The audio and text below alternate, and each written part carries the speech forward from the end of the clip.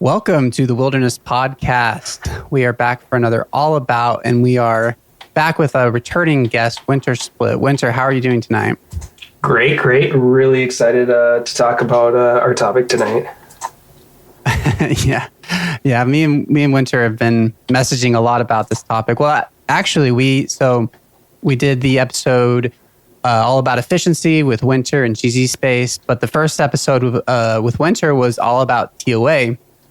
And when we did that recording, when we were kind of, talking about like, okay, we're like, this is our topics and stuff. And Winter had mentioned like, hey, I have this idea for Raids 4. Like, do you want to like tag that on the end? And I was like, nah, man, let's make that its own episode sometime because, that there's a lot of fun to be had. And, right off the bat, before we get into anything, massive disclaimer, because this is going to be a very loose episode. We're just going to have some fun with this. We're going to be talking just entirely about the concept of Raids 4, what Raids 4 could be, all the different things that Raids 4 could be. We don't have any information on it, and we're just going to be spitballing things. So everything you know about like lore, take that, put it in the trash can, and then right on top of that, all of your concerns about balancing, all of your game knowledge, throw that in the trash can. We're just here to, with some very, very rough ideas, and yeah, it's going to be a fun time, but we're both very, very excited. Hey, listen, I mean, if Jagex, if it takes them 4 no monkey videos to get the Delve boss rewards right and balanced, we're probably not going to have it on our first crack. It does feel like, in the old Batman show, the mayor had that special phone that was straight to Batman. It really feels like they've got that with No Monkey because, yeah, he does that Delve boss thing. They're like exactly what he said to do. And yes, it took a few of them.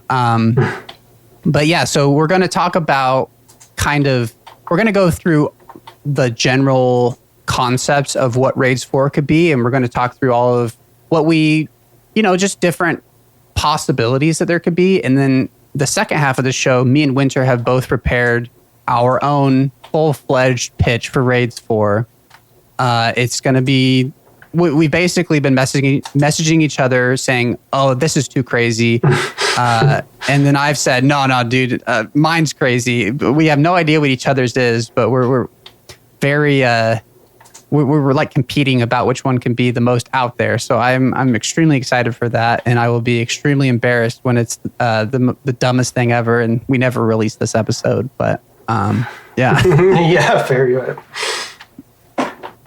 Yeah. So we got a big chunker. So I think let's get right into it. I guess one thing to say before we start is, like I said, we have basically nothing from Jagex. They have confirmed there will be a Raids 4. I mean, big surprise.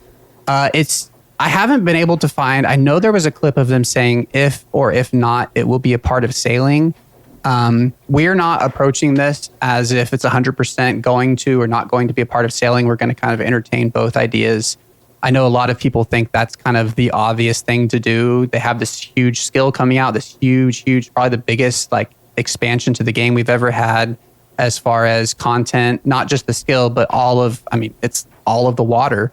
So, like 75% of the world is water. So they're going to really expand the game, and it would make sense to put the new raid there, but maybe they won't. And there's been some kind of conflicting messages from Jagex about if that's the plan or not.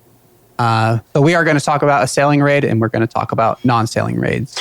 And I mean, and that kind of, go ahead. I was just gonna say, at the end of the day, this is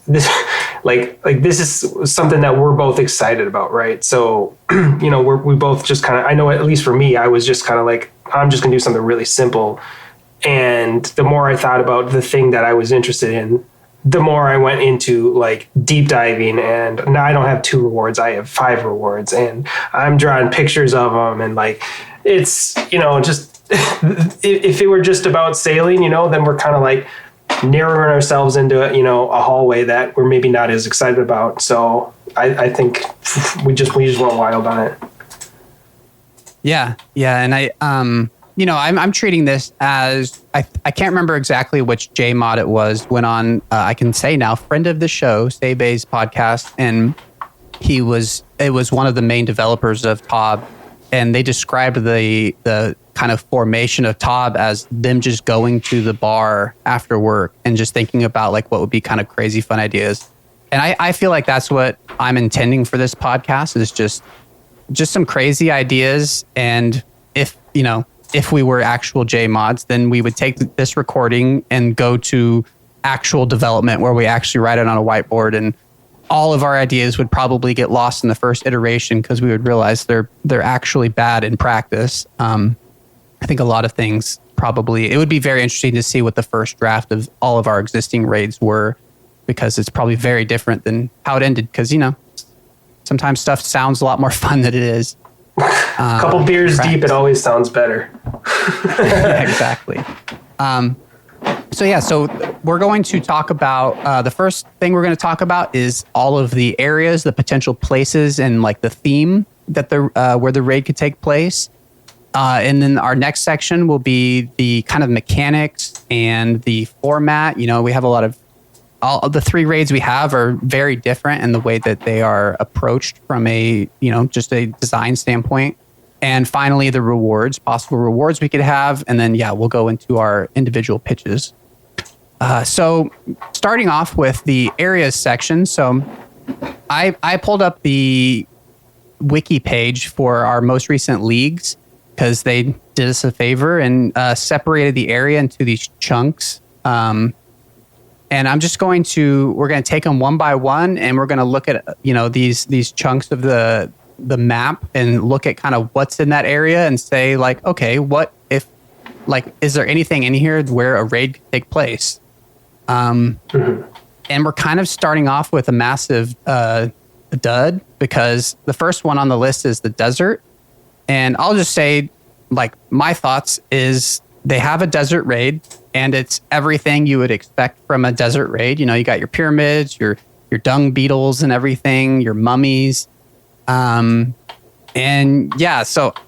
I guess it's a pretty bad way to start, but I'm not sure if I can think of any other way of having another desert raid. Did you have any thoughts on this one, Winter?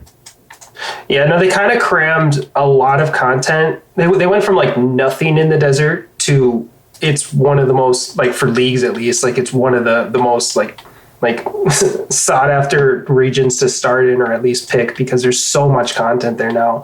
So I'd have to assume they're not going to be touching it anytime soon outside of the quests. There's definitely, it'd be very, very low on the priority list to throw a raid there for sure. Yeah, I think we can kind of skip past the desert one, and it'll be probably a similar conversation on all 3 of the areas that already have a raid in that area. But our next one on the list is Asgarnia. Asgarnia is a very middle of the map, classic RuneScape, a bunch of oak trees, kind of standard area. So Asgarnia, you have places like Burthorpe, Dwarven Mine, Falador, Goblin Village, that kind of area. Some pretty standard stuff. Some places that jump out. Troll Stronghold, a troll raid. It seems very specific, but a raid in the mountains. I think that one that kind of mountain theme would probably be more fitting in the Fremennik area, which we'll get to. You also have the Goblin Village, that one. Goblin raid. I don't know about that. You're crazy. I think that'd be sweet. Just a full goblin. It'd be like that that Land of the Goblins quest where you're, the final boss, Bent Nose. Okay, this is an idea that we should definitely pursue, is Entrana raid. So no combat items. Okay, throw me the pitch. More than that, I don't know. Throw me the pitch. No, I have no pitch. I've already talked myself out of it. Okay. Honestly, the place that jumps out the most is the ruins of Camdozel, and it feels like they've kind of already done that with the Whisperer. I mean, that in a sense feels like not a raid, but it feels like that same vibe of going down into this ancient place and discovering the Whisperer and fighting the Whisperer. I mean, I think the the environment of that area in the Desert Treasure 2, quest is so good and so cool that, I mean, that one's good to go. Like, I don't think they need to cram another raid into there. I think they've already done a great job of that. Is there anything from Asgarnia that jumps out to you? I think you could flesh out a couple really cool things from Asgarnia, but I'd like to throw a couple out. I think going to the Void Knights outpost and doing essentially, because we're suckers for blank 2, right? Dragon Slayer 2, you know what I mean? Like, so if we did PC Pest Control 2, raids 4 Pest Control, like there could actually be something kind of cool where they dive into those creatures again, but now we're taking on the it's not the fire cape, it's the inferno, you're going, so it's you just take it to another step, but it still kind of reins you in with the nostalgia a little bit. I think there's something cool that could become of that, but it wouldn't be my top choice, but I think that could be cool. Okay, well, in the spirit of number 2s, something that I didn't realize was in this area, God Wars Dungeon 2. How would that be as a raid? That was the other one I was going to suggest as the more serious suggestion. Yeah, I mean, it's. I'm a little scared because the last thing they did with the God Wars Dungeon, they basically copied over Next and then left it as is until literally this week as we're recording, where they did some quality of life changes. But like, it's it makes me a little nervous that they're gonna go throwing classic God Wars Dungeon type mechanics into a raid. But in theory, I think it'd be really cool. Yeah, they got the layout there. They've got 4 bosses and then a 5th final boss. That feels like a raid if you just put them all in a line. So are you saying like? I think. Are you saying like Bandos 2 and Ziliana 2, and like you're basically taking the same bosses and you just up them a little bit for a raid, or like different, or what? What do you think? I would think that someone who knows a lot more about the lore than me would probably think of a better like upgrade from those. Hey, let's just, we're shooting for the fences. Let's literally make it the God Wars and you fight all 5 of the actual gods. Oh, you're crazy. That'd be crazy. That'd be insane. All right, we're going to go into the Zamorak room. He one-shotted us. He's a god. Okay.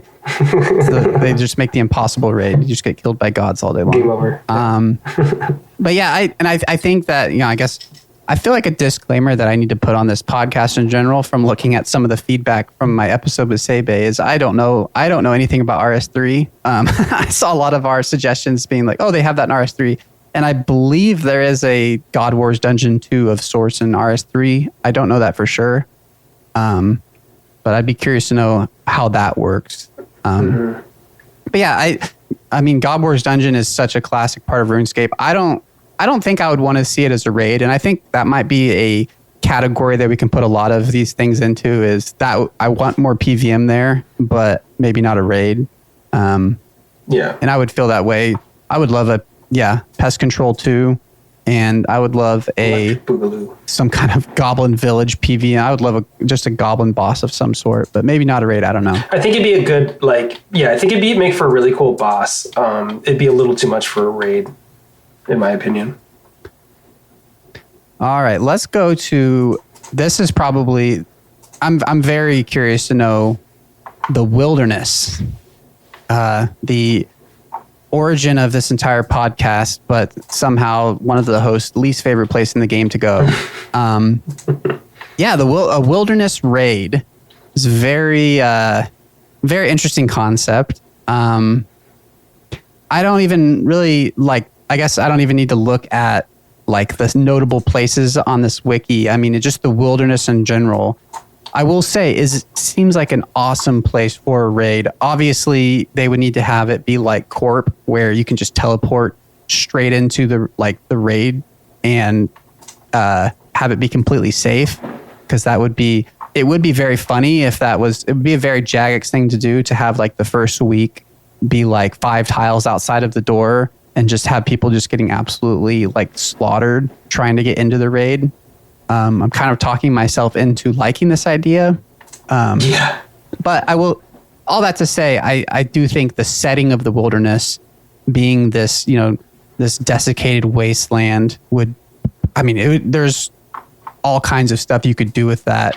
And there's so much it would be a very cool setting for a raid. What are your thoughts? Yeah, I think, not to go too deep into stuff that we're going to talk about later, but we all kind of want, we all love Tob for the aspect of there's different roles, right? So what more, how much cooler can you get of a role than your backup PKer? The guy that's defending you from other PKers while you're trying to raid, right? Now, we're both Iron Men, right? So we both, like you said, if Dills were on here, he's probably going to have a way more optimistic approach of a wilderness raid than we might. But I'd be really curious to see that fleshed out, because that, we have a couple really, really good PKers in our clan, and they'll go with us to the Wilderness Agility course, to Callisto, wherever, and they will just sit there just backing us up when we get dropped in on. And it's like that point in a movie where the badass guy just comes and defends the weakling, and you're just like, fuck yeah, it's so cool. And I feel like that's kind of how that would be a little bit. I'm sitting over here, I don't know how to PK to save my life. I'm just trying to kill the boss, and then somebody drops in, and I'm, oh crap. And then all of a sudden, our dude on our team is just wasting him. That would make for such fun content. But on the other side of it, such just enraged content when you get PK'd. So I don't know. This is, what you're saying is an identical conversation to when they proposed Wrathmaw. The idea of some people are trying to PVM and other people are trying to PvP. Mm-hmm. And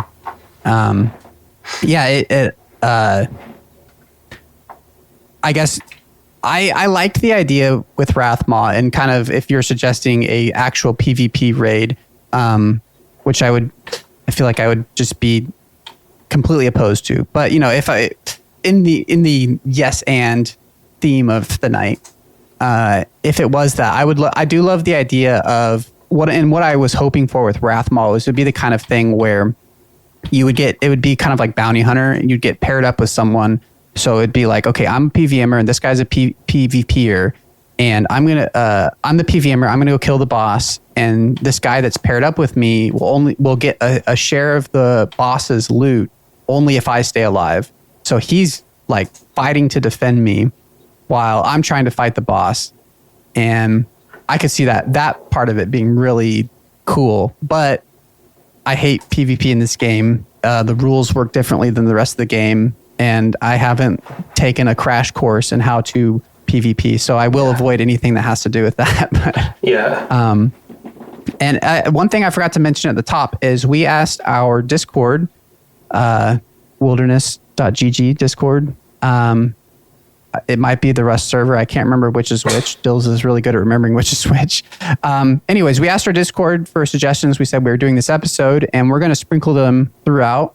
And we have one from Extras, Zyrus. I can't remember how his name is said. Anyways, he said, Wilderness Raid, similar to Tob, where every room is always the same. The real difference will be in the PKers that can attack at any time. Every room is full multi, where you'd have to fight the bosses and PKers at the same time. An announcement is made to everyone in the wilderness whenever anyone enters the raid. I think I responded and said, thanks, I hate it. And I think it was definitely he had a tongue-in-cheek suggestion, but yeah, it's kind of is what we're talking about, where he took it to the next level where it literally alerts people that you're going in the raid. I mean, the funny thing about that is if you had a raid like that, you just have to have a 100% purple chance for completing, because it would be so impossible to complete the raid. And imagining the horrible, toxic culture that would spawn out of that, of people buying free passage through the raid and stuff. Oh yeah, dude, it would be like the Rev Caves back in the day, where you had you'd have to pay 150 million. You get a week's free pass in there. Like we do not want to go to that. Rot has locked down the raid. Yeah, bring back Rot, make Rot great again. Yep. I'm kidding. Don't ban me. We are the Wilderness Podcast, but we are also anti-Rot. But, you know, taking the PvP side out of it, I do think the Wilderness is an awesome setting for a raid. I don't know what that would look like. You know, actually, I think one of the other comments I want to read that's kind of an overarching thing for theme. Our friend Eels, Name with Iron, commented and said, I like how Tob is a complicated affair with the lore being right in your face as opposed to the other two being explore these ruins. Hoping Raids 4 is not another one of those. And so I want to mention that because it is kind of hard to conceptualize when we're talking about these areas about a raid that isn't just, yeah, you're going into some ruins and finding a treasure chest. That does feel like a very classic, you know, quote unquote, that feels like a capital R raid. Mm-hmm. But I do agree that I really like how Tob is, you know, this kind of completely different theme and feels completely different because of that. And the reason I bring that up is because I guess I don't know what that would look like in the wilderness without it just being a cave in the wilderness that leads through a bunch of tunnels and has a chest at the end. But right, yeah, because and I agree with you. I was trying, as you were talking about that, I was trying to think of like, all right, what's like the character of the wilderness, and it's kind of just like a random assortment of boss wise. It's like a random assortment of bosses, like, you know, the you know, Callisto and Vedion and not Spindle, whatever, Venenatis. Yeah, it's like, okay, Scorpio. It's like, it's kind of just random creatures that, you know, are animals that are, you know, so I don't really feel any lore connection with those. I know there's a lore of the wilderness and all that, but it's hard for me to, like, nothing jumps out to me lore wise that, you know, maybe King Back Dragon, maybe, I guess, but I don't see how you make a raid out of that. All of the non-wilderness bosses. So it's King Black Dragon, Corp. Yeah. Yeah, exactly. I guess just those two. Yeah, I mean, a couple things I just want to say is I think that what you were saying with the suggestion on, like, if you have one PKer on your side and you have, you know, you're the PVMer, I think the only way you can make it work with DDoSing and the CCTV that the bots have right now, like, it's so unsafe in the wilderness right now. If you don't know what you're doing, especially if you're going to get alerted, like the, you know, the suggestion. I think the only way it could work is if you kind of like if you've ever done PvP in, like, any of the Dark Souls games. You know, you have somebody that invades your raid, let's say, but like only one person can do it. And so I think it would be, ooh, okay. Yeah, I think it would be cool if, or, you know, if you want to do it as like a group of 4 people, okay, you got 2 PVMers and you've got 2 PKers defending you. That means up to 2 PKers can enter. And you guys get to decide on your raid, how many PKers do we want to allow based on how many PKer roles we have. And then it could actually be balanced because you're not going to get piled by rot or something like that. So I think that could work. Oh, and that's how you scale the difficulty. Like, oh, we're gonna run a 5 PK raid, so like I didn't think of that. 5 guys can jump in. yeah. And then if you're doing a learner, you can just do no PKers, which I feel like that would undoubtedly be the meta. Or it could be another way it could be completely manipulated is like, oh, we'll just have my friend be in the PvP lobby, so when he hops in, he'll just help us with the raid. Well, you always could, but I mean, I'd have to imagine with a raid, like, you could even narrow it down to just certain worlds, like even just maybe PvP worlds, but the lobby is safe. And so you have such few worlds that you'd have a lot of PKers, and the odds of it being your friend when it's randomized, maybe it would be, but maybe it wouldn't. I don't know, yeah. But I feel like there'd probably be a way that they could get around that.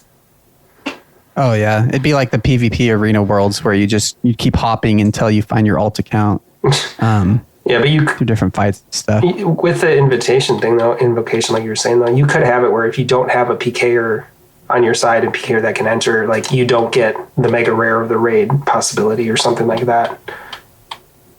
Yeah, I mean, obviously, this is never going to happen. We'll never have PvP in a raid and I'm fully on board with never having PvP in a raid, but I do like the idea of like, yeah, just one or two people to where it's not a nuisance and it's not like, it's not going to be a wipe necessarily. It's just like it's an add to a boss fight that, yeah, I mean, it's something you're prepared for that you can deal with. That is just, it feels like a mechanic of the boss that this PvPer comes in, and who knows what they could come in with. Mm-hmm.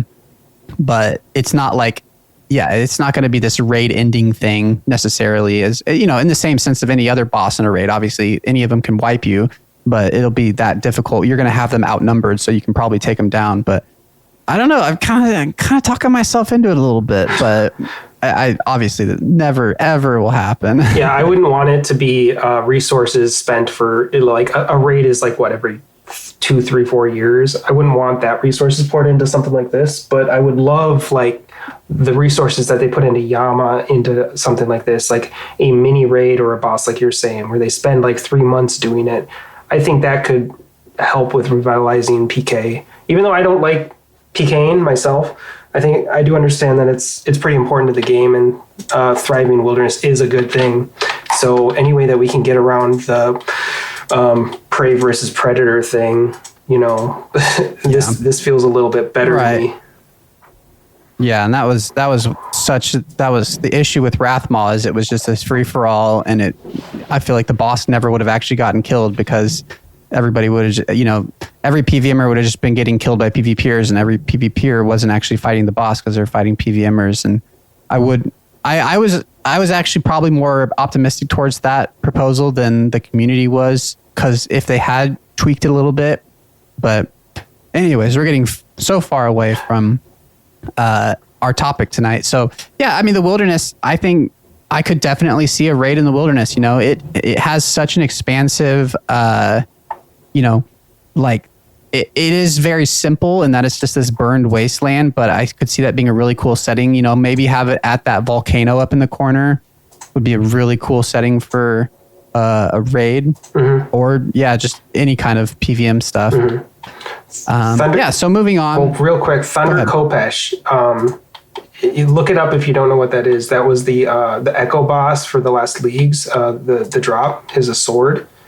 I love that thing. I know a lot of people loved it. Now it is overpowered, but just like the look of it was super cool. I think like using that design going forward, that was dropped by King Black the Dragon in the Wilderness. So that's why I'm bringing it up. But it was a pretty cool weapon. That would be cool if they brought that up at some point in the future for something.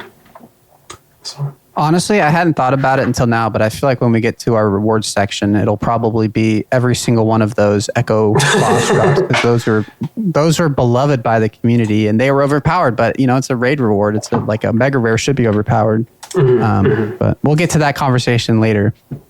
So moving on to our next area, an area that I know you have a lot of love for is Mauritania. So obviously, Mauritania, we have a raid there. We have Theater of Blood, and you know, Theater of Blood, I mean, all of Mauritania, I mean, it's this vampire and werewolf infested place. It has this, you know, kind of gothic horror theme throughout the whole area. I mean, you even have freaking Frankenstein in there, you know, all these like universal monsters, gothic horror, and that's the shit that I love. And Theater of Blood really incorporates that a lot. You know, you have vampires specifically and all of those kind of things. You know, it has that very specific feel to it, and I love everything about it. And so I would not be opposed to another Mauritania raid. And I saw a lot of people saying that new Grandmaster quest is coming. They're like, oh, raids 4, Mauritania raid, Tob 2, you know, is a lot of people saying. And I do think that it would be a mistake to make the next raid in like Tob 2, because it just feels that would feel like, oh, that's the one you guys like, let's just do it again for the 4th. But I would not be opposed to future raids being, and I mean, any raid in any place, this is more of a mechanical thing, but you know, any theme can be Tob 2 as far as the feel of it, the feel of the fights and stuff, which is what people really like about Tob. But the theme of it is something I really love. And you know, like I said, Mauritania has vampires, but it also has ghosts, it has Frankenstein, it has werewolves, and Theater of Blood is primarily focused on the vampires. So I think there is a lot more to work with there. What are your thoughts on Mauritania? Yeah, I would say I generally agree with that. The Tob thing is, I think half the groups that love Tob would die in happiness if they saw Tob 2, but I think the other half would roll their eyes, and I'm probably one of them that would be like, Tob 2, really? Like you said, let's take the best parts of Tob and apply some different lore to it. I think it would be pretty hard to do something in Mauritania that doesn't just feel like it's, like a Tob 2, because if you look at the lore of Mauritania, it's like you said, werewolves, okay, vampires, sleep, it's all Zamarakian. Mauritania is Mauritania because of the vampires. So it'd be hard to do it without connecting it. That being said, my suggestion does sort of connect to this, so I'm not going to go into too much detail about that now, but I think it's kind of like the desert, where it's like it'd be a hard thing to do another raid, and you're going to have people that are not a fan of it just inherently because there's so many other regions that you could do a raid that hasn't been touched.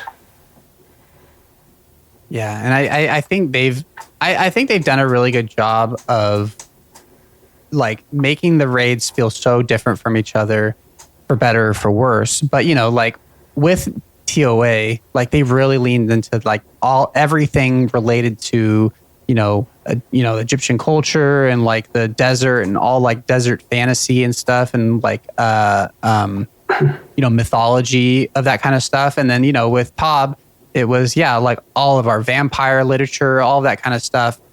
And they do such a good job with their raids of just really pulling from all these different sources and making things like all the bosses are very different from each other. And I think that's probably the hard thing about pitching any of these raids is, it's like, okay, Port Phasmatis. Yeah, we could have like a ghost raid. That's cool for like one room or one boss. And that there could be a lot of cool things you could do with like a ghost boss, but an entire raid, you kind of need to pull like sources from the entire region. Mm-hmm. So yeah, I mean, I guess I'm repeating myself, but once again, having a second raid in that same region mm-hmm. is very hard to come up with. But I do more than like the desert, I would be totally fine with another raid in Mauritania just because I do love that theme, and I'll take vampires and werewolves and all that kind of stuff all day long. Yep. So moving on to probably the one I've been championing the most, and spoiler alert for later, but the Fremennik region. So this would be, this one I feel like in a lot of ways just writes itself. This does feel like another, once again, I think the best starting point for a raid is just to be like, okay, what area has a lot of mythology that we can pull from and a lot of varied kind of types of lore and all this different stuff that we can pull together to make this raid. And you go Fremennik, you have all of like Norse mythology to pull from, to be, pull inspiration from. If they made a raid that felt like a God of War game, I love those games. So yeah, I'm a huge fan of a Fremennik raid. I'd love to get some like fur armor that's actually like best in slot kind of a thing. Like I said, it kind of writes itself, and it's not just the like relica of it. Lunar Isle, I think that a lot of the lore of the Lunar Isle is so interesting, and the way that the magic, like lunar magics, is different from any other spell book, where it's very like, I don't know, it's like nature oriented, and it's got this kind of extra dimensional vibe to it. And yeah, obviously, spoiler alert, my pitch is a Fremennik raid. But yeah, what are your thoughts on it? Oh, and sorry, before, also we have Keldegrim, so we could have a dwarven raid. That's something also that could be really cool. You can mix the dwarves in. You have all of the trolls. I know Troll Stronghold was in Asgarnia, but I think of the trolls as more of a Fremennik thing. That's a very present part of that like lore. So trolls, dwarves, Norse mythology. I personally think Fremnik is the way to go. What are your thoughts, Winter? Yeah, as I first started looking at the map here, I was like, oh, that's extremely small. Like, there's really not much here. Because I was like, oh, Trollweiss. And oh, no, like you said, that's Asgarnias, I think so. But it does feel like it should be Fremennik. But then you start actually digging into it, and you're like, oh, you got the whole Fremennik Isles. You got Nutizo, you got Nezenot, you got Miscellania, you got, how do you say it? Essercia, Keldagrim, Gorak Dungeon, like you said. Etc. What's that? Oh, etc. Yeah. Oh, etc. Okay. Etc. Yeah, like Keldagrim could be really cool. I think it's interesting. I feel like this whole section has been like not really explored too much and not talked about too often. So I feel like if they did a raid here, it could be really cool because a lot of people don't really know much about it. If you just kind of spacebar through the quests, especially, you're going to a couple islands once or twice. You're going to go to, you're going to go to Waterbirth, every time you're doing DKs, but that's the only reason you're going there, right? So, it could be really cool, and it could also link really well to sailing. I mean, like, if anyone's ever watched Vikings, like, dang, there's that's kind of their thing, right? So I think it could be really, really cool. Yeah, and I mean, it probably goes without saying, but like a quote unquote sailing raid and the sailing skill in general, it's like it can apply to any of these. I mean, you could have a Mauritania raid that's sailing based. It's just off the shore of Mauritania, or yeah, like you're saying, like a Norse raid that's taking place out in the sea. Like it could be added on to any of these regions for the most part. True. Yeah, I just think it would be a lost opportunity if they did a Fremennik raid and did not include some sort of sailing into it.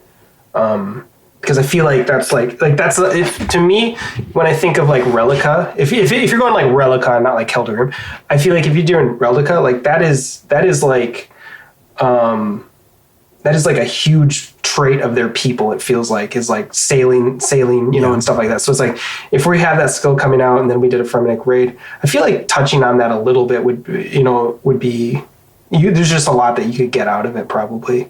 But I agree. I love like.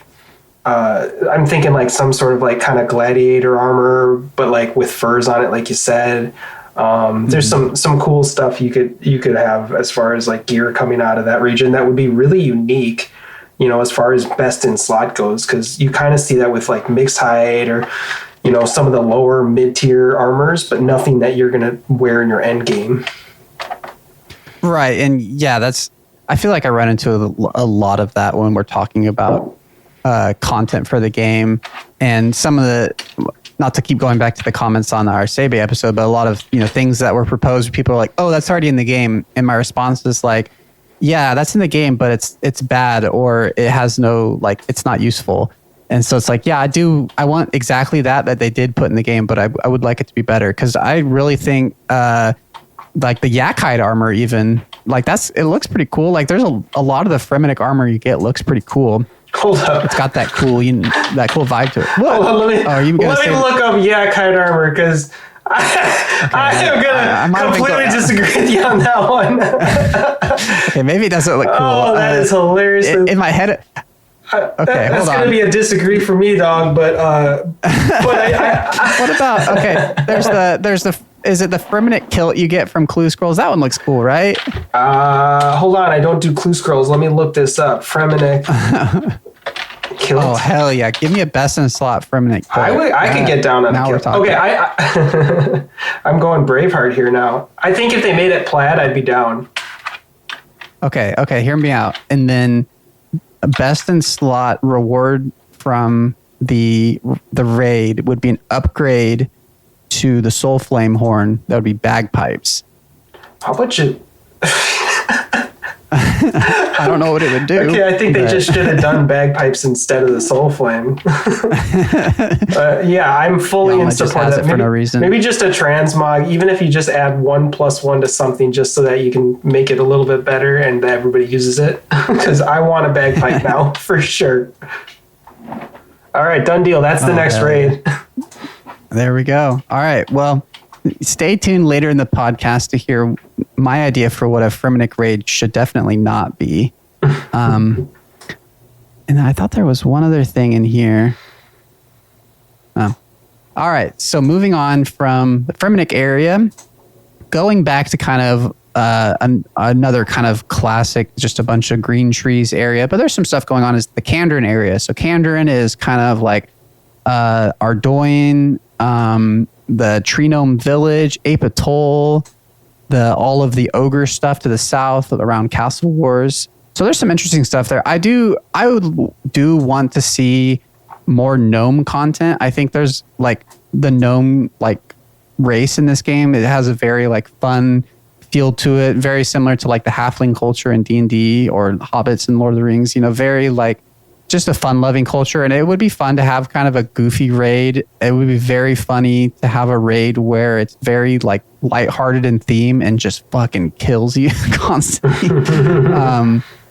I don't know what that would look like, and maybe once again that gets put in the just a normal PVM encounter category. But I do want to see something with some in-game content related to the gnome culture. And then going all the way to the other coast in Kandarin, the ogres. There's a lot going on with the ogres. Once again, it's kind of a one-note thing, similar to the trolls. It would be cool to have the ogre community brought into raids, but I don't know if you could build a whole raid out of that.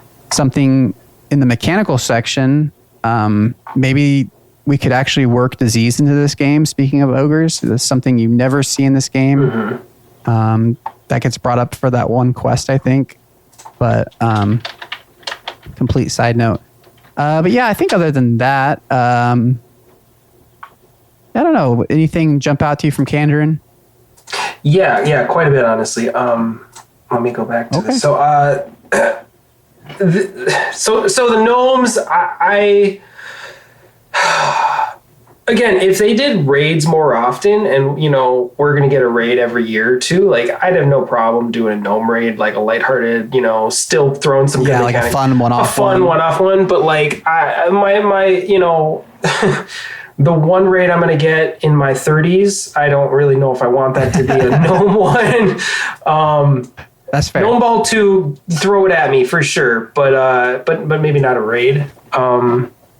But the things that I've always really dug are the plagues, the fake plague of West Ardougne. Ardugne. I really dig that. I don't know how you would turn that into a raid. I really don't know if that's raid worthy. It's probably not, but I always just kind of dug that, like culture wise. I thought that was kind of a fun thing that they did. Castle Wars, really could be cool if they could do something like that, but you're kind of getting into the PvP thing of it. And again, that's maybe like Castle Wars 2, make an updated minigame rather than a raid. I really think the only thing besides gnomes is like the ogres, and I don't know if that's that interesting either. The Myths Guild is there, and if you could somehow connect it to, I forget what the ancient Dragonkin race. I don't know if this would fall under Kandarin or not, but like that could be really cool if you do a raid based off the Dragonkin, I think they're called, from Dragon Slayer 2. I think that could be really, really, really cool, and you could really explore it, and you could make it up your own lore like the old school RuneScape does do. Like they fill in the gaps that RS3 hasn't touched, and I know they've done a lot of that in RS3. I just don't know what it is, but they probably could find a raid and make some lore and do a really cool raid based on that ancient race that they touched on here. But that's probably like a full dragon raid sounds like, on the surface it's like, oh well, that's like pretty one note, but like there's a lot of, I could see a full dragon raid that you enter from the Myths Guild. Like I could totally be down for that. They'd have to really be varied with it so it doesn't feel like the same fight a bunch of times in a row. But I like mixing it up with like the dragon kin, not just straight dragons and stuff, and different like having that as a theme. That actually is a really interesting idea.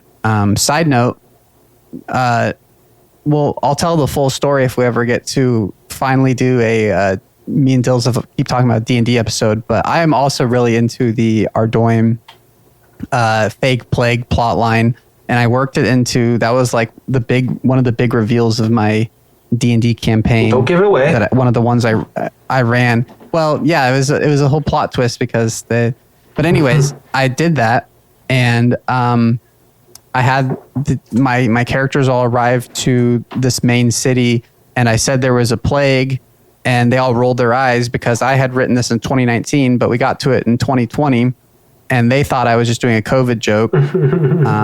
So it was very poorly timed. But anyways, I'll tell the rest of that story another time.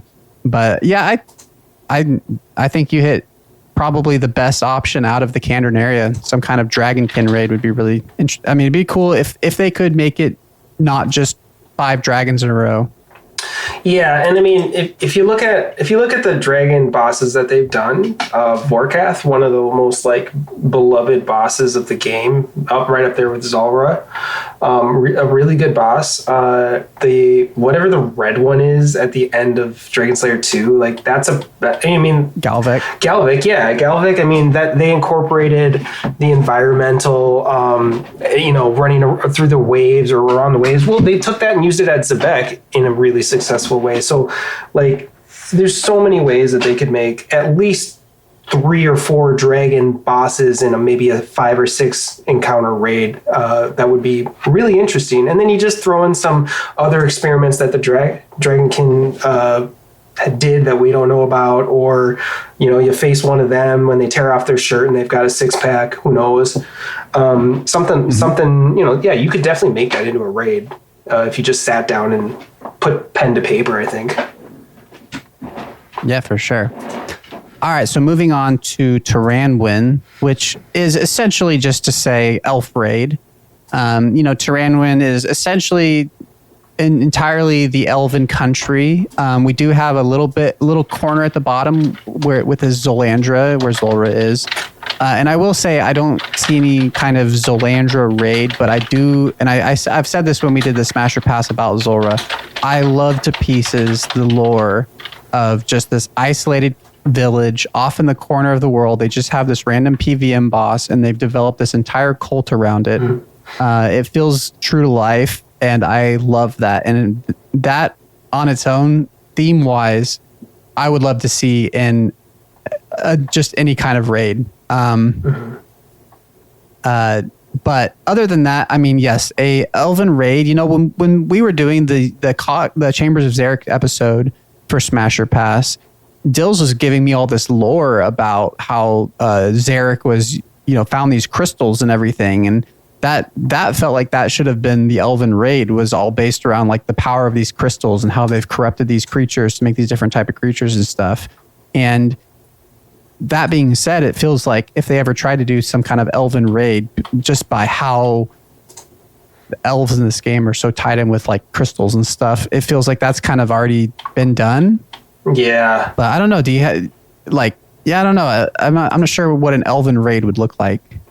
Yeah, I've never been too tied to the elven storyline myself, so I'm a little biased here.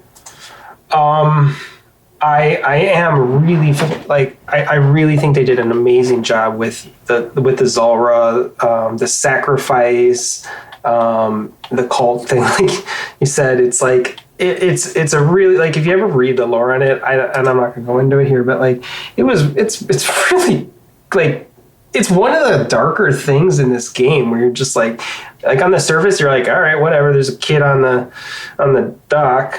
And then you actually look at it and like, Zulrah's eating one of their kid. I think it's a kid, or like one of their kids every single day. It's pretty messed up. Yeah, the NPC's name is Sacrificed. Yeah. Yeah, it's pretty messed up. But it's like it's kind of fascinating too. But I don't really know how you would do one in Taranwin without it being an elven raid. Which you could do some really cool stuff. But like you said, I think the way that you make it cool is you connect it to Xeric, and like you said, you already have a Xeric raid, so you're probably not doing that. You're kind of in the Mauritania desert thing at that point, where you're just kind of doing like a Cox 2, which nobody's going to be in favor of them. So you're back to just kind of maybe vanilla elf raid, unless there's something deeper that maybe you and I just aren't familiar with the area enough to know what deeper you could go with it. But right. Well, speaking of Cox 2, our next area is Kourend.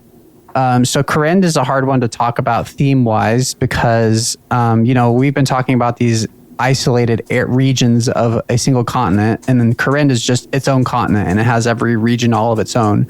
And on top of all of that, once again, we already have a raid in Kourend, Chambers of Xeric. But Chambers of Xeric, in my opinion, is kind of the least themed raid, which it was the first one, to be fair. But, it is, I'm going into caves and fighting bosses in these caves. There's the crystals, and there is lore there for sure. Check out, Smash or Pass Chambers of Xeric. But, it's not like lore that feels like it's from like environmental lore. It's lore that they've added in. And that's kind of the turn, the punch bowl, this entire conversation. Like, they can just put a cave next to Lumbridge Castle that has the coolest raid in the game that has nothing to do with the surrounding area. But all that aside, Kourend itself, there is so much going on. I mean, Kourend is a massive, massive continent with all kinds of stuff going on, and you have every kind of terrain and all this lore going around it. But I don't know, nothing really jumps out as deserving of another raid. Yeah, I don't know. What do you think? Yeah, I mean, it's tough because there's like, it's inherently what it is like the different not tribes, but different city states that are all very specifically different from each other, but very uniform in their own way. And so it's like, okay, well, it'd be kind of weird if you just picked one of the four or whatever they're, if you just picked one of them and did a raid off it. So it's like, okay, you feel like you're kind of taking, you're going the way they went in the quest, where you kind of incorporate all of them. But I don't think any of them would really be all that interesting. Cause I don't know that I would go that route for a raid. Like, the Arceus is maybe the most interesting one to me. Lovicaine's just kind of cool. I think the Stranglehold, I think that's technically Varlamore, is it? Or is yes. That is? Okay, because I was going to say that could be cool, but... No, that's in Kourend. Never. Well... I never know.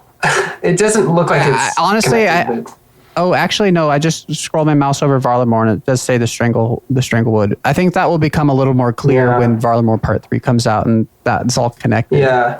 So yeah, I think Kourend would probably be one I would skip over. It's just, in my mind, like, every time I look at it or I think of it in my head, I close my eyes, I see the giant square that it was initially with nothing in it. When I first walked around it, I went, this place is like a wet noodle. And I've kind of never given it a second chance.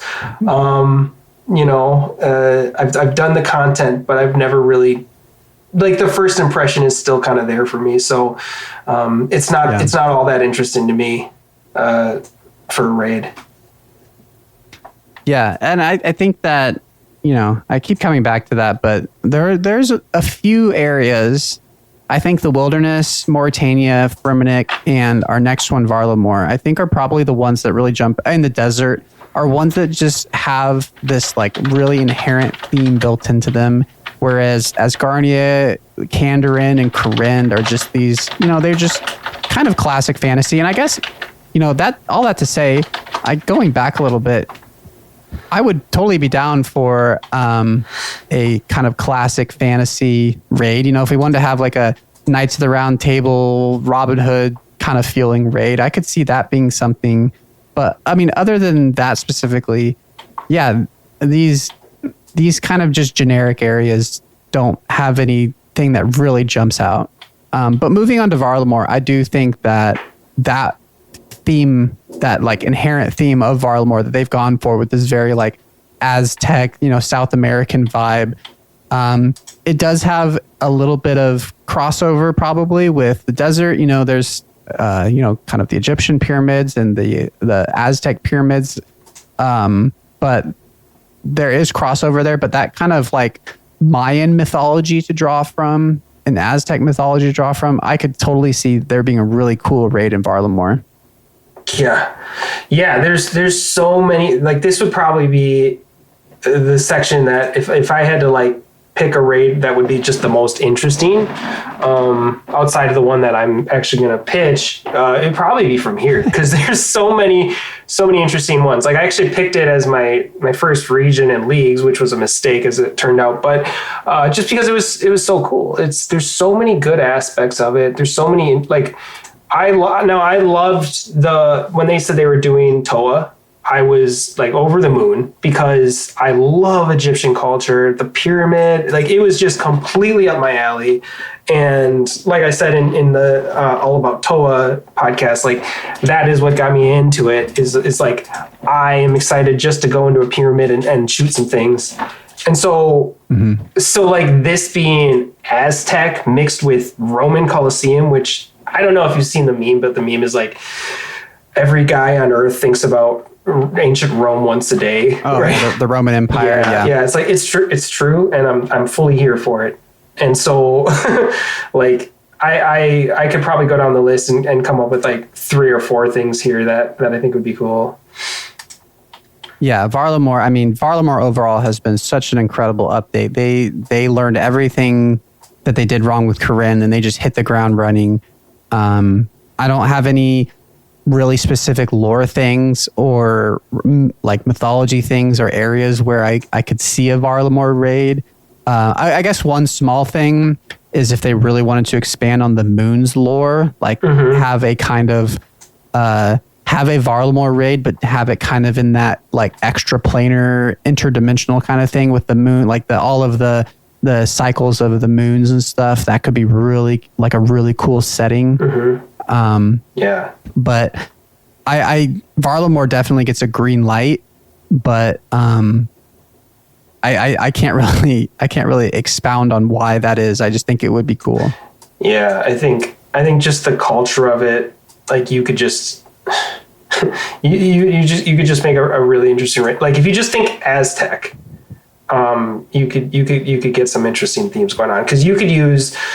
You could even take bits of the Colosseum. You probably wouldn't want to do it in a Colosseum because then you're getting into that territory a little too closely. But like use animals in the raid. Like you're fighting something, and there's jaguars on either side of you that can only move a certain distance because they're chained to either sides. Like there's a lot of things that when I think of Aztec culture, which obviously is similar to this, you could throw in to a raid for this. It could be like, hey, we're doing, like I just watched El Dorado, if you've ever seen that movie, right? And it was like the animated one. It's a goat movie of all time, man. But it's like we could be, hey, we're doing a sacrifice to the gods here, and you are the sacrifice, and so you've got to go through all these challenges to again, and it feels like we're kind of meeting up with the Colosseum there, but I think Colosseum is like to its core, it is a wave-based game meant to be Inferno. I think it wouldn't be too difficult to separate yourself from that. I think you can make some really good raids. And then also this Stranglewood, like I touched on before, that's probably one of the more interesting concepts that they've gotten into. It's like very Resident Evil 4, sort of, infections in regular people that you now have to fight. Like I would be really, really interested, whether it's a raid or not, to go into that lore. And I think you could make a really interesting raid off of that too. Yeah, I would love for them to expand on the Stranglewood. The Whisper and the Stranglewood were the two, like, environment wise best parts of Desert Treasure 2 for sure. I'm not a fan of pretty much any stealth mechanics in any game, so the actual quest part of it, but the vibe of it was there. Yeah. It was really cool. Yeah, could you imagine if you're doing a raid and they just kind of do like a greatest hits with the Stranglewood? So you're going through and all of a sudden now you're fighting Bandos, but he's infected by and maybe that's how you could kind of tie it into to like, how do you do Bandos too? Like, okay, well, somehow the Stranglewood made its way all the way up to the God Wars dungeon, and now they've got roots in every one of those bosses, and they're trying to escape now instead of fighting themselves. And so now you've got Ziliana. Sorry, she's not the looker that you thought she was anymore. You want the pet, she's grotesque, and she's got, bulbous arms growing out of her back and stuff. But you got to fight these dark magics now that she's thrown at you. Like, there's so many cool things you could do with it. I would be really stoked for something like that. Are you sure you didn't read my pitch? Oh. We'll get to it. Yeah, no, I think Varlamore would be great. All right, so that is the last of the league's regions. So what we're left with is sailing. So, sailing is, once again, probably, it feels like a 50-50 shot between all of this other stuff we just talked about and sailing for where the next raid will be.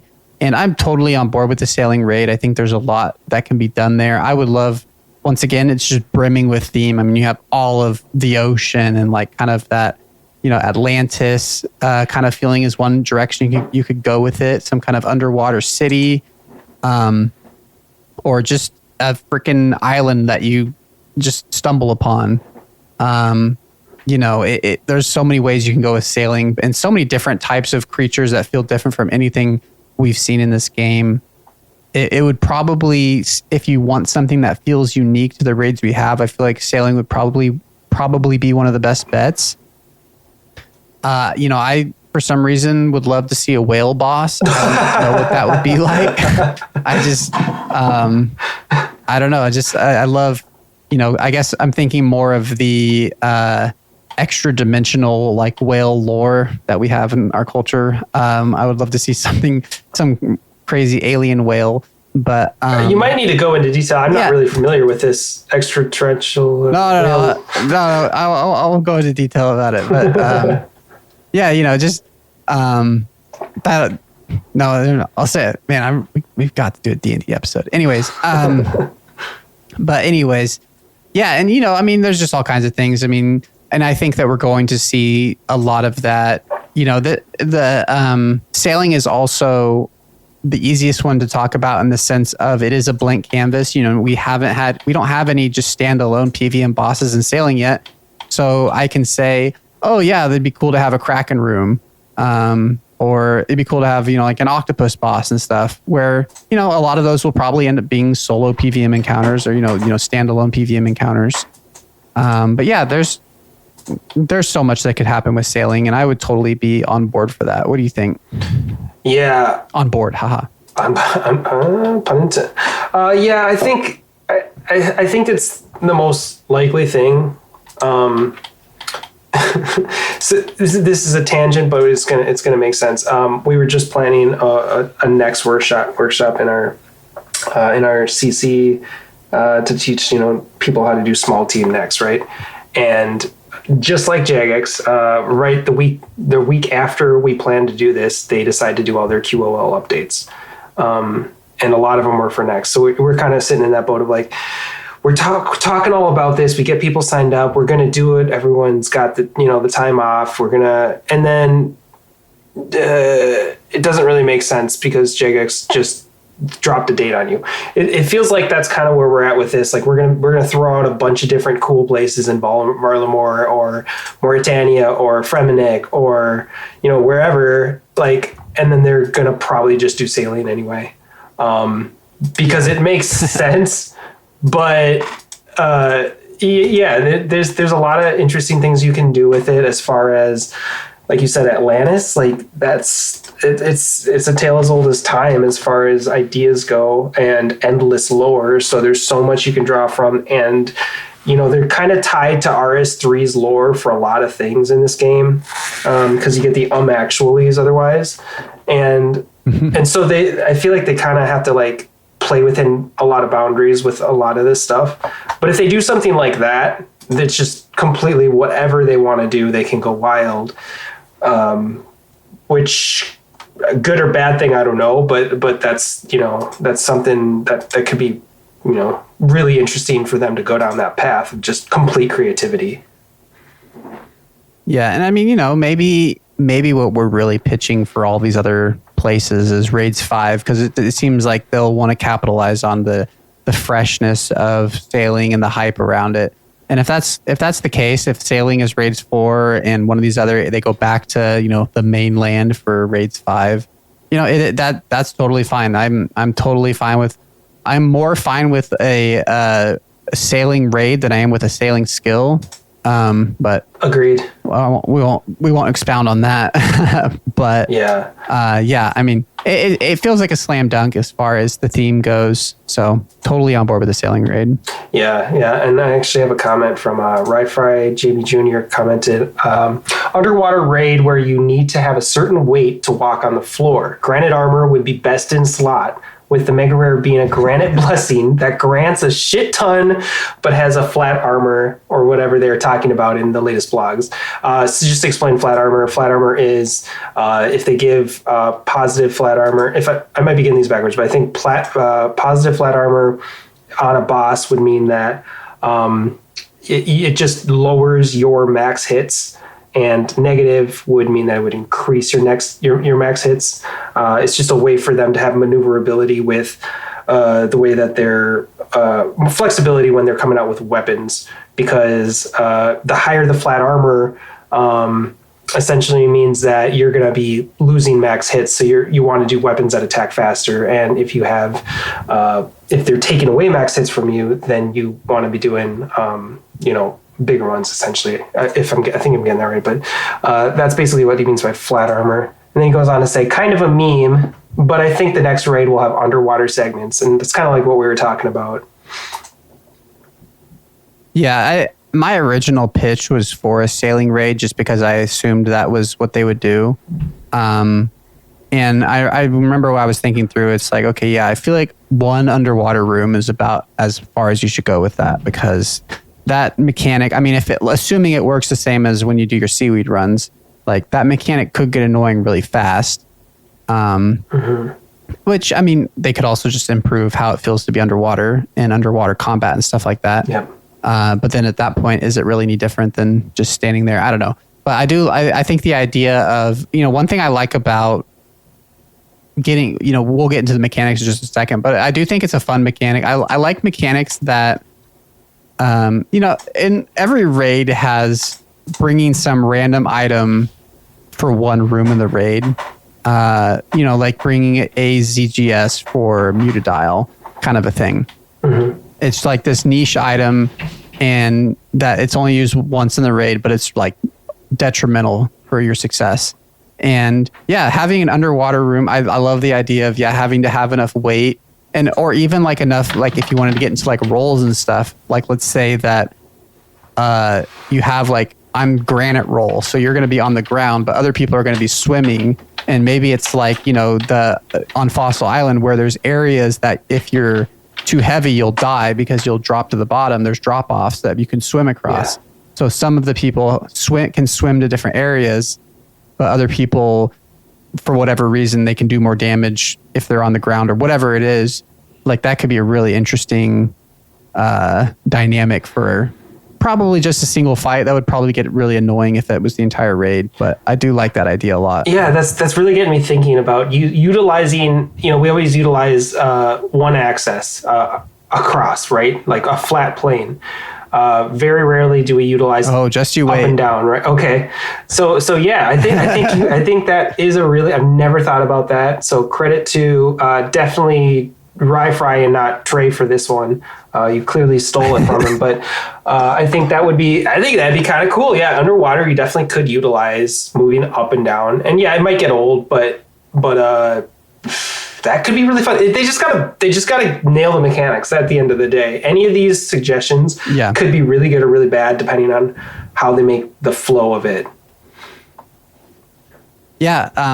And I do want to get to the mechanics. I think I probably said all I want to say about sailing, and I feel like we're kind of ready to get to the mechanics of it. I do want to do a little cleanup. We've been bad podcasters because we had all these comments, and I personally blew through a lot of them. So I want to go back through the rest of these comments. There's just like 3 or 4 of them that I want to read. From Eats Ass Well, we have his suggestion was Fremenic area, fucking dragons, Dagonoth, and debauchery. So another big fan of the Fremenic area. And Dill's actually added on to that. He said different beers for combat boosts, which I actually think that would be a fantastic like thematic part of, you know, the last, well, I guess Chambers and Toa, you know, have this like in raid resource that you can get. And yeah, if it was a Fremenic raid, I mean, it's a missed opportunity if that wasn't different beers. That's a great idea. That's for sure. Yeah, like you get too much malt in yours. Shit, you only get half of the strength boost. Yeah, and I think Eats definitely brings up something that I also love about a Fremenic raid is it just has that, like, it has like the actual vibe of a raid that that debauchery side of it. It just feels like that would just be a fun time of like, we're just a bunch of Vikings going to, you know, it's not this like super serious thing. It just has like a fun vibe to it. Yeah, there's no way. Love that comment. There's no way you can convince me a Fremenic raid wouldn't be just like they'd be swearing like sailors. They're gonna be throwing out slurs like nobody's business. We're gonna have to really toughen up as Nars culture if we're gonna have a Fremenic raid because sailors. Yep. We can be wholesome sailors. Yeah. We had a comment from Mr. Mayonegg who said a raid on Tutorial Island where all the dimmies are the tutors and Lumbridge Tutor is the final boss. You know, it's an idea. Yeah. I think if that's the case, they should just make that Tutorial Island. Just start off with a raid before you even know how to play the game. Oh, there you go. It's like it could be kind of like an earlier game raid. You know, but something that's, maybe like kind of like a shorter thing, maybe like 10, 15 minutes. Okay, so this next, this is actually a serious one that got thrown in from H-Loop. My raids for tied to sailing in the current Guthix questline /DT2, where we sail out into the deep ocean and one of the Whisperer's black pillars sticks out of the water. Descend down to Lost Atlantic-style Zeroshan City. Give the raid a bit of survival horror aspect where it's you plus 3 or 4 versus the taken city of the mindless undead and abyssal horrors that prowl the rundown streets and crumbling infrastructure. Could do survival wave style similar to DT2 Strangled, except you get enemies coming out of the darkness surrounding you while you're walking, swimming across the seafloor, fighting for oxygen and survival. Could have a sort of timed parkour fight where you're jumping from pillar to pillar, rooftop to rooftop, while things claw upward as you're trying to kill their host / captor who floats above the streets. You could even make it so potions don't work underwater and add a cock-style survival where you harvest coral / kelp and hunt fish or earn supplies like Tob that work in the raid. Lore-wise, you can easily tie everything in while introducing the player base to what the Abyss actually is. Could throw in the fleet that was lost with the whole Leviathan fight, or even show that the Leviathan isn't a one-off beast. Or look at RS3's Queen Black Dragon for inspiration since it fits with the Brainwash theme. H-Lube, he's cooking here, man. Yeah, 10 out of 10. So I have on my forearm, my entire... one half of my entire forearm is a giant Cthulhu tattoo. So I am totally on board with, and that's something I didn't even bring up about like sailing in the sea is, the kind of the Cthulhu of it all, having like, the horrors from the deep kind of, these monstrosities under the water type of thing. That would be incredible thematically to add in. And I love this. And I think he even kind of, the Rye Fry's idea could really work with this as well. He talks about walking and swimming, fighting for oxygen and survival. I could see a lot of really fun gameplay with like you have at Fossil Island. If there were pockets of oxygen, that could be a way to make swimming interesting, of like trying to do as much damage as possible and then having to go grab some oxygen. It could be super tedious. Don't get me wrong. And oh man, I can just imagine the wipes that would happen because it's like, it would be like bloat, where everybody's trying to get one last hit it. And then the whole, just imagine. Okay. So here's what it is. The lobby is like on the shore. And when somebody dies, if you're standing in the lobby, you just see their body float up to the top of the water. Yeah. You're just standing there and you see 5 people float up at once. You're like, oh, that's a wipe. Yeah. Dude, that just reminds me, the way you could do that perfectly is you've got bubbles of air, like you said, and you've got to get to them at certain points in the fight.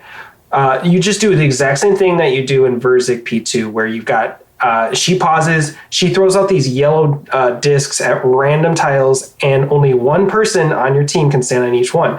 You've got to run. There's 4 bubbles. There's 4 of you. You've got to get to that bubble in time. Otherwise, you're running out of air. That would be really cool. Yeah. You could do something like that. 10 out of 10 suggestion from H. Lee. Also, no. Yeah. You can't use fish there. You can't bring fish food. You can't bring fish food. Like it wouldn't work. Also, you could have a giant anglerfish. What? Like the irony of we've been eating them for years and now it's going to eat you back. Revenge. Well, dude, this is getting me. I mean, clearly I'm excited about it because it's the strangled thing that I was talking about before, but like mix it with underwater and like 7 days to die survival game. Super cool. I think that'd be really fun. Yeah, no, in what you're saying, have it be no fish, but don't tell anybody that. But if you ever just bring a fish into the raid, it just swims out of your inventory. It comes back to life. Well, I guess it wouldn't have to because you could just, something could find it and use it as a host and then it attacks you from inside your pack. From inside your inventory? Yeah. No, there's a mechanic we haven't had yet. Your inventory turns on you. We're throwing out the rule book with this one. It'd be like the kind of like Vardorvis fight where you just have to click out of your you have to click the items in your inventory really fast or they'll start attacking you. Oh yeah! Instead of it popping up on your screen, you got to use your peripheral vision on your inventory. All of a sudden, you're doing your 6-way swap on your food. Vibrating in your inventory. Yeah, yeah. Oh yeah, that's a cool suggestion. Yeah, awesome suggestion. 10 out of 10 on that one. And I think we have a kind of back-to-back suggestion that you're going to read, Winter. Sure, yeah. I Play Often wrote this. Raids 4 in the new Eastern Lands expansion coming out soon. That's where Ak Haranu and plenty of characters in Mauritania are from, including the Nightmare from the island of Ashiyama in the Eastern Lands. The Cyclopes in the Warrior Guild are also from there. Supposed to be a ton of great content released with it. The possibilities are up to the imagination right now, though. It's a really interesting concept because when they came out with Nightmare, they really didn't release much lore on it. They just basically said, "Hey, Nightmare was this big bad over there, and then it came over here, and then a couple people followed it, and they're trying to help you out now." So they really don't have a whole lot from it, but if you see the way the NPCs look, really interesting. The Eastern Lands are like, it's definitely a foreign place that feels very alien. So, like you said, it's really up to the imagination. You could have some cool stuff with that. And then tying in with that, Hannah wrote, I saw I Play Often's comment about Raids 4. And I think a sacred temple island setting would be cool. The old spiritual heart of the Eastern Lands that has reemerged after centuries of being under the ocean. It could have a tide component, like a low tide, high tide, or moon tide, sun tide. I'm thinking Avatar: The Last Airbender there. The bosses could have different moods or forms based on the tide. Moon tide equals slow, strategic, defensive mechanics. Sun tide equals aggressive, fast-paced mechanics. Raid leader controls the tide flow between the phases. Could also have a communal dream sequences for puzzles between the bosses, where one team member is lost in the dream and has their own tasks, while the other members have task puzzles related to getting the lost person out of the dream, which kind of feels like Sodaseg a little bit to me. So, what do you think of that, Trey? Also feels like, you're saying the Nightmare of Ashiyama, and then you're going to Ashiyama and having a boss where you're kind of going into a dream state. You could even have a boss called the Dream of Ashiyama. Huh? It rolls off the tongue. I don't know the lore, sorry. But I love that. And, that was I was kind of saying something similar when I was talking about Varlamore of having, kind of like the moons and having it be tied in with that. But I think, that's a great idea. I love the... that could actually be a fun way of having like an easy mode and a hard mode. You could do like a sun run or a moon run. The moon run could be like every boss is enraged or something would be like the hard mode. Would be one way you could. That's interesting. Okay. I wasn't thinking of it that way. That could be cool. That could be interesting. Yeah, I really like her suggestion of kind of yin and yang, the yin and yang of it, where. I don't know. It sounds like she's saying the raid leader specifically gets to pick it. So like maybe it is kind of like what you're saying, where like if we want to get more points, we're gonna in the middle of the raid, not before like you do with Toa, maybe in the middle of the raid, in the middle of a boss even, they're like, all right, we're doing really good. Let's ramp this up. We're going sun. We're going aggressive, fast pace, and you do that until all of a sudden, like, oh crap, 2 of our people just died. All right, we've got to go back to Moontide. We're gonna do slow strategic, get to the next part. That can be really cool. It'll give you a lot more agency in a raid rather than you're just having to go down the narrow tunnel that they want you to go down. Yeah, you got me thinking now about some kind of item like the Dawnbringer at Tob, which actually this item could also be called the Dawnbringer, of like an item that could switch the tide or the moon phase during the fight to either have it be like a strategic side of it, or maybe it would be part of the raid where every boss has like pros and cons to their sun and their moon phase. You could like switch between them if it was, I don't know how to really expound on that, but that would be a cool idea of that. Like every boss has 2 versions of it. I guess kind of similar to Whisper, where you go into the Shadow Realm, but more balanced than that. Where I don't know, maybe a certain boss is weak to range when you go into the moon phase or something. That sounds pretty basic, but I like these. I love these comments. They just they're better than anything we're saying. Yeah, they're really getting outside of the box here, which I think is.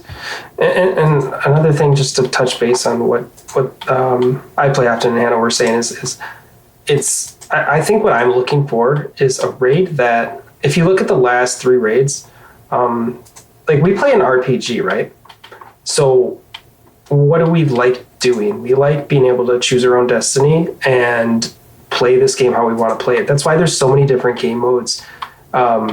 We've talked about this a bunch, but just being able to choose the way you play, that's why we're playing this and not God of War. So how come all of the raids are all, you have to go this path? The one raid where we get to choose, which bosses we want to do or don't, we went so far as like spending 10 minutes before each raid, and I'm talking about Cox, just reloading the raid to get the ones that we want to do, because we want to choose the ones we want to do. So why don't we have a raid where you get to, like, maybe it is more of an open area and you don't just have rooms that you get to make. Maybe you have an open area that you get to run through, and when you run to this section, you aggro. Like, that's how a lot of World of Warcraft raids are, is it's an open area, and you run up and you aggro the ones you want to aggro, and you get to different sections. And I think that we could definitely draw from that, instead of just, all right, now go down this tunnel, now go down this one, now go to this room, now go to that room, and you end up at, the exact same place every time the same way. Yeah, well, if it's not clear by now, we are obviously chomping at the bit to move into our next section about mechanics and format. So thank you so much to the people who left comments, and please leave more comments. Obviously, it's just really fun to theory craft and come up with ideas. It's really easy for us to say these really big ideas and then expect Jagex to do all the hard work of actually nailing all these down. So thank you so much for comments. But yeah, let's move into like format mechanics. And yeah, I think that's what you're talking about is a great place to start. Like the general format of the raid. So just an overview, Chambers of Xeric, we have a procedurally generated like roguelite style where it's random every time, which like you're just saying, in theory sounds great, but just turns into we find the meta and refresh until we get the one we want. Tob is a straight line, kill boss, go next room, kill boss. And then Toa, you have 4 rooms and you can choose the order, but you kill 4 bosses and then you go fight the final boss. And yeah, I think probably for this section, more than any other section, the elephant in the room is going to be, yes, we just want Tob. We want 5 bosses that we just go kill. That's what most people are going to say. We want no all killer, no filler. But yeah, I think there's a lot of options for format that don't have to be tedious. I think what they did with Chambers is probably something we're never going to see again, and probably for the best. But I think the one where my mind goes to that I think is the most interesting is how Toa is. You have to fight all 4 bosses. And from the outset, it's like, well, what's the point of having it to where you can choose the bosses? You have to kill them all anyways. But with the addition of the salts that you get halfway through the raid that give you this huge boost, it really adds this strategy to, okay, which 2 bosses do I want to fight where I'm boosted and which 2 bosses do I not? And, for the longest time, there's been a very clear meta on that, or at least there's been 2. You have your weird monkey room first people, but most people, you start with Zabak, Kefri, Akka, Baba. But this week we had these Toa changes, and because certain things around the game changed, or we've seen it before where other items have come into the game, just that simple thing of choosing the order that you go in. I've started doing Baba first at Toa because that room is a lot easier now, and I want to be boosted for Zabak now. So I think it's a really cool format to have the choosing your path as far as rooms go. But I do also think that it adds a level of complication that, in addition with the invocations at Toa, that makes it so that you have to have this entire like briefing before you can start the raid of like, what are our invocations? What order are we going in? And the beauty of Tob is its simplicity. You don't have to refresh to find the right raid. And then when you find the right raid, you don't have to go through, okay, we have Guardians, I'm going to bring a pickaxe, we're doing Mystics, got to bring a salve. It's the same layout every time. And it's not, what invos are we running? Okay, I need to bring this because we're running a 250 instead of a 150, blah, blah, blah. Tob's beauty is its simplicity, but I do think there's room for interesting things that don't have to add a bunch of added complexity to it. Mm-hmm. Yeah. I think it's weird. Again, we touched about this in the All About Toa episode, but like the things that make a raid good, it's funny, like depending on who you listen to, some people say having repeatable mechanics like a lot of Tob or something like that, where you know exactly what's coming and you can have that so down that you can have your inventory be really complicated, and you can have all these, like you said, one item for one room only, but it's in your inventory the whole time, but it's worth it because you know how the raid's going to go. You can min-max, so to speak, which, like you said, Dungeons and Dragons is not usually very fun, but in this game, it's pretty fun when you get to do that. But then there's also aspects of it where it's like, it's also really fun when you have kind of randomized, like other people will say that randomized things are what make a raid fun, because when you're with a group of people, you never know how it's going to play out and that sort of a thing. And so, like, touching base on what do we want for another raid, what do we think is the best format, I think everyone's going to give you a different answer, but Tob seems to universally be kind of the raid that we'd want to model this after. just flow wise. So, I mean, what do you think about that? Do you think this raid should be very uniform like Tob? Well, the pitch that I have definitely has that. I would say, as far as strictly like room layout and format, I have no problem with, every raid from now on being Tob style, where it's just back to back to back. I do love that, but I do love that they've been creative in the past with, and I would like to see different types. This is kind of a little bit of transitioning into a general difficulty thing. I've been kind of obsessed with this idea and trying to think of the best way of doing it. Of like, one of the biggest problems, and you run into it a lot with TOA, but both Tob and Cox have the challenge mode or a hard mode, and you get this kind of thing where like, okay, two of my friends want to run hard mode Tob, and two of my friends want to run normal Tob, and I would really love to see a raid with more dynamic scaling based, like inside the raid, dynamic to each individual player. And I've tried to think of ways that could be possible.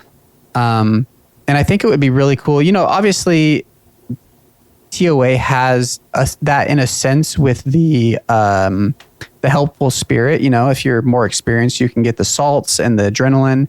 And if you're a learner, you can take life and get all these resources. But I would like to see that taken to another level. And I'm not exactly sure how that would work. I've had ideas of like, there could like giving like super buffs to people at a loss of points, loss of reward chance, all in service of the goal being that you could raid with people who are super experienced and not be like an interference, and have it be a better learning experience. I think I can't remember who. There's a content creator that talked a lot about. I think it was AddyCon talked a lot about how it was. Yeah, it was AddyCon was talking about Coliseum, and he was saying that it feels a lot better to have the boss start from a place of being extremely difficult, and the invocations in a sense, or whatever bonuses or things you get, be buffs to your character, as opposed to what we've seen with invocations and what we've seen with Coliseum as well, where the invocations are making the boss more difficult and taking things away from you. And I think it would just, I don't know. I've been trying to kind of figure out the best way how you could do that, to have a learner to where they could take something that would obviously just completely kneecap their points. They're just trying to learn the raid, but like make their weapons twice as powerful or something. I don't know. I don't know if that's completely game breaking or not, but I just, what I want is to have a raid that doesn't need difficulty settings, and it's just all built into the raid. And as you go, you can you can buff your lesser players, as you go. Do you have any ideas on how it would work, or thoughts on that as a concept? Yeah. I think I can't think of a specific example, but I know they've done it in the past where they buff your character's DPS, but they also drastically increase the HP of the monster. Like, it's just a way to make it feel better, right? Because nerfs always feel worse than buffs, like you said, Addy was talking about. And it's funny that after TOA and all the criticism with the invocations, on which are, some of them are like mechanical changes, but a lot of them are like just straight up nerfs. And it's funny that they went the same route with Coliseum. Right. And it's like, well, it's just inherently like more fun to see your character progress and get stronger than weaker. And like, hey, you're now going to have your hand tied behind your back. Yeah, some people are going to like that, but majority of people, I think, are not going to like that feeling. So, right. Yeah, I definitely agree with you there. Yeah. I think that, like you're saying, like, okay, yeah, it feels good to have your damage increase, and you increase the health of the boss to compensate for that. And yeah, I don't know. I guess I'm really hammering home the idea that it would be the same boss fight because it wouldn't increase, like you wouldn't have a raid level, you wouldn't have a difficulty setting, you wouldn't increase the health of the boss just for the sake of that. You don't want to make the raid more annoying for the people who aren't taking those buffs and are trying to get the points. You're just bringing up the lower level players to the DPS. Like someone that is going in with a whip could have the same DPS as someone with a scythe, but it's not like, oh, well, you can just run it in a whip because that person is accepting that they're going to be a contributing member of the team, but they're also basically, having their purple chance or something. I don't know. Yeah, it's just it's a concept I haven't really been able to fully flesh out, but I would like to see what somebody smarter than me could come up with. Yeah, I what you're saying there makes me really nervous. Like I'm not. yes, exactly. I'm not. I would need to hear more too, because I'm struggling not to be a guy that says, "What the hell are you talking about?" Because I think that it's important that you have. I think it's important that you have a differentiation between the guy that spent 1.5 mil or bill on a scythe and then a 2 million, whip. So maybe I'm just misunderstanding you. Is that kind of what you were saying? So they get the same odds of like purples at the end, or? No. That's what I'm saying is that if the guy with the whip has the same DPS as the guy with the scythe, then the guy with the scythe is going to get the 1.5 bill purple at the end. But they're doing the same amount of damage? Yeah. Okay. I'm saying that when, like, if this buff is offered, when you accept the buff, like the helpful spirit, like it's like a super duper salt, but by accepting the super duper salt, you're cutting your points in half. Oh, you're cutting your point. Oh, okay. So there's a risk reward with it. Okay. Yeah. It's interesting. Yeah. I think you definitely play around with that. It kind of ties in with the glass cannon aspect of it, maybe in my mind a little more, where I would rather than like tying it into you get less of a purple chance, because I don't know if that would feel good. I think I'd maybe like try and go down the route of you can have an extra boost, but you are now like one shot territory for anything. And because I guess the thing that would scare me a little bit is like, and maybe it's not scaring, but I'm not sure how it would play out with, there's so many people that play with pures. And so like, okay, if you have someone that's like intentionally lower levels, could they get up to the same DPS as somebody that's maxed?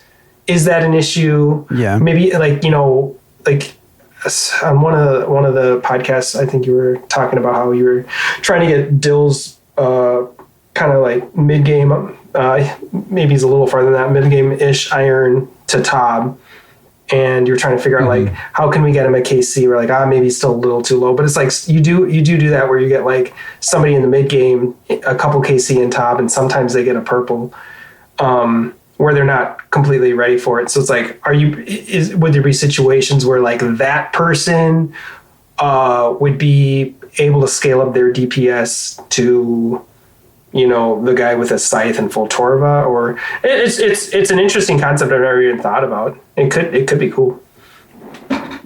Yeah. There's so many problems with it. I mean, also kind of always the monkey on the back of this game. Bots could be even faster for them to get into the raid. Just seal it behind a big quest. Yeah. No, it's all, I guess my intention would be the type of raid where everybody can run. The biggest issue with Tob is that you don't want to take learners. You're de-incentivized from taking learners because it punishes you more than the other raids. And I was trying to just conceptualize a way that it would be as difficult as Tob without that added thing. And that's a really hard balance to find. And there's a lot of people who argue that's a balance that we don't need to find.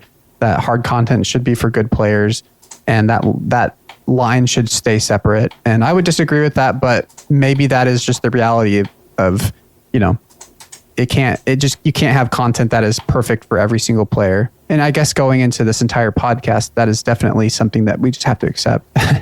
Yeah, I think I'm probably leaning more toward the side of disagreeing with you there on accessibility, maybe, but not a lot, just a little bit as far as like, when I look at the Yama release, it it's good. It's good that you can access it early, I think, but the fact that you can get a side grade to Torva with strictly Moon's gear. Don't get me started. With strictly Moon's gear and one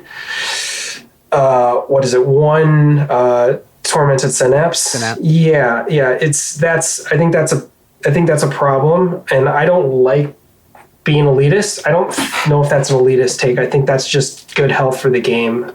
You shouldn't be able to, I don't think it's a good idea to be able to skip bandos, and you're pretty much saying like Oathblade is going to be way easier to get, and you don't even have to do the God Wars dungeons now as far as bandos goes unless you want to get a BGS. Why even do next? Because it's way more rare than Oathblade, and you have to get bandos still. It's kind of a problem in general. So I think it's good that you can let skill wise people that are want to skip content, but you need to make it pretty intense for if you're trying to do that. Like top gamers, a level 75 can go through this raid, but we're talking like they're guys that on their main have done the top of top Inferno or content, and so they're able to skip a bunch of the skills or items that you should have to do it comfortably because they're good enough. But if you have an account that's progressed far enough and you have the items that you put time into, then it shouldn't be super gatekeeping at that point. I don't think that would be healthy. So yeah, and I don't know, like Tob, back in the day was super gatekeepy, right? Like I think that's kind of part of the reason why people started buying Infernal Capes is if you were trying to get on Tob during Tob release and you had a fire cape, people were slamming you, right? So it kind of just bred a toxic culture. But nowadays, I think it's way more accessible, and I don't think it's nearly as toxic or elitist at top. So I don't know if you'd have the same problem nowadays as you did back then. Yeah.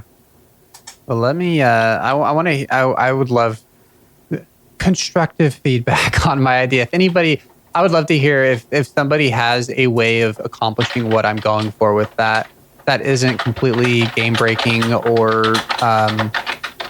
And I do think it's fair to say you don't want it to completely devalue the people with the higher level gear. Mm-hmm. Yeah. I think it's important to bring up that topic though, because it's kind of always been a thing in this game, and it's never good to have the elitist mindset. So thinking about a raid with that in mind, I think is important. Yeah, so I want to kind of jump over to another idea I've been kind of toying with that I want to run by you. So I'm still kind of, in a sense, obsessed with this kind of a dynamic raid, dynamic difficulty. So another version of that I would be interested in hearing your thoughts on is a raid with dynamic difficulty per room. So, with TOA, you set invocations for every room and then you run the raid. But what if you had a raid where you killed a boss and before you go into the next room, let's just say for simplicity's sake, there's 3 doors of easy, medium, and hard for that next boss. And if you guys had a really rough last room, lose a lot of supplies, you could obviously at cost of points, take the easy door, and that next boss will be the easier version of that boss. Or if you're with a really good group. And so as you go through the raid, as you're seeing how the raid is going for your group specifically, you can scale that as you go. If you're getting near the end of the raid and you're out of resources, you can start taking that easy path and you can scale it based on the performance of the raid up to that point, as opposed to choosing the difficulty ahead of time. Yeah. Kind of feels like Diablo a little bit. Yeah, where you can just like keep increasing or decreasing the difficulty as you go. I like that. I think it ties back into a lot of what Hannah was saying, where you could have something dynamic in the raid, like a leader or whatever, where they get to control that. I think it sounds like you're yeah, you definitely need that. You definitely need one person to make that decision if you're on a mass world or something. Yeah, it'd probably be good to appoint one person that gives it rather than just like majority goes in here or whatever. But yeah, I think that could be cool. It sounds like you're talking more like from boss to boss, you can change it. Whereas Hannah was talking maybe more like during the fight, you can really have a fluid boss fight, which could be. I kind of like that a little bit more on the aspect of you've got, if it gives you benefits of being in VC and hanging out with people because you can be like, guys, this is not going well. We're going to switch back to easy. And then you all just take a sigh of relief as you're still kind of fighting the boss. Like, I think that something about that like kind of excites me, thinking of having that type of a situation just with friends.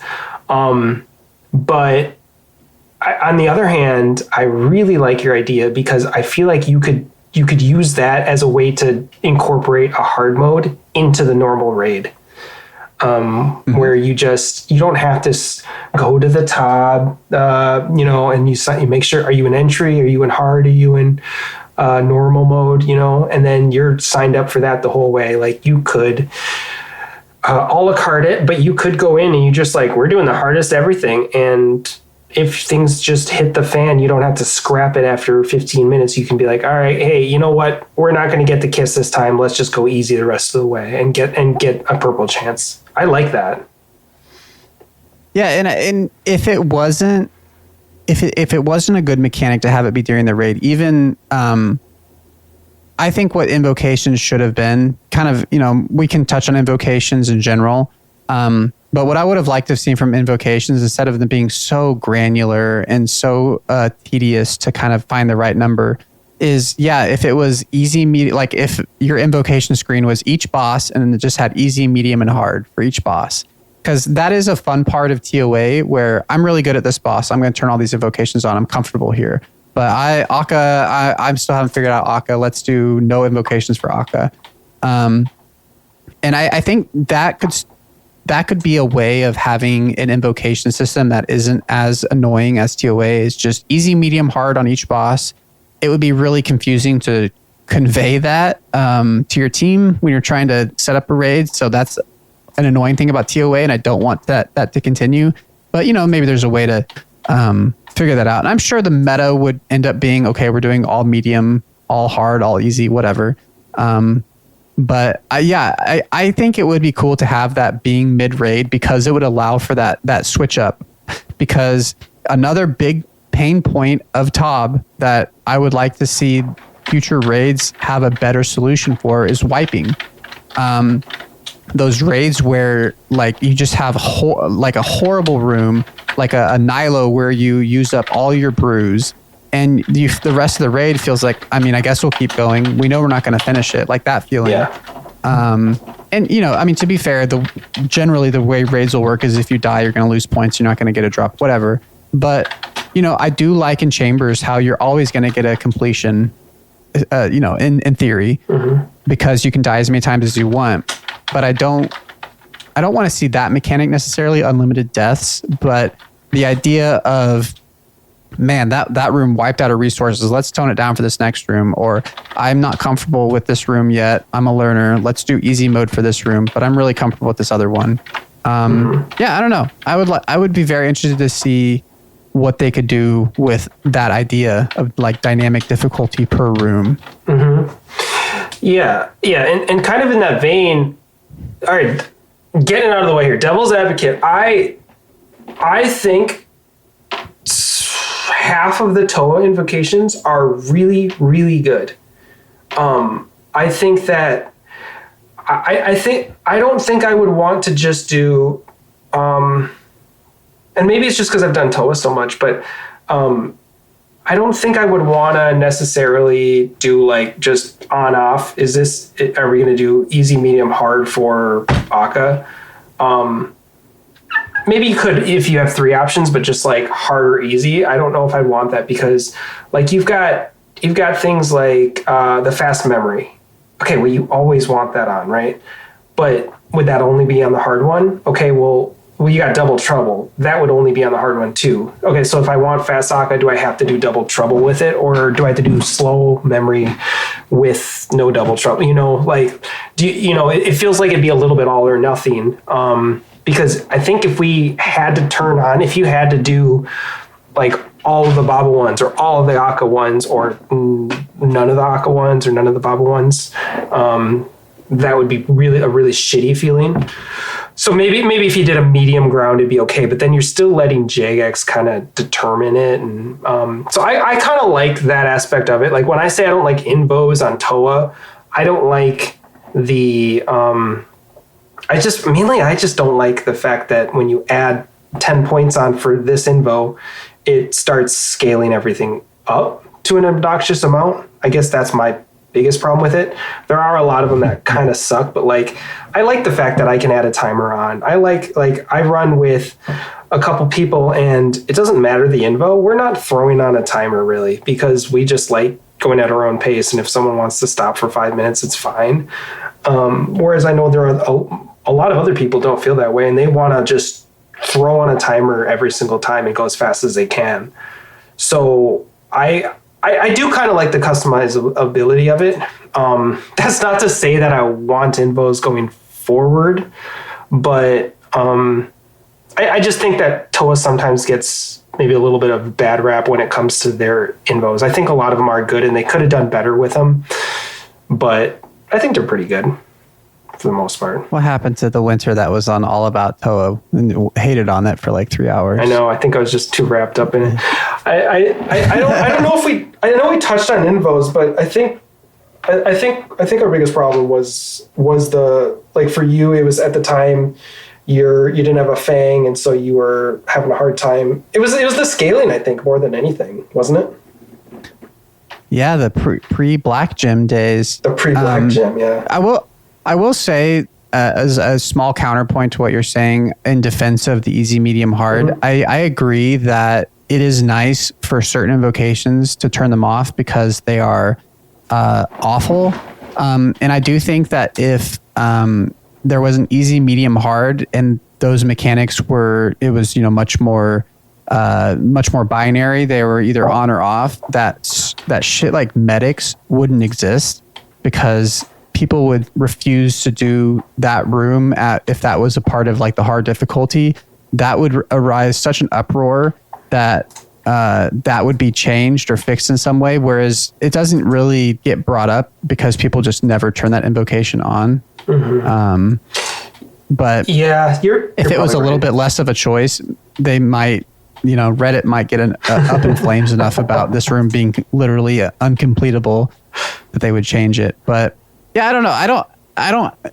I don't think I like the idea of your invocation menu before the raid being easy, medium, hard, but I do think that I would like to pursue the idea of, as you're going through the raid, just tuning up the difficulty a little bit, or having that dependent on how your raid is going. I think is a really cool idea that, once again, just like my last idea, what I'm saying isn't the right way of doing it. But I would like to see them take that and do the right version of that. Oh, okay. Well, that actually sparked something in my brain. How do you feel about skull skipping? In P3 Wardens, when you're doing, you can choose to hit the skulls or you can do skull skipping, and you determine it right during it. Usually people forget and then they're like, oh guys, are we going to skip the first 2 skulls? And if you do, the benefit is you get more points. The downside is it takes a little longer, and if somebody doesn't know where the tiles are, they're going to die. So how do you feel about that? Well, let me first just say skull skipping is the etiquette for skull skipping for me is the same as splitting. It needs to be discussed before the raid starts. If anybody ever tries to bring that up in Wardens, I say, nope. We need to talk about it before. You are crazy. No way. No, that's insane. I don't think I've ever done a raid where someone went, guys, are we going to skull skip this in about 50 minutes? I don't think I ever have. I think I'm mostly in raids where we're like, oh crap, all right guys, let's skip skulls quick. All right, oh crap, no, we're hitting skulls. All right, hit the skulls, guys, hit the skulls. And then you wipe. Then you all die. Rarely, but I think I love that about it. I think that it makes me think like, let's say you're doing a boss that's similar to Zebek, and you're doing, like you said, let's say you just go into a normal room and you didn't pick easy, medium, hard. Let's say you just go into the normal boss fight and that's all there is. And if you choose to, there's, let's say little water jugs that are on the side of him.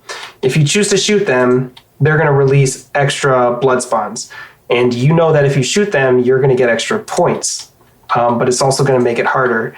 And so during the fight, you get to choose like little things like that you have to do extra actions on it's like split-second decisions.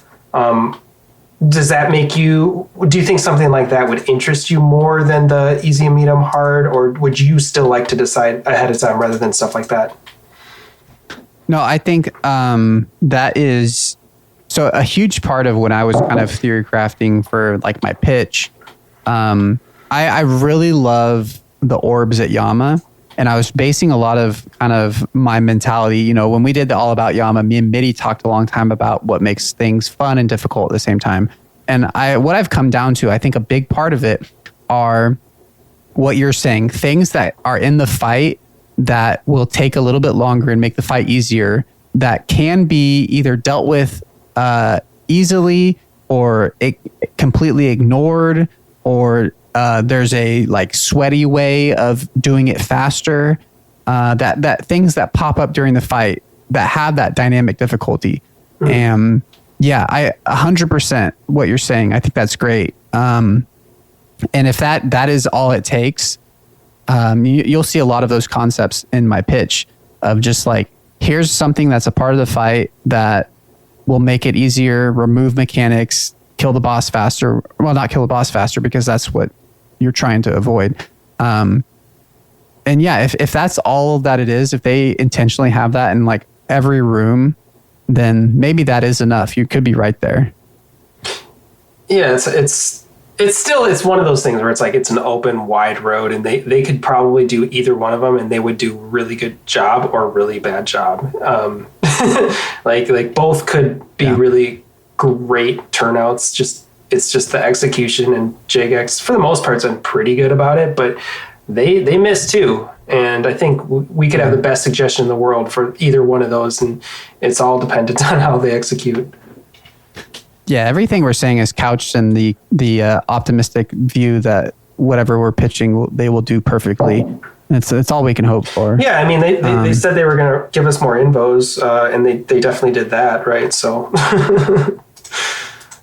Yeah, so I think as far as, so we talked about format, we talked about difficulty, and I think the last part of this kind of section is like specifically mechanics and stuff. And I don't know if that's, I guess the biggest mechanic that I want to talk about is and this is a very kind of common idea among the community, but once again, compared to Tob, I like the Tob has roles. Dills is also always talking about this, raids where classic RPG raids where you have people in specific roles where certain people need to do certain things, bring different gear than other people. It leads to a lot of fun parts in Tob, and I think whatever Raids 4 is, I really hope they can go back to that and not be like Yama, not be like Toa, where the only difference between solo, duo, 8-man is just that there's more people there. Yeah. I think I completely agree. I agree completely on that. That roles are so much fun because this whole game is like everyone. It's like inclusion simulator. Like everybody gets to do everything and experience everything. You compare it to, again, like World of Warcraft. You pick, you pick a certain race, and that's what you are. Like, okay, you're the tank. Actually, just a quick side note. Watch Jimmy's recent OnlyFans 2 videos. They're so good, and they really like gave me a lot of inspiration with like raids and stuff. Because he picked a race, and I don't play World of Warcraft, so I don't remember what it is. But he picked a race And it was like a zombie one or something. And he didn't realize that like by picking that, he's the tanker. And the tanker's role is to keep the DPS of the enemy on him so that it doesn't kill the rest of his team, because that's the way he's built. But like he doesn't get to switch whenever he wants to do magic. The entire run of that character is doing that. And so like RuneScape doesn't have any of that. So why don't we throw it into a raid where we like get to experience just like a little bit of that? And we did with Tob a little bit, and everybody loves it. Everybody loves the fact that like, are you freeze? Are you our DPS? Are you melee? Like you go in with different gear. It's fun to do that, especially you mix it with like being an iron, and you got all these weird rinky-dink setups for your freeze setup, but then like your melee setup is just the most badass best in slot. It's funny, and it's a fun way to, you know, play the game mode. So yeah, why don't we utilize, okay, this raid has to have a tank, this raid has to have a specific magic guy, and he does not really bring in anything except for like magic and then maybe like a whip. And then like the ranger, and then like ranger has to focus on these guys up here, or they're going to kill your melee guy or your majors. It's so much, I think it's so much more fun than everybody doing the exact same thing. Yeah. And you know, the thing that makes RuneScape so great, and the thing that makes RuneScape so great is that anyone can do anything and everybody has to do everything. As far as combat styles, it's not like World of Warcraft, where before you even know what the game is, you're picking like a race and a path. And for the most part, my understanding at least is that's going to the path that you're setting on from their version of Tutorial Island. And you're, you know, obviously your second playthrough, third playthrough, you're going to, you know, create different characters. You're going to know what you're doing. But the great thing about RuneScape is you have to do every different combat style. And so when you go to Tob, anyone can do anything. So we need this role. We need this role. Okay. So then what it comes down to is gear and skills. And so, you know, Tob, obviously the freeze rolls are the more difficult. And the other part of those is the freeze rolls have a stricter gear requirement. And, you know, for an Iron Man, that was a really interesting and pretty fun part of Tob for me was I was learning Tob, as I was doing Tob with you and some of the other guys, it was like I had to do melee DPS because I didn't have a blowpipe, I didn't have a Colt, and that kind of thing.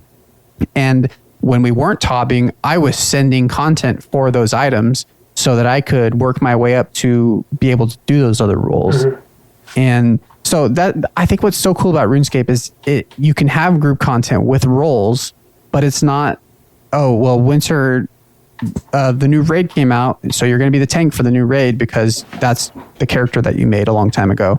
It's, yeah, you know, there's 4 of us. Everybody can do anything. I feel like doing freeze this time. Who wants to do freeze? You know, that kind of a thing. Yeah. You can mix it up. But yeah, I think, I feel like it's pretty unanimous that we want group content to feel like group content and solo content to feel like solo content. Yeah. It's that's exactly it. We want to be able to, I mean, it's kind of aspirational content, right? Like you said, it's like, now I get to, because I remember that arc for you. You were like, I could tell. We'd be like, hey, you want to top it? You'd be like, if you don't have a melee DPS, and you kind of felt bad because you didn't want to, like, you know, if there was a melee DPS, they'd have to switch to something else because your character cannot do either of the other ones. They can't do it. Yeah. They cannot hold up in a raid. And so you had to do melee DPS. And so, yeah, like you said, you're going like, all right, because for those that don't know, for the freeze rolls, you need to have a certain magic accuracy bonus above a certain number to not be able to splash, and that's kind of a hard requirement to be able to do a freeze roll. And so you have to have all of your magic gear add up to a certain amount. And it was even fun for me when I learned Tob. It was a little later than you did in your account, but I still don't have augury, and most people have that. So I'm having to like bring more switches. I still bring more switches than 95% of other people that do freeze rolls, because I don't have augury. I don't even have the weaker Giants version one yet. I'm using Mystic Might still. So I'm bringing my full Aram switch here, and it's just another weird way that I have to play my Iron Man account that is unique and fun. It adds a little layer of like kind of sauce to it, which is cool to me. And so like if you have like a raid that's all of a sudden I'm going, thank God, this gives me a reason to go to this boss to get this drop that I didn't care about before. And now all of a sudden content that was dead to your account isn't dead to your account anymore, because you can unlock a new role for this raid just by going there. Yeah, for sure. So I want to I guess I'll just share my opinion on this question, and then you can share yours. I think that, in my opinion, I'm just going to jump over to team size. I think I probably like Toa the best, 1 to 8, just because he does give you a little buffer. We've had those awkward guy joins VC to run Tob, and we've already got 5 people, kind of a thing. I'm happy with 1 to 8. I'd prefer like 4 is probably like the best number for a raid. And I think I have a big problem with TOA, even though I run a lot of solos. It shouldn't be soloable. I think soloing a raid should be a accomplishment, not a grind. Which Tob is the only raid that we have that is like that. Tob and Nex are pretty much the only 2 pieces of content in the game where soloing it is a accomplishment, not something you like repeat a lot. I do like where Chambers is at, where soloing it is an entirely different raid, essentially, at least for Ulm. And it's much, much more difficult, much, much more rewarding, much, much more fun in a lot of people's minds. But where do you land on like being soloable and team size? I think that I'm 1,000% in agreement with you on that. I would say 2 to 6 or 7. I love doing large 8-man Toas. I do not love doing 25-man Coxes. So I think 8 is a really good number to draw it at. But at the same point, we do a lot of Nex and we do a lot of Tob. And the nice thing about both of those is that 5 is a great number in the fact that if you have 4 people, you can do it. If you have 5 people, you can do it. If you have 6 people, you don't do 6 people. You divide into 2 3s. And that, so it's kind of like the number that always works. So 5 being the number, I think 2 to 5 makes a lot of sense to me. I honestly think that they should just kind of structure it like Tob. It's no matter what everything else is, I think aiming it for like 3 is when you're really good at it.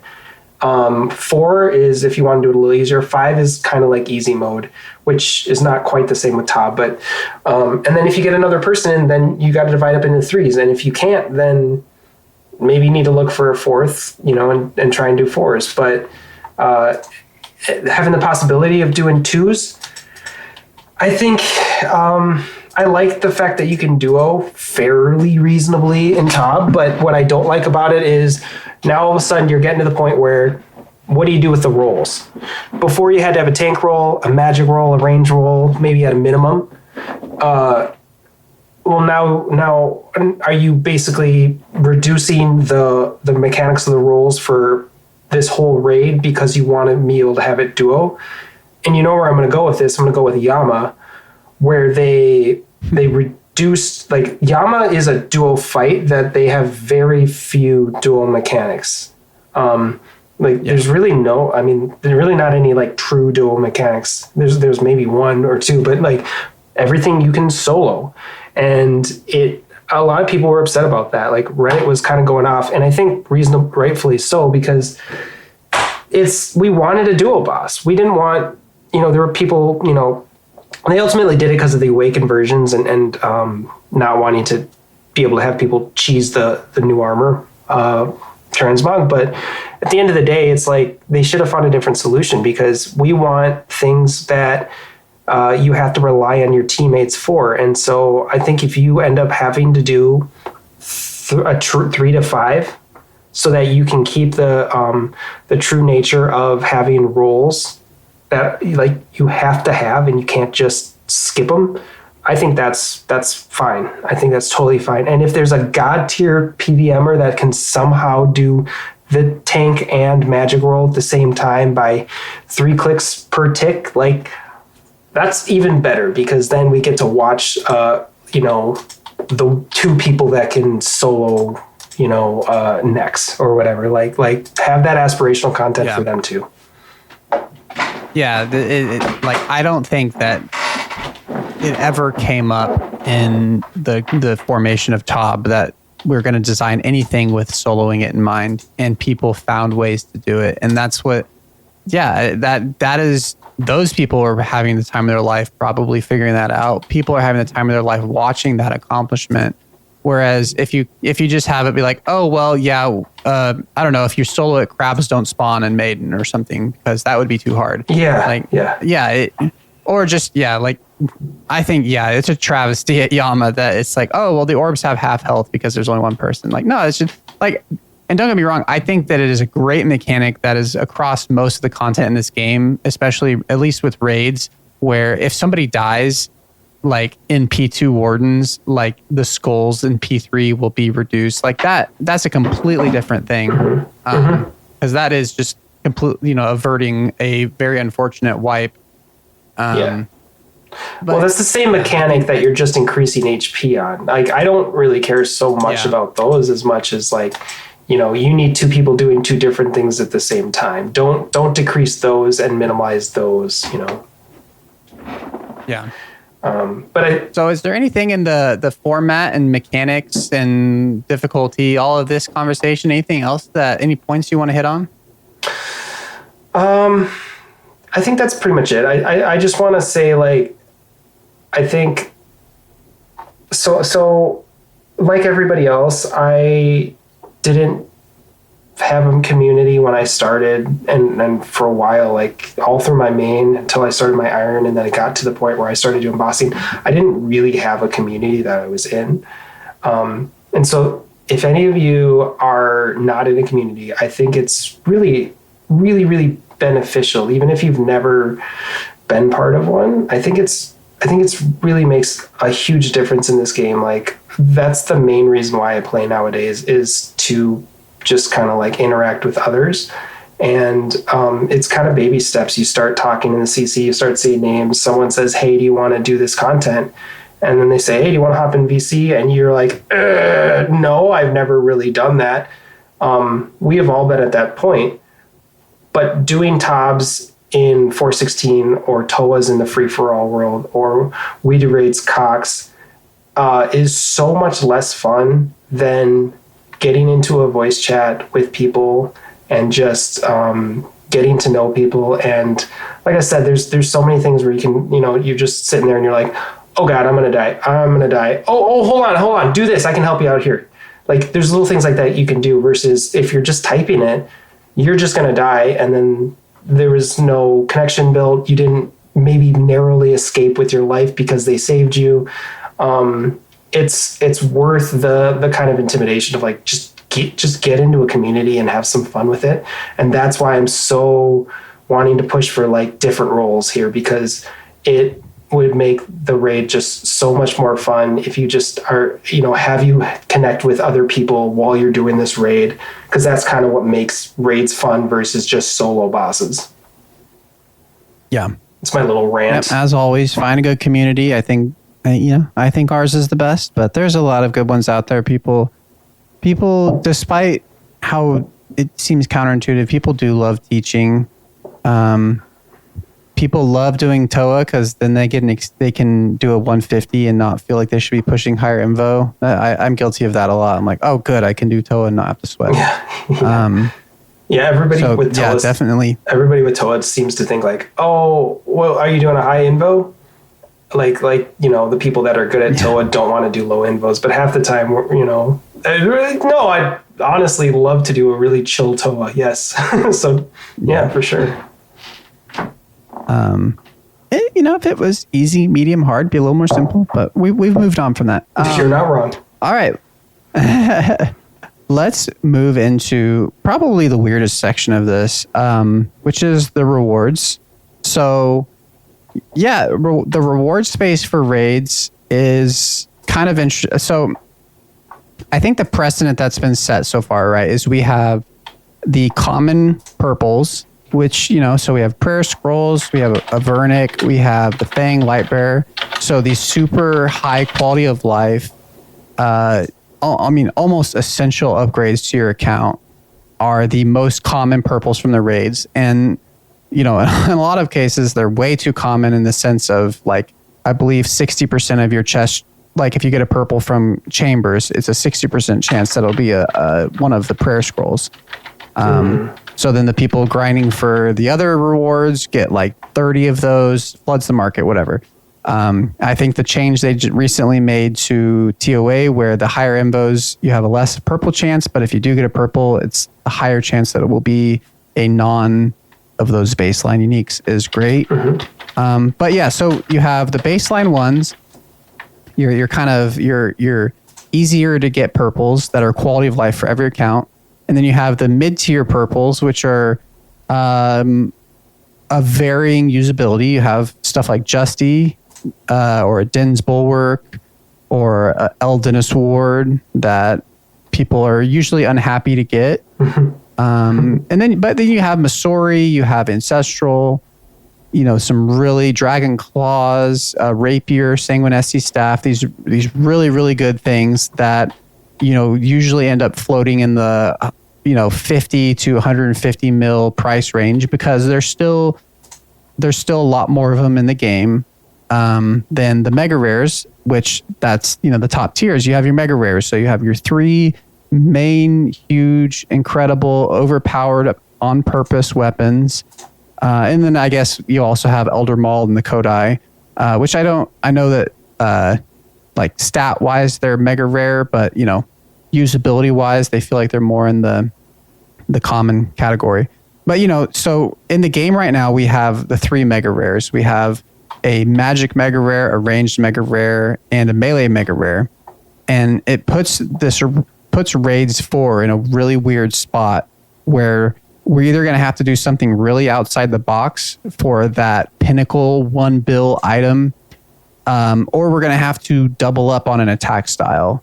And that's one of the hardest questions that I don't really have a great answer for. You'll see with my pitch what my mega rare is.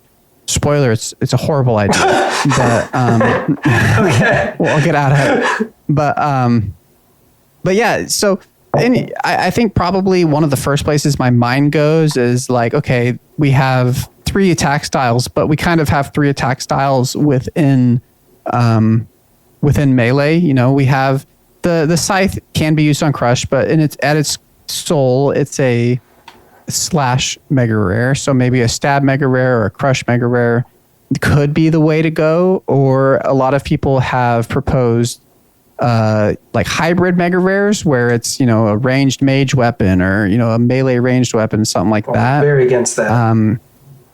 Yeah, I when I was originally doing my first pitch for this pod, I was doing a sailing raid, and I was trying to think of some kind of King Triton-esque trident that was like melee ranged kind of a thing, and it just never, it doesn't feel like a mega rare. I think I remember Maud Elena was talking about how mega rares need to have like a gimmick. And I don't know. So that's kind of where we're at with the current raids rewards. And so I'll just kind of open it up to your initial thoughts, Winter, where you think, like, obviously both of us have already kind of thought of what our rewards are for our specific pitches, but in a general sense, like, where do you think the reward space for raids 4 is going to be at? Yeah, I think when I think of a raid, I like the format that they have. And I think so. As far as I think you I think you always should have some sort of armor set, but just one. Don't go too crazy. Like the original Cox, they had twisted armor as well as ancestral, which is just way too much. I think having a full armor set of something is really good. I think having a kind of like a prayer skull-esque common-ish reward, think of Vernic, right, for that. Like something like that is also really good. And then having the one mega rare might have been too much for Toa, having two mega rares. Obviously, one of them being the Shadow and the other one being the Fang. Because the Fang is basically a mega rare skill-wise. And so, like, I don't know if you need two things that powerful in one raid, but maybe when you do raids every 6 years, you do need that. But as far as like, I think that doing that would be good. I'm trying to not go into what I have very, very specific things that I'm gonna propose for my pitch. But there are a couple things that I think that I'm just like haven't given too much thought, but I think would be kind of cool. I think a divine prayer scroll could be interesting. And what that would be like preserve essentially, but an upgraded preserve where you hit a super combat and you hit this prayer and you keep your stats exactly where they're at while the prayer is up. So it basically act like a divine, but it's a prayer. What do you think of that? Yeah. No, that's... Sorry, I was just like, it feels like that's... I was actually going to say I like the idea of a prayer, like more prayer scrolls, adding more prayers in the game as opposed to like a whole new prayer book. So yeah, no, I think that would be... Are you thinking it would like double the time? I don't know. See, that's kind of where I stopped thinking about it. I bet there's a couple of people that are probably, like screaming that's an extremely dumb idea if you don't have some sort of timer on it. But I think maybe you make it so you can't flick it, but I don't really... Same as preserve. Yeah, I guess I don't... I think if you can kind of balance it based on how much prayer it uses up on whether it's worth it here or there. So I don't know. I think you could balance it and just have it so as long as it's on, it maybe doesn't drain, but your pot still has its normal, like... See, that's where it gets tough because, like, let's say you do a super attack pot, it slowly drains down to 0 over the course of, I don't know, what is it, like 15 minutes or 10 minutes or whatever it is, 7 minutes? I don't know. So then if you have this active, do you just count it as like, all right, so as long as that's, that kind of in-game timer is going, whenever it gets to 0, that's when you go down to 0 and your prayer's doing nothing anymore and you have to sip another dose. Mm-hmm. Maybe do something like that with it. But I don't know. It's just kind of off the cuff. I think something like that could be kind of cool.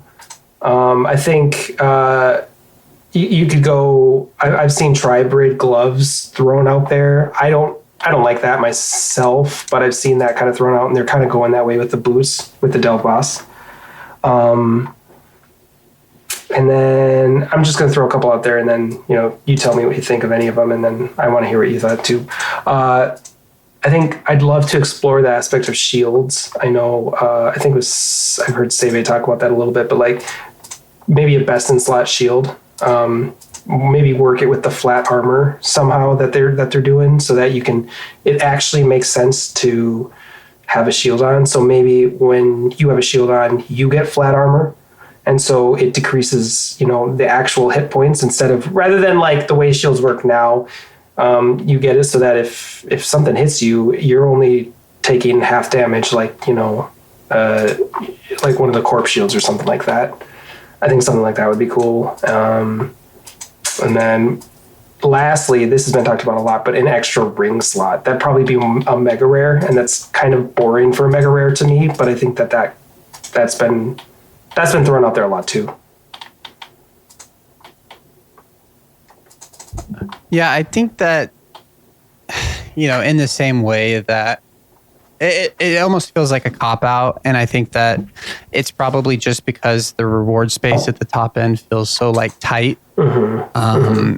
So I feel like the easy solution in a lot of people's mind, and it's not to say it's the dumbest idea in the world, but I think the easy solution for a lot of people is just, okay, we can't add better items, so let's just start combining items. And we're seeing that with the boots, and I think that we will see in the near future, the same thing with gloves. Probably the same thing with even amulets. And it's not, as a concept, I don't think it's the worst thing in the world, because it's not like it's not making those individual necklaces more powerful. It's just saving you inventory space in the long run. I mean, there's obviously, that's a very loaded statement, but it does feel kind of uncreative in the sense of, yes, this is just some, Thanos gauntlet that you can break down your 3 different pairs of gloves and make it into all 3 of them at once. But from a game standpoint, I love I've been a big defender of, breakdown scape. I like that you still would have to get all the other gloves.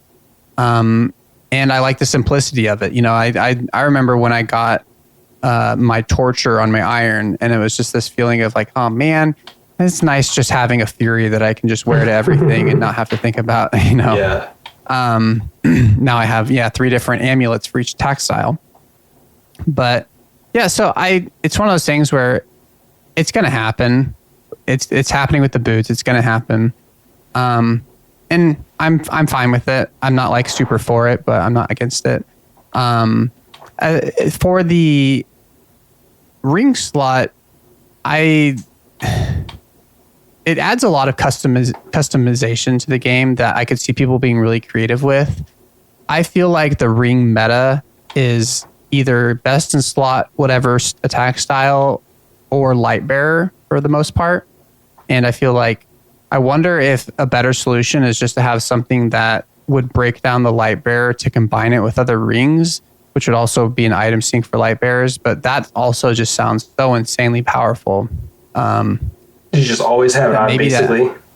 It's like a passive. Yeah, I mean, and I feel like that's kind of the danger of introducing an item like the light bearer into the game, is that people don't want to go without it now. But I think that inherently would be a lesser version of an extra ring slot. So I don't think it would be overpowered compared to an extra ring slot, because then you can't, at least, because I would thought about that too. At least if you have that, then you're not going to be combining a Bellator and an Ultor, which is way too crazy, right? Yeah, I guess that would be the only situation where you could have 2 best in slot rings of the same attack style. Which, I mean, assuming, of course, that you can't just do 2 Magus rings or a Magus and a Sears ring or something. Could you imagine an iron having to regrind Vardorvis for another vestige?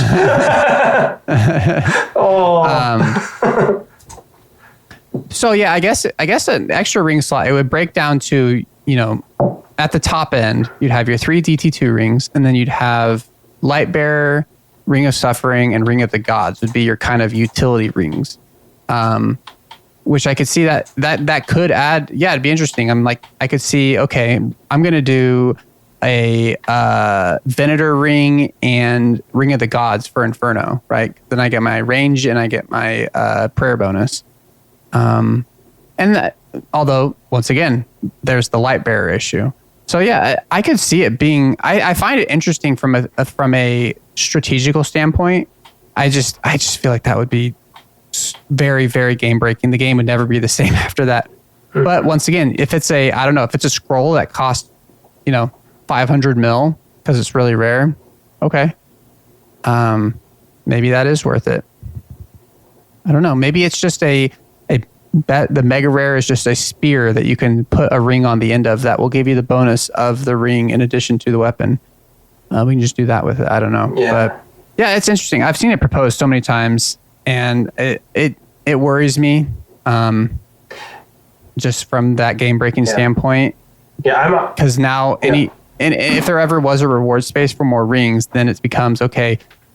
Yes, this new ring, but it has to be balanced with every other ring in the game in addition to it. Yeah, that, or you have to have specific examples of this one will not work with this one, but then you're getting into really weird territory where you have exceptions, and that's not good either. Yeah, I mean, if it was as simple as combat ring and utility ring, I could see that being a good way of doing it. I mean, I'm counting like Ring of Suffering, Ring of the Gods, and Lightbearer as utility. That would be good. That would probably be good. DPS ring plus non-DPS ring, however it would break down, I could see that working.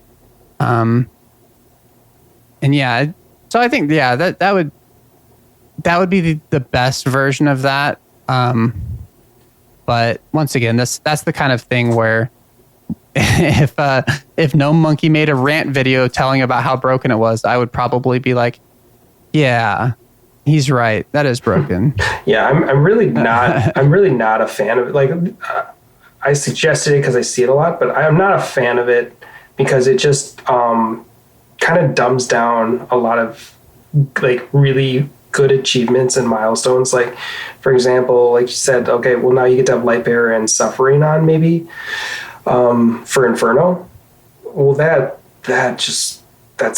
makes it a lot easier, or Ring of the Gods plus your Suffering for Inferno. Like it's just, okay, now you don't have to prolific at all. Okay. Just little things like that where it's like, and it's not like if I did a raid and I got a purple and I got the mega rare and it's an extra ring slot, I would not be excited, really. I think. Oh yeah, you need a cool flashy weapon for the mega rare. Yeah, I would be bummed if that was what they chose. But it's like it's so overpowered if that it almost have to be the mega rare, I feel like. So yeah. And I hate to break it, but it is just the reality of it. I don't even know if it's the sad reality. It's just the reality that no matter what the purples are from Raid 4, it is going to devalue Inferno and Coliseum and all the top end. And it's just the nature of the way that this works. Either that or every purple from this raid will be worth, 2 mil because they aren't changing the metas. And it's just the way of things, I guess. It's just inevitable. But yeah. There are good and bad ways of doing that. Yeah, well, if you're going to do it, make it worth it and have it be something really fun, I think. Yeah. I don't really have any strong thoughts on rewards. I don't really get too much into gear because every time I propose gear, it's like, oh, well, that will completely destroy the meta here. I'm like, yeah, you're right.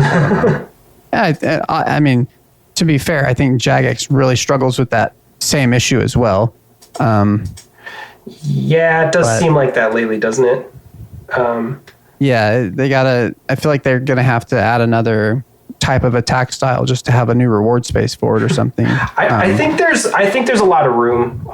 Like I have something I'm excited about for mine, but I also think, and again, this is something I've piggybacked off of other people. All the mega rares are 5 tick, right?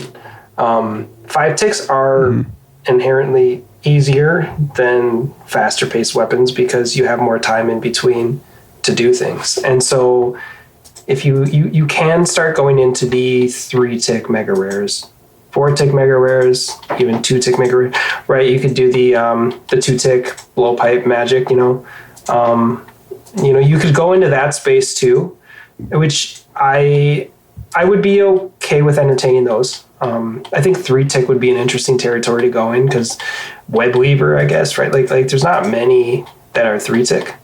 So it'd be kind of weird to like throw off our minds, and anybody that's gone from Inferno to Coliseum knows that like going from like counting 4s then to counting 5s to an odd number, like it's going to be weird going to a 3. So making mega rares with the insane amount of DPS that you're going to get from a mega rare, because they're going to make sure it's on the side of overpowered than underpowered, making it hard to use, but like worth it when you learn how to do it really well. I think that's definitely a reward space that they could start chipping into, and then they'd get 3 more raids worth of mega rares there. Yeah, it's interesting because my brain for a mega rare, if you're talking about speed, goes the complete opposite direction. Because whenever I play Dark Souls, I play Dark Souls as the guy with the big ass sword. And I would love mega rares I would love to see the actual, I feel like they've they've always toyed with it and it's never really worked in the game is like a 7-tick weapon that's best in slot that just hits a fucking 100, but it's super slow, you know? Yeah. But you make a really good point that a 2-tick weapon has such a higher skill ceiling because all of the other things you're doing besides attacking with your weapon in this game, the window between your attacks becomes so much smaller. So if you're wanting to drink a potion, if you're needing to move around, the things that actually interrupt your attack, you have to be so much more skilled with that. Obviously, switching your prayers and stuff like that. But yeah, if you have a 2-tick weapon and you eat food, you're missing out on so much more DPS because that like the ratio of attack. I might have that might be completely wrong. No, never mind. Don't worry about that. No, yeah, but you get what I'm saying. Like, yeah, like if you're at Inferno, if you're doing the blowpipe walk for like healers and stuff, like, yeah, that's a much more difficult thing to learn than trying to do like a, 4-0 or whatever of any other boss in the game where you're, kiting it or something. Oh, it's like the hardest part of Inferno, and it's twice the amount of chances that you're going to yellow click on one of those stupid outlines of the healers. Yeah, it's way harder to do that part of it, for sure. Yeah. Yeah, so it's a funny little dichotomy there because like I think the slower the weapon and the harder hitting it is feels more mega rare in my mind. But I do also agree that the low attack speed and the higher skill ceiling that comes with that feels more mega rare from that perspective. So yeah, they could go either way with it.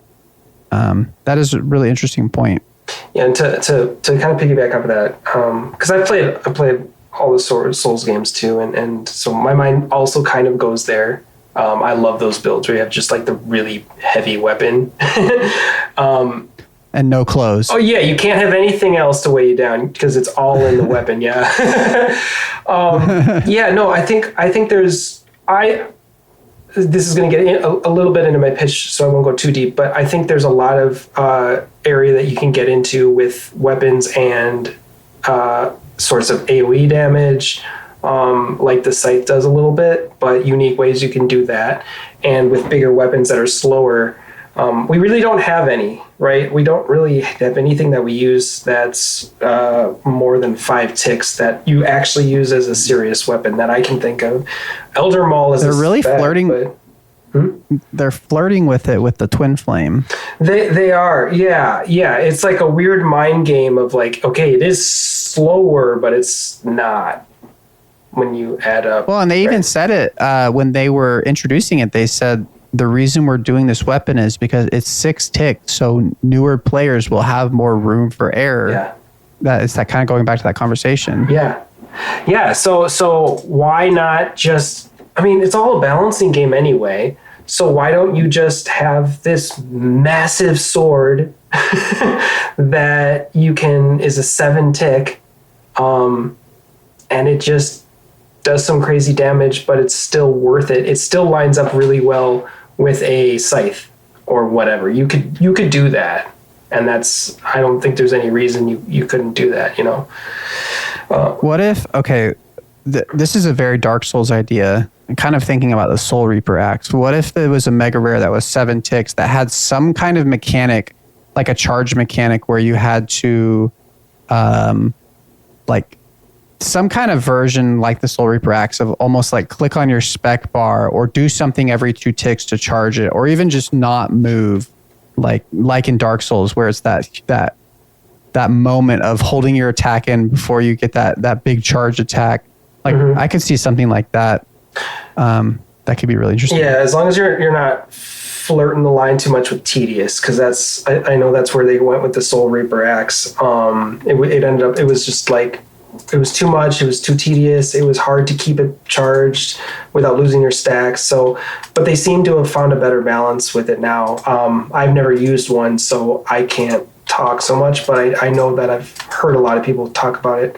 So as long as they're really like they learned their lesson from the Soul Reaper axe and they just make sure that it's not super tedious, I'm all board. And then honestly, it kind of opened the gate to, when people throw shields on when they're taking a hit, it could kind of be like the easy way to put your foot in the door of okay, I'm attacking on tick, right now. And then 2 ticks later, I'm getting hit. So I'm going to swap from this big sword to this shield in my inventory so that I am able to take less damage, because we could go down that aspect of it. But if they reduce shields a little bit so that you're just taking less damage rather than less of a chance to get hit, it would be worth it to carry a shield around with you. And you could do that sort of min-maxy thing where, okay, you have 6 or 7 ticks, between your weapon hits, that you can take that weapon off, put on a shield, and then put your weapon back on and attack for the next one, which our community loves doing that sort of weird shit. So that could be a really cool way of doing that too, where it's 7 ticks. You got plenty of time. You don't have to count ticks if you're, you can be pretty sloppy with it and still get, not really lose much DPS or any. I would really love something like that, I think, now that I'm talking about it, or now that we're talking about it. Mm-hmm. Yeah, that almost gets into like a parry system if you're flicking your shield on to deflect damage and that kind of a thing. That's a whole other thing that would be a great addition. Yeah, I mean, the souls, or not the soul, but the soul fight, right, does that, and with prayer, the parry. But yeah, it's a great mechanic, and I think it's universally liked by people that do soul often. Yeah. So yeah, that's all I got. Cool. Well, yeah, I think that's all I have for mechanics. So yeah, I guess, unless it's past your bedtime, Winter, we can get into our pitches. Oh, Moon is full. I'm just getting into it. All right. Well, you thought that this podcast was winding down, but we are just getting started. So yeah, I guess just to kind of build back up into it, me and Winter both, we don't know what each other's pitches are. This was just the dumbest and craziest thing we could think. Sorry, I'll speak for myself, but this is the dumbest and craziest thing I could think of. I thought it was cool when I made it, and then right before we recorded, I told myself that this is the worst idea ever. So I will see if we can land somewhere in the middle. Yeah, I think that if Winter's okay with it, we'll start with him. Yeah, let's do it. And we will take a break right before we do that. So, all right, Winter. So the weight that I guess only I'm really concerned about is over. So yeah, let's hear your pitch. I will try to interrupt as little as possible, but I'm just so curious how this is going to go. So, what have you got? The Majrat Azanadra contracts you to help him find a tablet of information he desperately needs to level the playing field with Sliske. The fate of Zeros depends on you. He tells you of the long asleep Fasani, Lower Neil Draken's greatest knight lieutenant. Azandra can use his deep Majrat magic to send you into her dreams to relive a remnant of the past, the height of the Third Age. Long ago, the 6 great brothers of the Barrows forged a great campaign against Sarah's forces to take Hollowvale back from Zamorak's general, Lower Neil Draken. All that stood in their way was the Sanguinesi capital, Castle Drakton. Welcome to Raids 4, Crusade of the Barrows. So this raid is essentially you're going through the memories of the eternally sleeping Fasani. So if you know Sleep underneath, if you've been to that section right by where you go to, you run past Nightmare and you go to the actual Fasani pool, there is a coffin, and it's Fasani basically. Fasani is sleeping. So the history of it is that she, back in the Third Age, she fought for Sarah, and she felt betrayed by Sarah, and so she turned over to the side of Draken. Draken was fighting for Zamorak against Sarah during the God Wars and all that. And so Mauritania used to be the land of the Saradomin. It used to be lush. It used to be Green, and they were, I think it was humans and similar were all around the area until Zeros helped Draken take over Hollowvale and turn Mauritania into what it is now, essentially. And so during the height of the third age, when Sarah and Zami are fighting, Sliske, you know him from the Majrat storyline, right? He's the mysterious stranger. He offers the Barrows brothers to give them powers in exchange for essentially their souls, right? That's why you're fighting them. They became invincible, essentially. Like the amount of power that they are told to have is just unrivaled in the time for what they were for humans. And so there's just crazy legends and stories about them. In my mind, what you face in today's world, the purple barrows, is just like a sliver of what they actually were. And so, and this is actually all the lore, is the Barrows, they lead a crusade, and they try and take back Hollowvale from Draken and from essentially Fasani, who is, who's kind of leading this whole thing after she turned. Now, Fasani, a little bit of her history, to go back into that, Fasani, when she decided to come over and swear allegiance to Draken, she gave him all of her Sarah soldiers as basically for blood. Like, just gave them up, said, here you go, sacrifice them, turn them into thralls. I don't care what you do with them. They're yours. And in exchange, he gave her what's now Sleep to found that.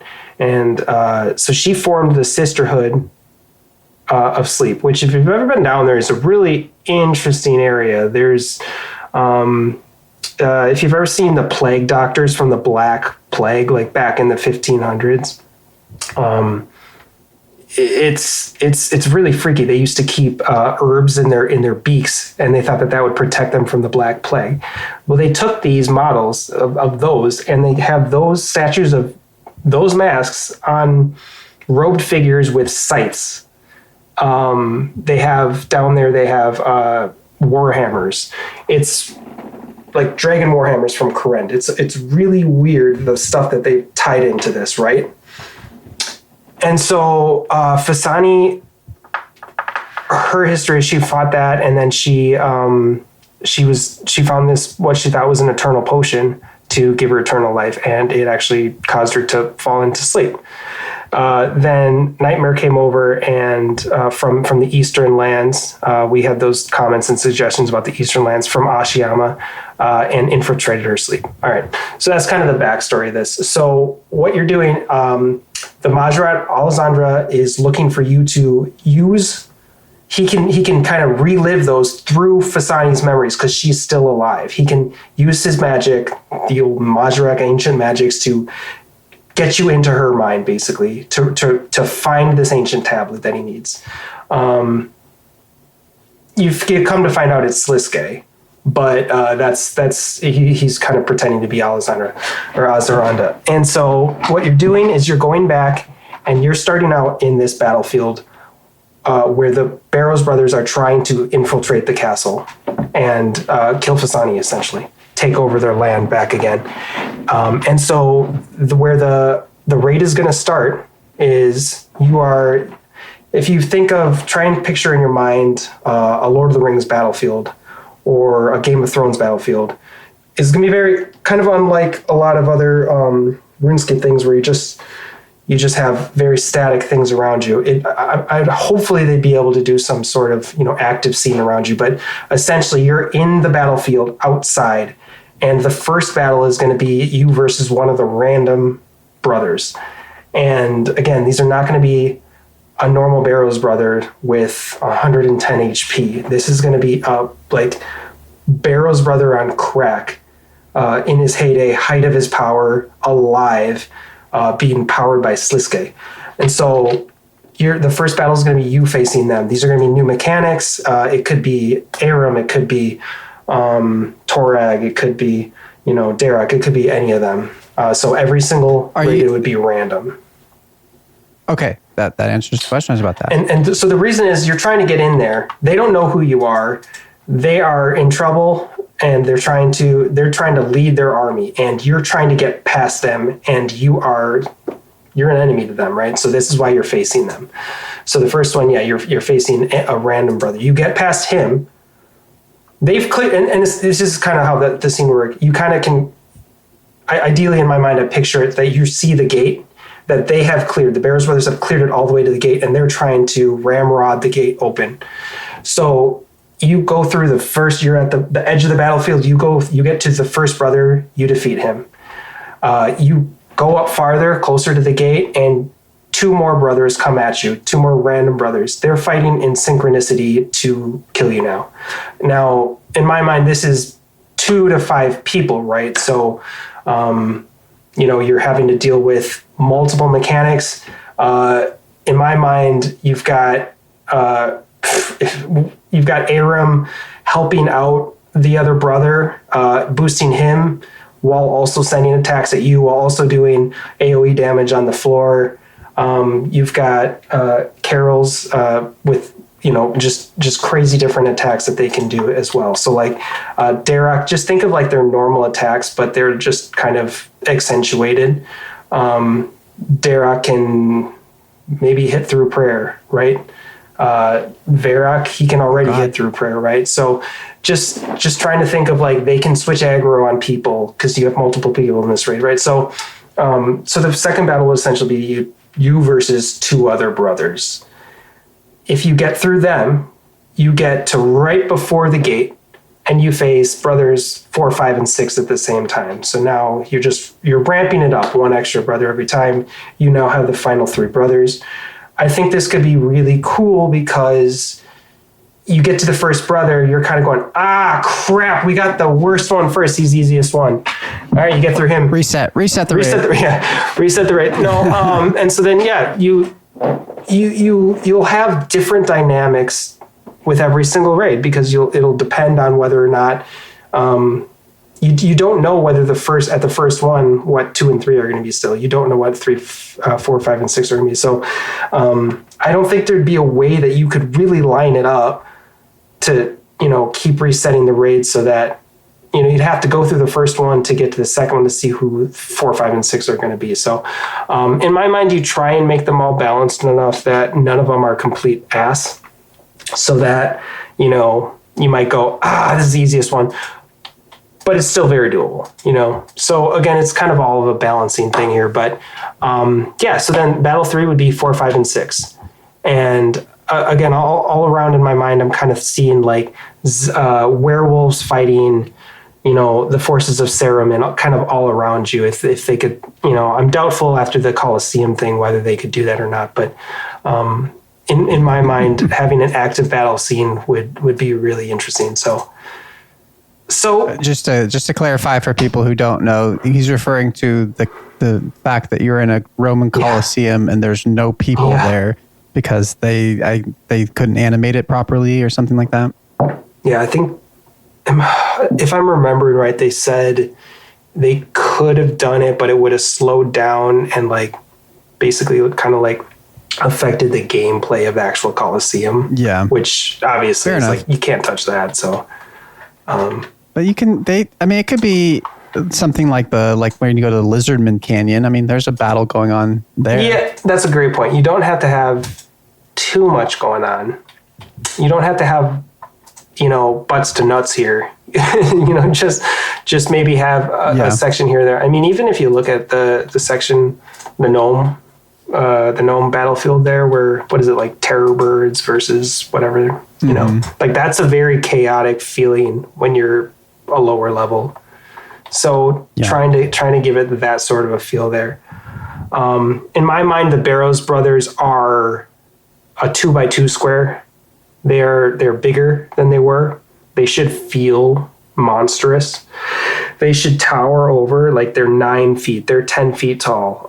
They shouldn't feel like they do when you fight them right now. They should feel massive. You should be able to, it should be like Sauron swinging at the beginning of Fellowship of the Ring, just swinging, and he can knock like 3 people back, with one swing. Yeah. That sort of a thing. So you get through Barrows Brothers 4, 5, and 6. You're at the battering ram. Yeah. So with that, just to hop in here. So are you saying, I know you're kind of breaking these up as you're saying it's 1, 2, 3, 4, 5, 6. Are you saying that as in, are you saying that in the sense of those are 3 waves of this encounter, or would that feel like 3 completely separate fights where you have like a room in between, or like a place where you can, or is it still the same fight back to back? That would feel like waves, essentially, but you're controlling because you're moving forward. Okay. So I wouldn't see it as, well, so I guess in a sense, it wouldn't necessarily be like waves as we know it, where they're forcing themselves upon you. The way I'm seeing it is it's kind of like a circle. You're surrounded by the battlefield, right? But the circle is completely empty with just you and them. And so if let's say you get past the first brother, you can kind of, you find the entrance, the path forward, basically. You can maybe see the next Barrows, area there, but they're not going to come to you. You're moving forward to the gate. And so, it's kind of like there's stepping stones to get to where you want to get to. And in my mind, I think you can kind of choose that. If you want to take a second as a respite between the two, I think that's totally fine, but there's not going to be any sort of supplies that you can pick up in this section. Like sure. You're in the midst of it. You have to get these 3 are a section you have to get through, Yeah. Okay. No, I really like that. No, at first I thought you were saying the first 3 rooms of the raid is these 3 Barrow brothers, but no, I totally get what you're saying now. Yeah. No. And I'm trying to kind of, with this, you'll see in the next section, I'm trying to kind of get away from like segmented raid where you just do this, and then you do this, and then you do this, and then you do this. This first section is kind of like that, but it's kind of reminiscent of Dragon Slayer 2. Yep. Kind of like that. That's kind of what I'm going for. You get to press on at your own pace, but you feel the kind of like you need to move forward, sort of. Yeah. So cool. All right. So then, this is great. Help me clarify, because I've thought about this a bunch. So if there's anything that you think I'm leaving out, ask the question for sure. So the next section is you're at the gate now, and they have been trying to get into this gate. This is where I'm really excited about this part. You have a battering ram. So if you're not familiar with that, it's essentially just a giant log that you're going back and then running it into the gate. And you go back and you run it into the gate. And a lot of times there's multiple people, in history, there's like 10, 12, 15 people. You got people on top of the wall dropping oil on top of them, that sort of thing. So with this section, there's going to be specific people that have to operate the battering ram. You're also getting attacked by both sides, in my mind. You're going to attack by Sarah forces. You're going to attack by Zamorakian forces. And so your job is to defend the guys that are using the battering ram. So you have to. So the battering ram guys, they'll have their own little system that they'll have to fight, maneuver, and dodge to get this thing open. And it's not just going to be, hey, we need to last 3 minutes. It's going to be like, based on your skill, how fast can you get it open? And the other people in your raid have to be in charge of keeping them alive. Does that make sense? Mm-hmm. Okay, so you get through that section. You're inside. This has not been breached yet. You are the first one, which means they think you're probably from Sarah. You go inside. You've got the sisterhood that's going to start attacking you. So at this point, it's a race to get to the throne room. So you're going to be starting to do, they're throwing things at you. They're sending traps at you. They're attacking you. You are fighting your way physically through a hallway, sepulcher style, sort of, You might be able to throw in some thieving traps, but all the while you're getting attacked. Like with actual attacks, you can attack them, they can attack you, or you can run away. You get to choose whether you want to sit there and kill kind of, all the ones that are spawning on you, take your time with it, or you can run forward and avoid them and hopefully not get hit by all of these sepulcher-like dodges and traps. And again, it's not going to be a room. It's going to be a movable hallway. You can go up a massive long section.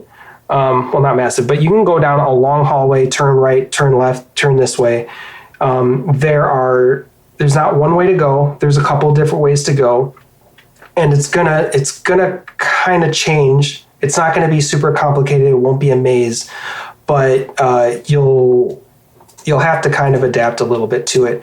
And certain dead ends will have where you can resupply.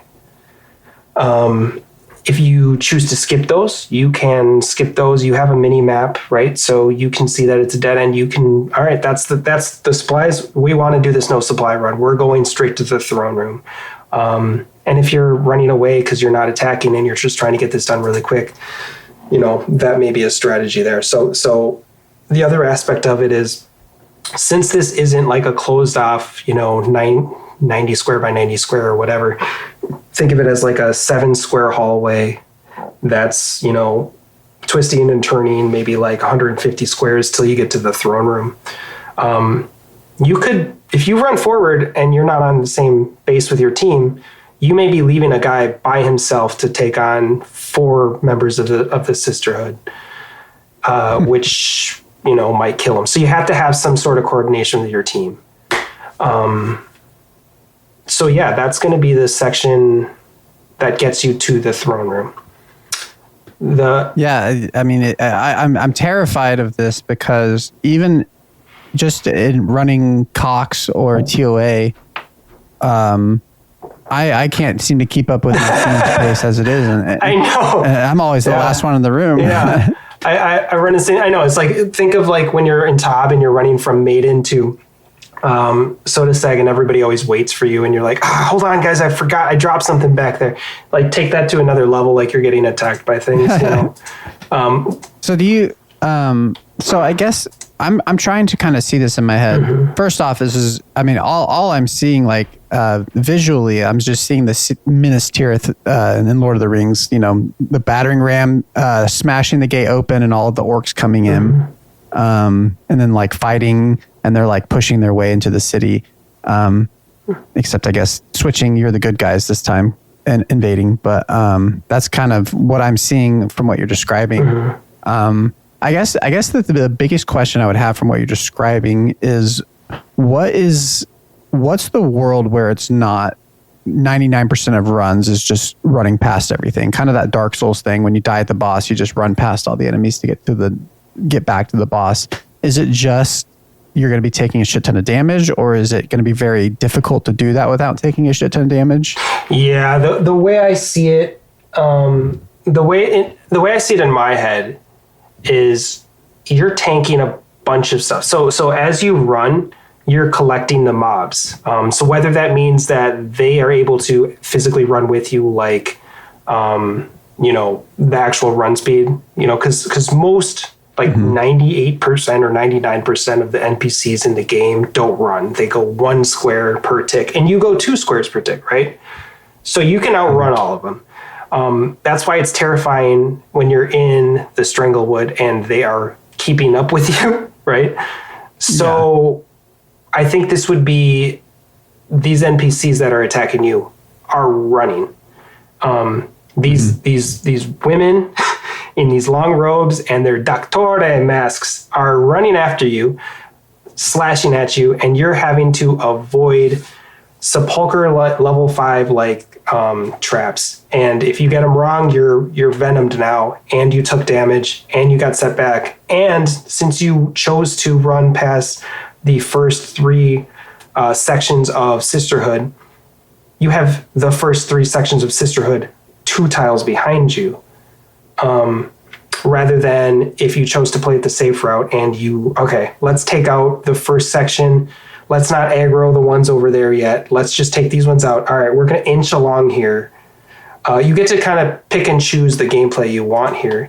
So I think the strategy at the beginning, when you're first starting to learn this raid, would be go slow, kill all of these, move to the next section. And again, you're not clicking to go to the next section and you click to go back. It's an aggro range here.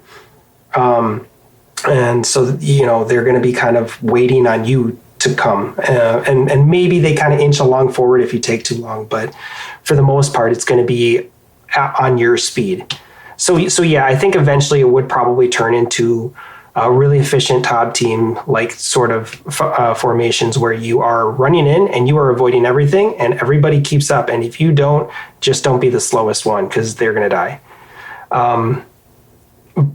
But there has to be a risk reward there.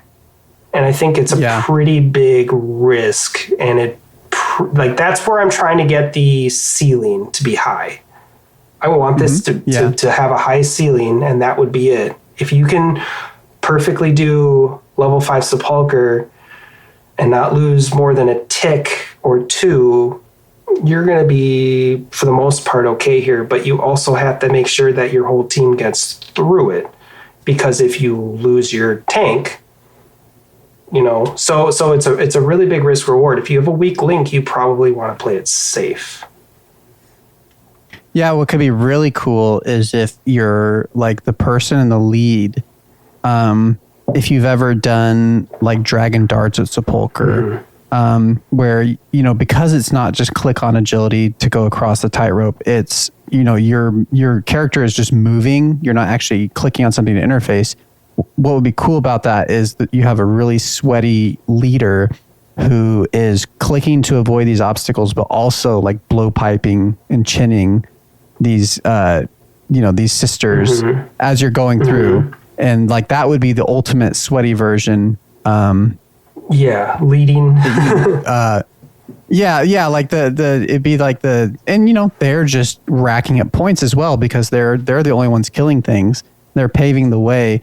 But yeah, like that, like the ultimate hybrid of avoiding the traps and killing all of the sisters in the same, without any tick loss, would be like the pinnacle of, and it could even at the highest of high levels, it could almost be something like destroying the eggs at Kefri, where people could do it just for extra points as they're going through, even if they are good enough to just avoid it completely. Yep, exactly. That's exactly the thought. And I mean, you can even, this is kind of going into what we were talking about earlier with, you can make it more difficult. You can, you know, all the enemies rush in with you, right? But they're also distracted too, because some of the Sisterhood is fighting them as well. You can choose to take on more damage. You can venom with your blowpipe, like you said. You could venom the NPCs that are fighting each other. Think of God Wars Dungeon. You can venom them, but they're gonna come right back and start attacking you. Well, it's more points for you, and if you venom them, they'll die on your own. You just gotta start tagging them. But the more you tag, the more risky it is too, because they're gonna be on you. So you can choose to make it harder by doing that as well. And it's probably gonna scale. You know, like you're gonna get the most points at the end, just like every other raid. But you know, aspects like that, I would definitely love to be incorporated into the fight. Yeah, no, I think I see the vision now, and I like it. And I like it. All right. So we've run through that, or we've taken our time and killed off the Sisterhood and just annihilated them. You get to the cathedral doors. You open them up. Or sorry, not cathedral. It's a throne room, right? You get there and you see Fasani. You see the original Inquisitor, and you see her Sisterhood on the balconies. It's time for your main boss fight here. So I don't have a huge breakdown of what this would be. Essentially, she would be, in my mind, a 5x5, pretty damn big. She's fighting with an Inquisitor's mace, right? But she's also got magic. You've got the Sisterhood, which is fighting, throwing crossbows at you. They're throwing magic attacks at you. You have to have a full-on tank for her to basically essentially mean that she doesn't wipe you out with her mace and wipe out your whole team. Because if she starts aggroing your major, who's going to be your major and your ranger are kind of be attacking the sisterhood.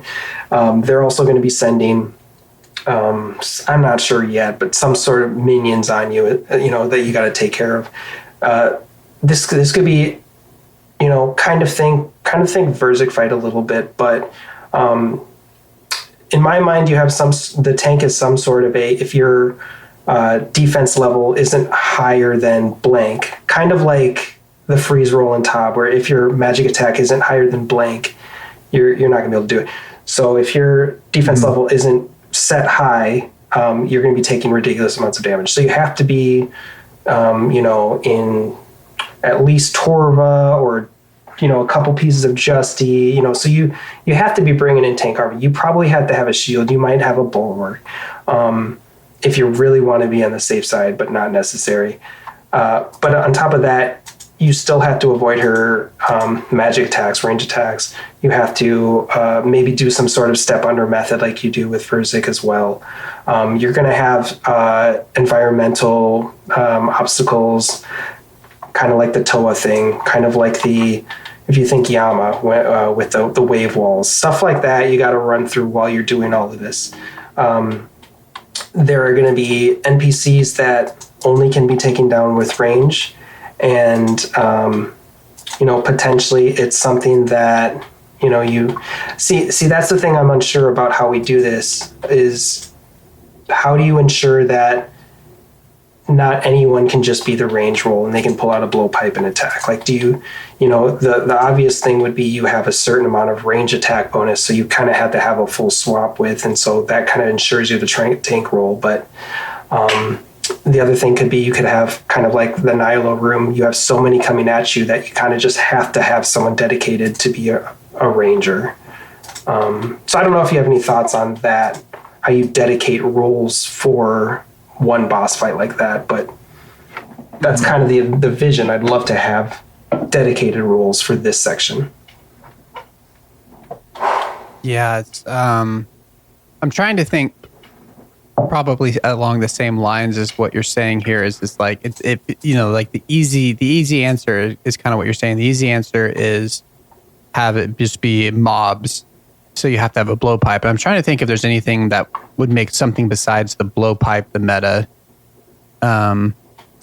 I guess maybe the minions could have really high defense. So it would be worth like Void or a Bofa switch or obviously T-Bow. Yeah, something like that. I know it's a tricky one because we don't see it in RuneScape really, where besides just there's a lot coming at you. So it's a tough question to be sure. I think there's ways around it. I think one thing in hard mode Nihilos is kind of interesting when the Prince spawns of that idea of everybody just having to dump as much damage as possible as fast as possible to kind of beat that first switch. But that's not rolls necessarily. That's everybody jumping in. But yeah, I don't know. Yeah. So, I mean, that's kind of delving into a little bit of the weeds here. I'm just trying to get the concept across, but that's generally. Yeah, we can work on that in the second iteration meeting. Yeah. So yeah, you fight through Fasanis. There's going to be a phase 1 and a phase 2. You're able to kill the Sisterhood, and this is where it gets weird because you're here, and you're here through Fasani's dreams, through ancient magic, Majrat magic. That's the skills using on you. Well, unfortunately, the other thing that's also in her dreams is the Nightmare of Ashiyama, who can completely tell that you're doing this, doesn't like that you're doing this, interrupting what she's trying to do. So she infects this dream, and she kind of does this little speech about how, this is not your area, get out of this dream. And she dysmorphs Fasani into this grotesque 7x7 beast. If you've played Resident Evil 4, that's what we're going for here. Basically this weird sort of, and think Stranglehood. Stranglewood, if you kind of like Bardorvis, she's getting extra appendages. She's growing a lot. She's looking maybe a little bit like bloat. She's wild. She is running at you. Think of a bloat, but there's no pillar, right? So now all of a sudden, the strategy is not just a normal enraged boss where it's a little bit different. You have a completely different boss fight on your hands, a completely different size enemy, and it is down to the wire, just you versus Fasani's Nightmare, right? And completely unrelated to the actual Fasani Nightmare. This is just going to be kind of like a distorted, perverted version of that. So that's going to be the final boss to get through that. So once you get through that, that's right over. You get to continue along. You get to find the tablet of information that Azaranda or Sliske wanted you to get. And you also find the treasure room, and that's where you get to, see if you got your purple or not. See white chest. Yeah, see white chest, and then go back and do the whole thing again.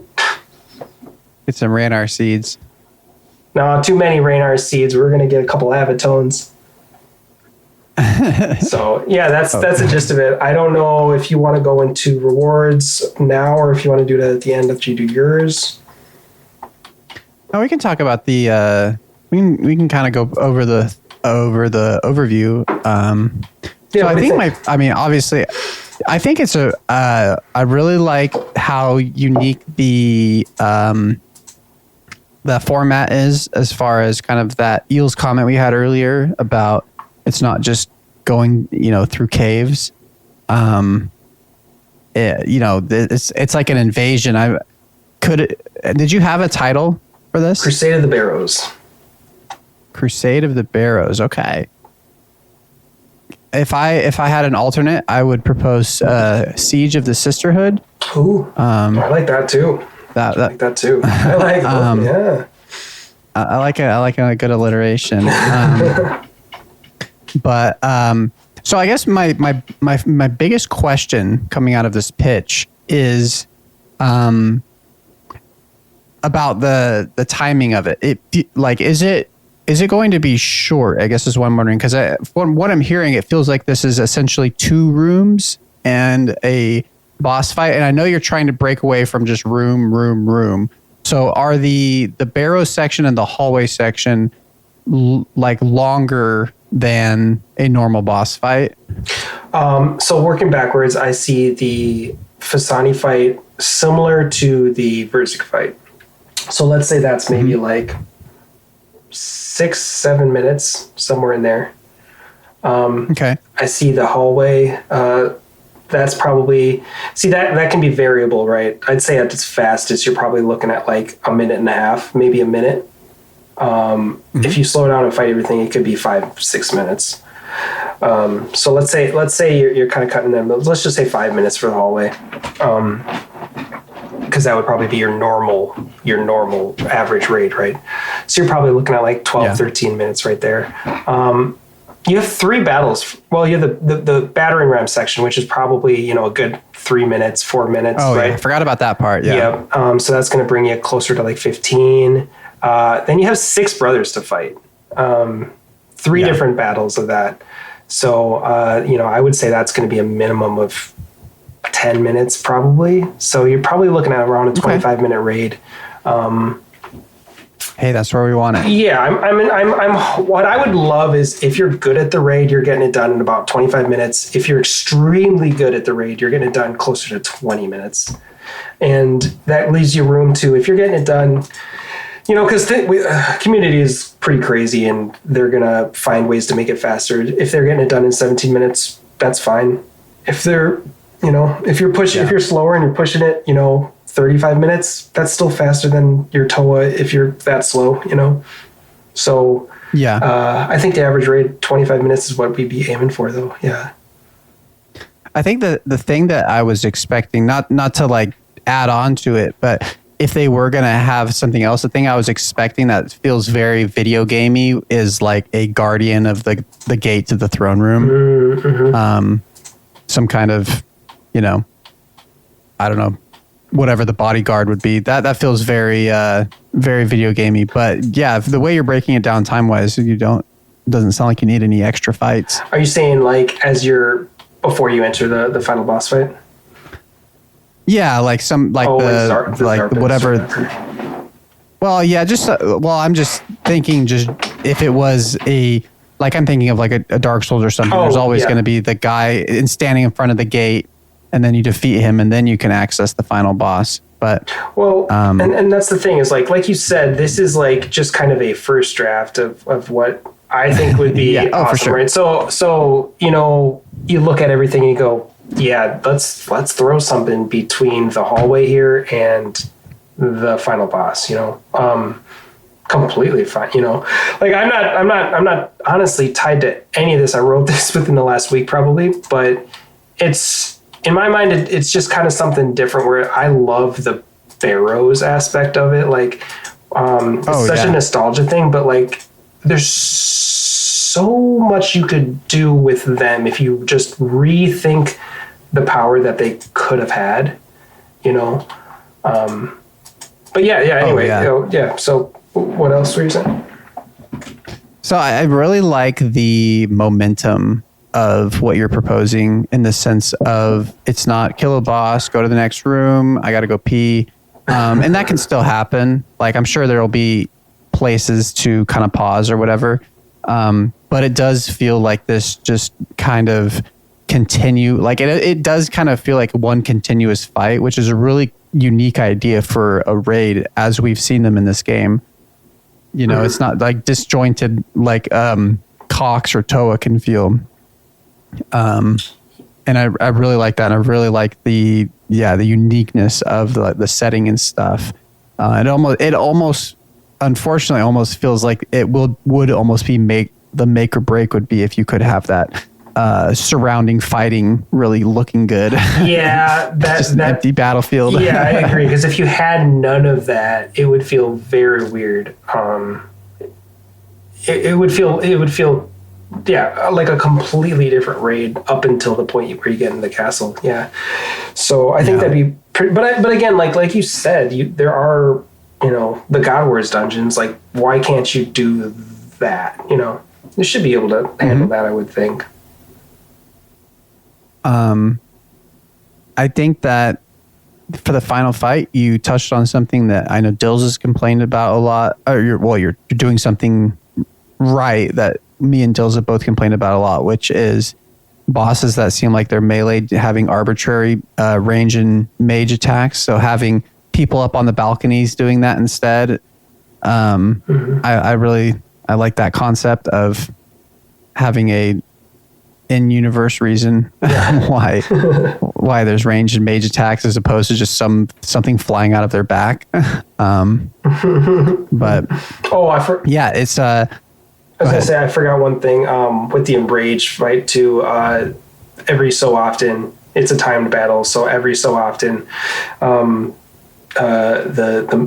massive 7x7 Fasani would do some sort of smash attack on the ground, and it would permanently damage that section of the ground. So you'd want to position her in sections where, if this is going to go on for a while, you maybe want to have her go to the director over here when she's about to do that attack, and then director over here away from that attack. And then when she's going to do another one, you go over back to the section you're not using, smash the ground, then run over here. So trying to use the battlefield as well to change as you go. But I interrupted you. What I just, while I was kind of talking about the sisters up at the top, what I just realized, this is very reminiscent of, have you ever played Bloodborne? Oh yeah. That the fight, is it the One Reborn, I believe is the name of the fight, where it's that like weird, that crazy, just like bloody mess of a boss, and then there's like the balconies where they're like shooting spells the whole time. You know what I'm talking been so about? long. I've played through it a couple times, but it's been so long. I vaguely can picture it. Yeah. Well, if anybody any big Bloodborne fans probably know exactly what I'm talking about, but that's kind of what I'm seeing in my head. But yeah, I mean, overall, I do really love the concept, and it feels so unique to what we have in raids. It feels, yeah, it's like more of like a siege than a raid, or not even a siege, like an invasion or something. And like having it being an active like war kind of a thing is a really cool idea. It's out there, man. Yeah, it's out there. Yeah. Oh yeah. Yeah. So what are you thinking for rewards? You sent me a drawing of your rewards, so I know you've gotten very very into this. Yeah. That was about 5 minutes before the podcast, but I'm gonna just kind of go down starting from kind of the minimal rewards on up to the biggest one. And I'm going to try and post the picture of the mega rare that I sent to you, Trey, in our Discord, the Wilderness Discord, which we'll have attached to all of the podcasts. I'll post it in the channel that's the Wilderness Podcast channel, so that if anyone wants to see kind of what I'm talking about for the mega rare, I'll post it in there.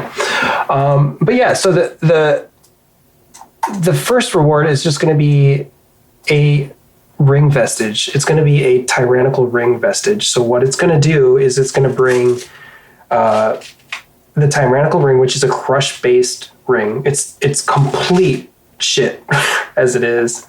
It's just got like a little bit of crush. I think it's +4 crush attack and defense.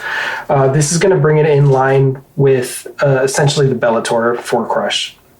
So it'll give it +6 strength and +12 crush attack bonus. So that would be kind of the Avernic Defender prayer scroll sort of thing for this raid.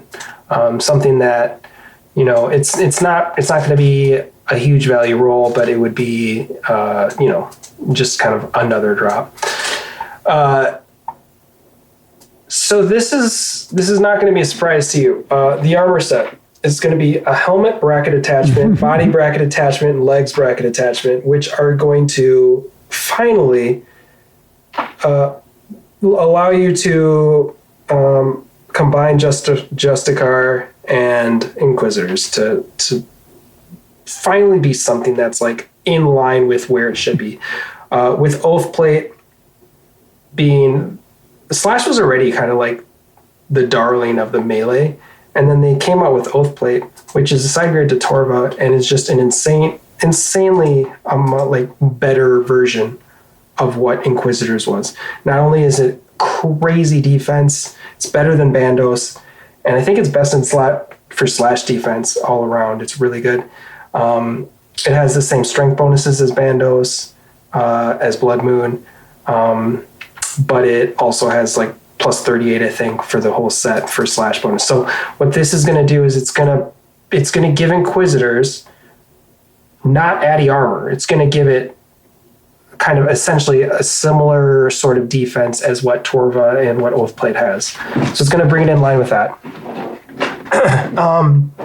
It's going to make the Great Helm, which is a +4 magic or a +4 strength bonus. It's going to boost that up to 6. So it's going to bring that in line with what everything else is essentially. It's right now it's worse than a Serp Helm. So it's worse than a face guard. It doesn't really make any sense for some reason. And so we're basically, this armor set is just going to like take 2 armors instead of like giving us another melee armor set. And I don't think it's time for a range armor set. I don't think it's time for a mage armor set, because Ancestral is still really good. It's still really valuable. And we just got Virtus. So we really don't need another one of those. So I think a melee set makes sense, but I don't know if it makes sense to flood another armor set in there when you have 2 good ones that on their own are not good, but if you combine them would make both of them more valuable. So I think that would kind of be what that would be. And it might, hopefully the hope of it is that it would actually make Justy raise in price just a little bit, because Justy would actually have a use now. So That would be kind of what the armor set would be. You probably would have a couple other like little, whatever drops too, similar things to like, a Masori, or not the Masori, the ward. The ward. Yeah, something like that. You could have maybe another ring or something like that. But the last one is going to be something called Fasani's Chain. And again, I'm going to post this on the Discord, but Fasani's Chain is going to be a two-handed weapon that on its own, stats would, kind of vary, but this is kind of going to be the main thing that it does. It has a sort of scythe type attack where it can hit multiple opponents up to 4 total squares touching you. And so what that means is if you have a 1x1, you could attack 4 1x1s that are in the direction you're facing. If you have 2 2x2s, so that the front section of the 2x2, so it's 4 squares total, but the front section of that is 2 squares. That's what would be touching you. You could attack 2 of those because that's 4 squares. If you have a 3x3 by you and a 1x1 attacking you, you could hit both of those one time each, basically. If you have, let's say, a 2x2 and 3 1x1s, you'd only be able to attack. It starts in basically it attacks the lowest ones first and moves up from there. So you'd attack just the 3 little ones. So I think it could kind of have its own little niche with this. And it'd find its own little niches with like certain places where there's a lot of enemies. I think at its heart, it would be able to do a slash attack, it'd be able to do a crush attack, it'd be able to do a stab attack. When you see the picture of it, it'll make sense. So this chain has essentially like spikes every few inches on it. Which would kind of mean, kind of give it the stab part of it too. You could also use it in a way that you slash people with it. And then it'd have a special attack, which would be a bleed special attack, which would be similar to a burn damage. Nothing too crazy, but when you use this attack, it just basically, your opponent can start to bleed out. I haven't quite thought too much about if there would be some sort of like, if you bleed out too much, you take extra damage, but I think that would be the thought of it. If you, kind of like with burn damage with bone claws, if you do it too late before the boss phases, you don't get the complete burn damage. I think this would be something where you would want to do it early in the fight. And then it does, let's say one damage per every 4 ticks, let's say.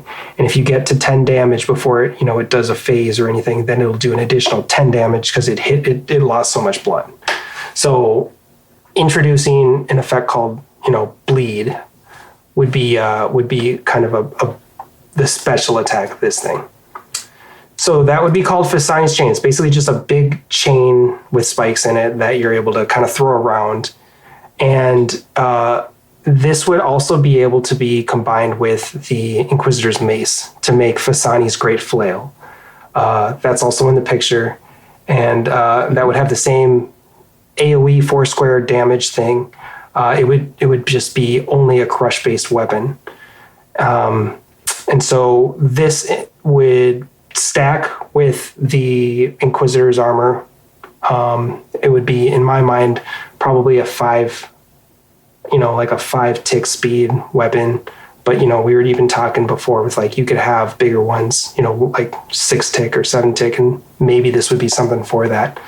Because this is going to be a big weapon. I mean, if you see, basically you take the mace, you take the end of it and you add on this chain to it, that's pretty much what it is. It's like a spiky flail. And can we make it so that when your character isn't in combat and just walking around, he just drags it behind him? That would be that. See, they've been getting really unique with like the way people run and hold like these two-handed weapons, like the Elder Maul and stuff. I think that'd be so cool. Yeah, that'd be better. My idea was just thinking over the shoulder, but I think that'd be way better. You drag it as you run. Yeah. So gets caught on stuff. Yeah. So this is all kind of meant to just bring crush damage up to the point of where slash is at. Inquisitor's always been glass cannon, but it's a shitty glass cannon because it's so it's the same as Blood Moon with just a tiny bit more DPS. And then if you have the whole set with a mace, then you're finally looking pretty good. But yeah, if you get the chain and you're an iron, you don't have the mace because it's really hard to get, you still get to use a cool weapon that's going to be fairly strong, and it has an interesting effect, and it has bleed. But if then it gives you reason to go get the Fasani or the Inquisitor's mace, and then you've got, like a complete crush-based mega rare that stacks with your Inquisitor's armor. So yeah, that's kind of the thought of what the rewards would be. I don't know, what do you think? Do you see this chain in and of itself being 1.5 bill? It depends on what it would be used for. I think, and that's where it had to be balanced well. And that's why I didn't get into the strength of it. Because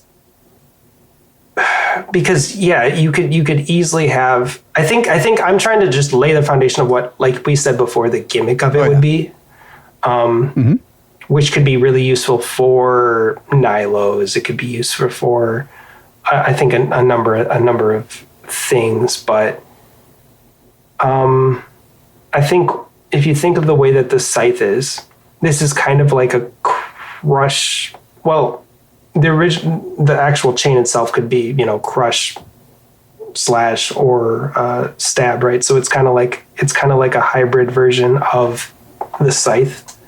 So you could balance it however you want to be way stronger than the scythe or way weaker than the scythe, but I think you could balance it to be, so it's right in line with the scythe, maybe a slight bit weaker than the scythe on its own, because it's kind of meant to be paired with the Inquisitor's mace.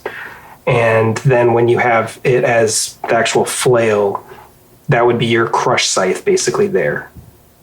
So probably not quite as much. I would think it probably, if you could get it to come in right around like 1.2 bill, and then you got like a 200 mil mace, that'd be a good position for it to sit at. Which would probably jump up to like 500. It probably would jump up quite a bit, yeah. But it would also give people a reason to farm Fasanis, both for the armor now, because it's useful because you can actually have some armor defense, and because of the mace there now too. So trying to revitalize some of the older content. Let's just call it what it is, Winter. This entire thing is your desire to keep doing Nightmare because you have this obsession with it. I need a reason. Now I need a reason. We're gonna base a whole raid around improving Nightmare. How did you see through it? The Jagex whiteboard, fix Nightmare crossed out, and then just a whole new raid to help Nightmare. Perfect. Mm-hmm. We're going back in time just to fix Nightmare here. Perfect. Yeah. Yep. No, that's great. Yeah. Would you consider any type of, since we're really focusing on buffing Nightmare kind of stuff, is there anything that, like an addition to Nightmare staff or the orbs or something that could be on the loot table as well? It could, or do you think that's in a good spot? It could. It's not in a good spot. I just don't have any solutions for that because it's just such a fair enough. And with the balancing changes that they just did with all the elemental spells, like there's just, it's like harmonized orb, which makes elemental spells 4 tick, and then the Eldritch. No, not the Eldritch, the Volatile. Those are like PKing weapons at this point. Eldritch is basically just used in like Inferno and maybe 1 or 2 other places to help you regain some stats. So, I don't really have a good solution to that. I was listening to the recent Sebe, and they were saying maybe if you attach all the orbs together so they're just one, but it's like it's already been 3 items. You can't really do that anymore. All ears, but tribert thing. I'm looking for this mainly to be like let's focus on crush melee rather than let's revitalize all of Nightmare. If they are what they are, they are what they are for the orbs, but I think I just want to get crush in a better spot. Yeah. I guess another potential on the loot table, probably not even a purple. What if alternative way to get Barrow's armor, and B, upgrade to Barrow's armor? Any thoughts on that? Yeah, that was a thought in my head too. You could definitely do some sort of upgraded Barrow's armor where I assume you'd probably, the way that we do Upgradescape, you probably have to attach it to Barrow's. Because honestly, I want to skip Barrows on my. All right, listen, everybody. I have Mauritania Elites that I cannot finish because I need a full Barrows set, and for some reason, I hate that more than anything else in this game. So if you're gonna fix Nightmare, I want to fix Barrows. So I want every chest, every white chest has a guaranteed Barrows piece. Brother, this is not the raid for you if you hate Barrows. No, I love the theme and everything. I just don't like the loop of Barrows. Yeah, I feel you, and that's where. See, in my mind, if you get, let's say we don't go with the attachment for crush armor. Let's say we go with. See, that's the thing is there's 6 different sets of Barrow's armor. I don't think you really could have 6 different upgrades. 6 times 3 or 4, right? Upgrades of the Barrow's equipment. I almost feel like you'd have to just have a specific drop, which is like upgrade any Barrow's item to its enhanced state or something like that. And then it's like one item. But then it would force you to go back to Barrow's to get the piece that you want. Yeah. Right? Or it could be an armor set that could you could apply Barrow's armor sets to like one at a time, and you could freely swap between them, and would have that armor set would have a base, like stat base, but each different, like whatever Barrow set you had equipped to it would give it a special bonus. It could be something like that. Yeah. There's a lot of different ways I think you could do this. That could be cool. That'd be really interesting. Yeah. In my mind, as long as you do some sort of melee armor set, probably. I think melee armor set's the way to go. But I love the idea of upgrading Barrows or upgrading Justicar and Inquisitors. Like, let's not just throw another set in the game while we have other really good ones that we could upgrade. And the thought of like a Barrows armor that is best in slot sounds extremely cool to me. I would love that. Darax, great axe. I don't know about the weapons, but I think that because I think there'd just be a lot of balancing issues. I don't really have a lot of faith that we could do that. But I think the armor, like it wouldn't be too hard to bring those in line. Yeah. Cool. So that's what we got. All right. I want to hear yours. I want to hear where we're going with this. So anything else you want to say on yours? What, remind me of the name again. Sorry. Crusade of the Barrows. Crusade of the Barrows. Or what was it? Something of the Sisterhood? Siege of the Sisterhood. Or Siege of Sleep, but I guess that's not where it's taking place. But yeah, and you could kind of see how I was like, it's kind of Mortania, but like this is in my mind, you're going to see a Mortania that isn't the Mortania this is like. Yeah, and it's not vampire related, so it still feels very different. I really wanted to keep Draken out of it because I really don't want another vampire raid. I think this would be pretty dang unique because like nobody's even seen really what Fasani's is, or Fasani herself is. It's like the murky green of Mauritania as opposed to the like blood red of Tob. Yeah, but this would be like the transition between when it was really green and the green it is now. So I think you'd probably see like things starting to turn that way. Yeah, so it wouldn't even really feel like a Mauritania that we're used to. No, I think in my mind you really wouldn't be able to tell besides the fact that it is technically there way long ago. The only lingering Mauritania thing is you should have the gas effect while you're in the raid, so your food will just randomly go rotten. Could you imagine? Your brew is spoiled. What? Your Sarah brew just turned into a Zamra brew. Damn it! Those things are useless. All right. Let's hear yours. I will get into mine. Yep. Well, yeah. Okay. So first off, I literally couldn't think of a name for this that isn't trademarked already. But let me pull this up here. When the Stone of Jas was destroyed and the lush land of 4 and 3 became what was known as the Wilderness, the chaotic magic resulted in a being known as the Chaos Elemental.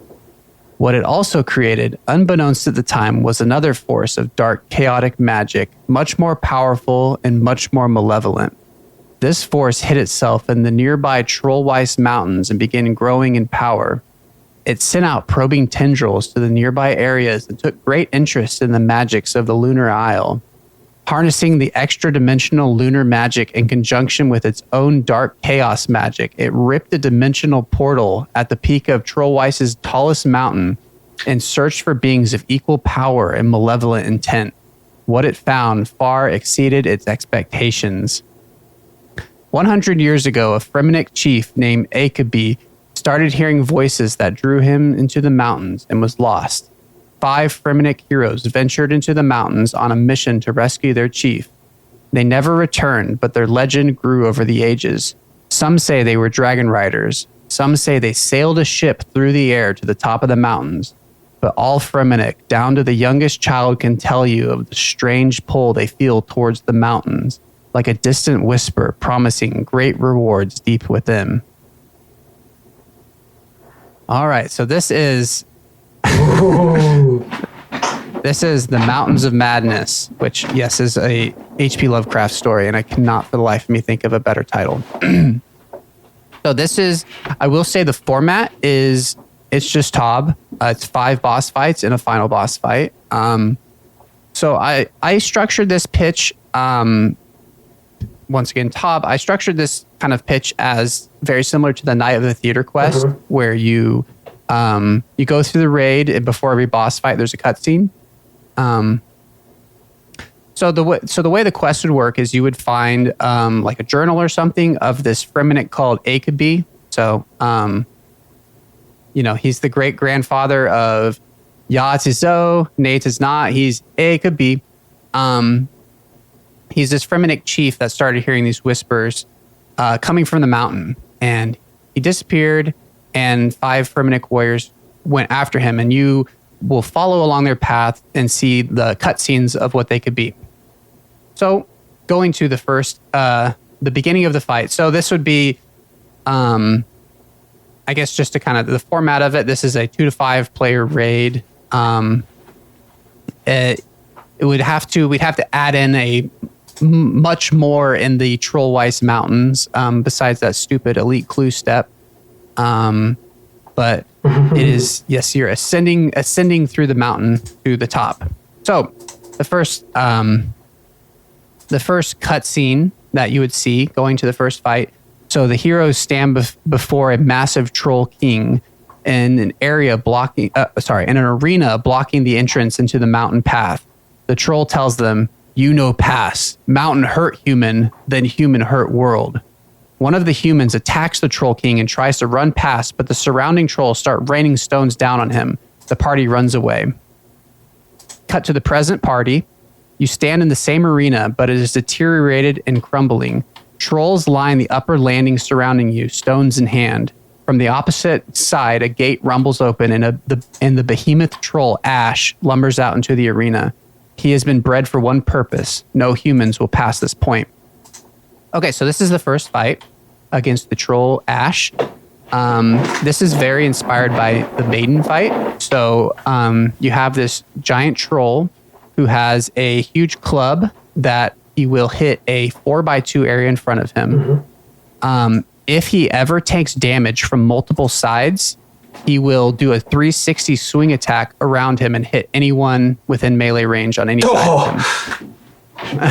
Yes. So it's an interesting type of strategy here where you having to, so he's going to be moving around and you have to move as a group to be hitting him from the same side, which I thought was a little something we hadn't seen before.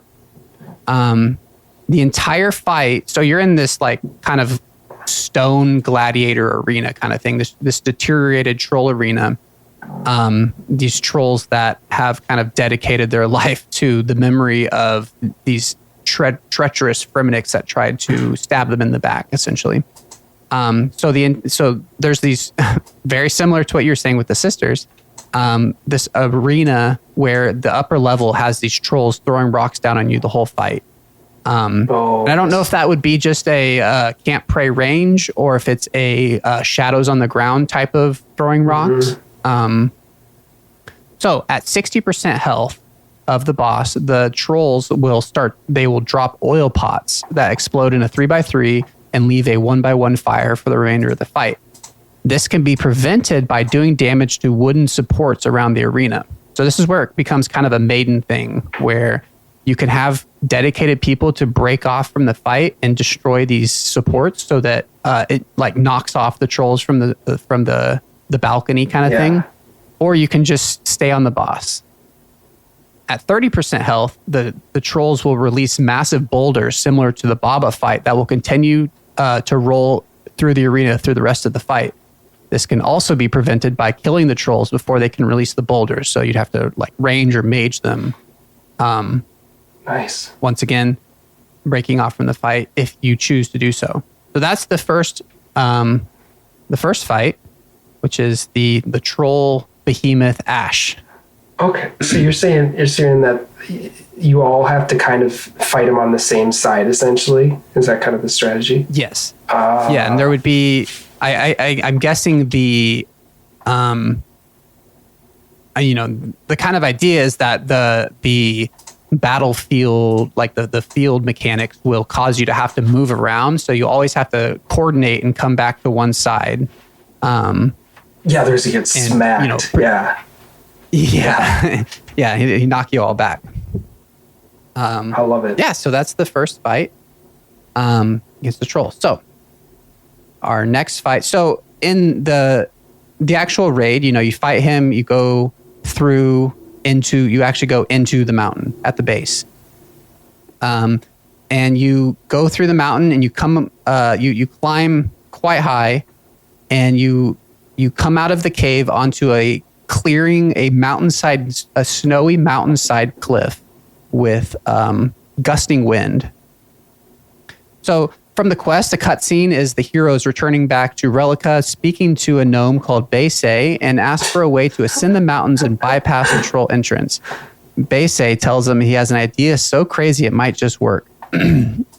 So in the present, you come out of a cave on a cliffside, landing open to the outside. Howling wind threatens to blow you off the edge. On the other side, a giant polar bear blocks you a cave going further into the mountain.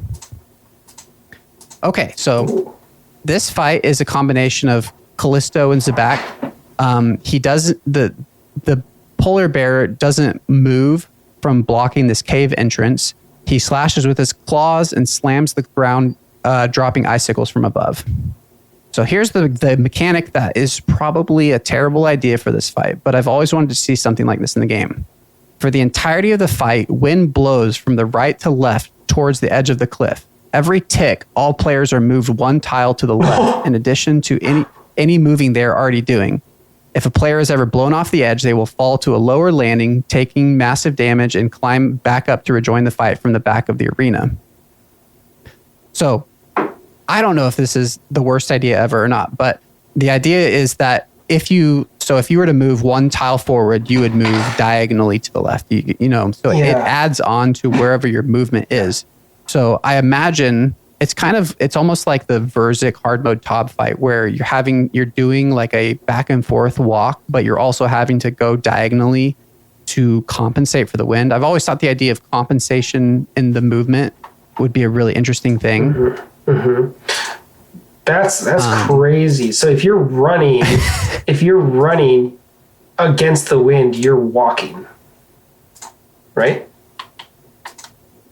Yeah. Oh, okay. Cool. So yeah, and I don't know. It could be really open to. There could be like maybe some boulders that have fallen that block the wind, or I don't know, something like that. But that's kind of the general vibe of it. Yeah. All right. I love it. Then it gets a little crazy. So at 50% health, the bear will succumb to the eldritch magic of the area. It will scream in pain, and its paws extend out and rip from its arms as tentacles grow from the paws, and they begin to crawl around the arena independently. The bear roars, and its jaws become unhinged as tentacles explode from its back and begin slamming the ground in front of it in a predictable pattern. The paws will walk around and they will wind up, aiming at a player. They will then shoot at the player, stunning them for 4 ticks if not avoided. Remember, if you're stunned, you're going to still get blown by the wind. The tentacles on the bear's back will slam the ground in an alternating pattern in front of the bear. If a player is hit by them, they will be stunned, but not moved by the wind. If a player is unfortunate enough to be stunned when the bear's mouth attacks, the bear will grab them in its mouth and spit them randomly at another player. Both players will take damage and be stunned. I love that. All right. So that is the polar bear fight. So, yeah, it's just absolute insanity and chaos. So if it's not obvious already to people listening, this is hugely inspired by The Thing, this entire raid, one of my favorite movies.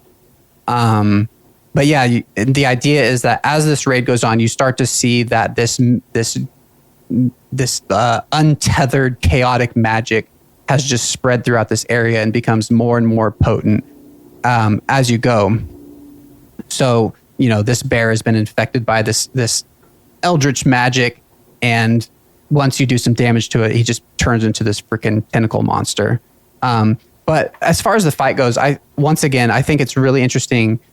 I mean, there's a lot of mechanics going on, but the idea of it's kind of, once again, I see this as like a scythe walking type of boss where he's got these tentacles that are slamming the ground in front of him in an alternating pattern. So you're having to step back or step over, and I don't know, it could lead to a really satisfying, similar to the scythe walk, a really satisfying kind of loop of stepping back and over, but also with that damn wind. I don't know, the wind, I could definitely see that being the first thing to go. Well, no, I mean, I actually really like that. It's, and yeah, for anyone that doesn't know, I think you're talking about hard mode Tab, the scythe walk during Verzik, where she throws down when she throws a cabbage down for 4 ticks, I believe it is, or not 4, I don't know. Anyway, for 4 attacks, basically, you can't go back on that tile because it has a little venom spot on it. And so you have to keep alternating tiles. Are you kind of talking like that? Yes. Oh, cool. And then you've got wind also to deal with. So you have to you either have to pre-know the pattern, or you have to be thinking fast, or you're running around with your chicken with your head cut off, which would be also really fun the first few raids. Oh yeah. I'm digging it because you could like blow pipe walk yourself, like physically walking because you're only going 1 tile instead of 2 like you normally would, up to get to the top, and then just like use your normal range weapon as you get pushed, and then you take out your blowpipe and you walk back up. And that could be a strategy. There's a lot of strategy I think you could have there. That's really unique. All right, so it's not too weird yet? No, I actually really dig it. Yeah, that's cool. All right, so going back, so this is our next room. So I guess in game you'll go into the cave, and you'll enter into a dilapidated, crumbling, giant tomb. So this is the cutscene. A massive Fremennik ship soars through the sky, being pulled by 5 dragons. On the boat, the 5 heroes hold on for dear life as the gnome Bese monitors a gnomish mechanism allowing these shenanigans. From the mountainside, a troll voice roars, "Human betrayers," and a massive boulder comes flying at them. It smashes into the side of the ship, and the whole thing starts to go down. Bese yells, "The gnome cube is compromised. We will never survive the crash." and before he's blown off the ship into the darkness below, the dragon ship chariot thing collides into the side of the mountain and breaks through the rock into a massive catacomb. The dragons are killed, but the heroes barely survive. As they struggle to their feet, they take in their surroundings. Stone coffins are all around them, hundreds, a mass grave of Fremennik soldiers of a war long since forgotten. The eldritch magic courses through the room, and the dead begin to rise. Okay, so this is our Nazi zombies room. So, before entering the arena, you see the massive skeletons of 5 dragons.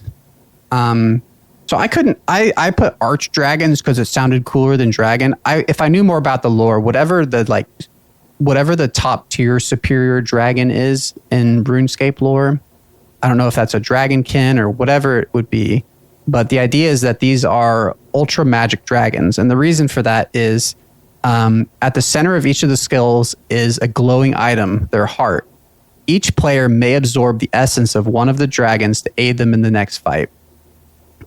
So I guess to cut to the chase a little bit, this is a fight where you're going to have an insane amount of zombies, and you're going to get these ridiculous upgrades based on which of these dragon hearts you absorb.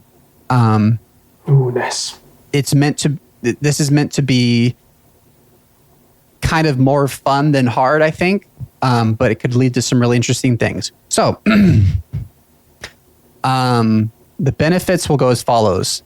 The blue, all magic attacks will bounce around, similar to the Venator bow with 2 times accuracy. Green, any ranged weapon becomes 2 tick.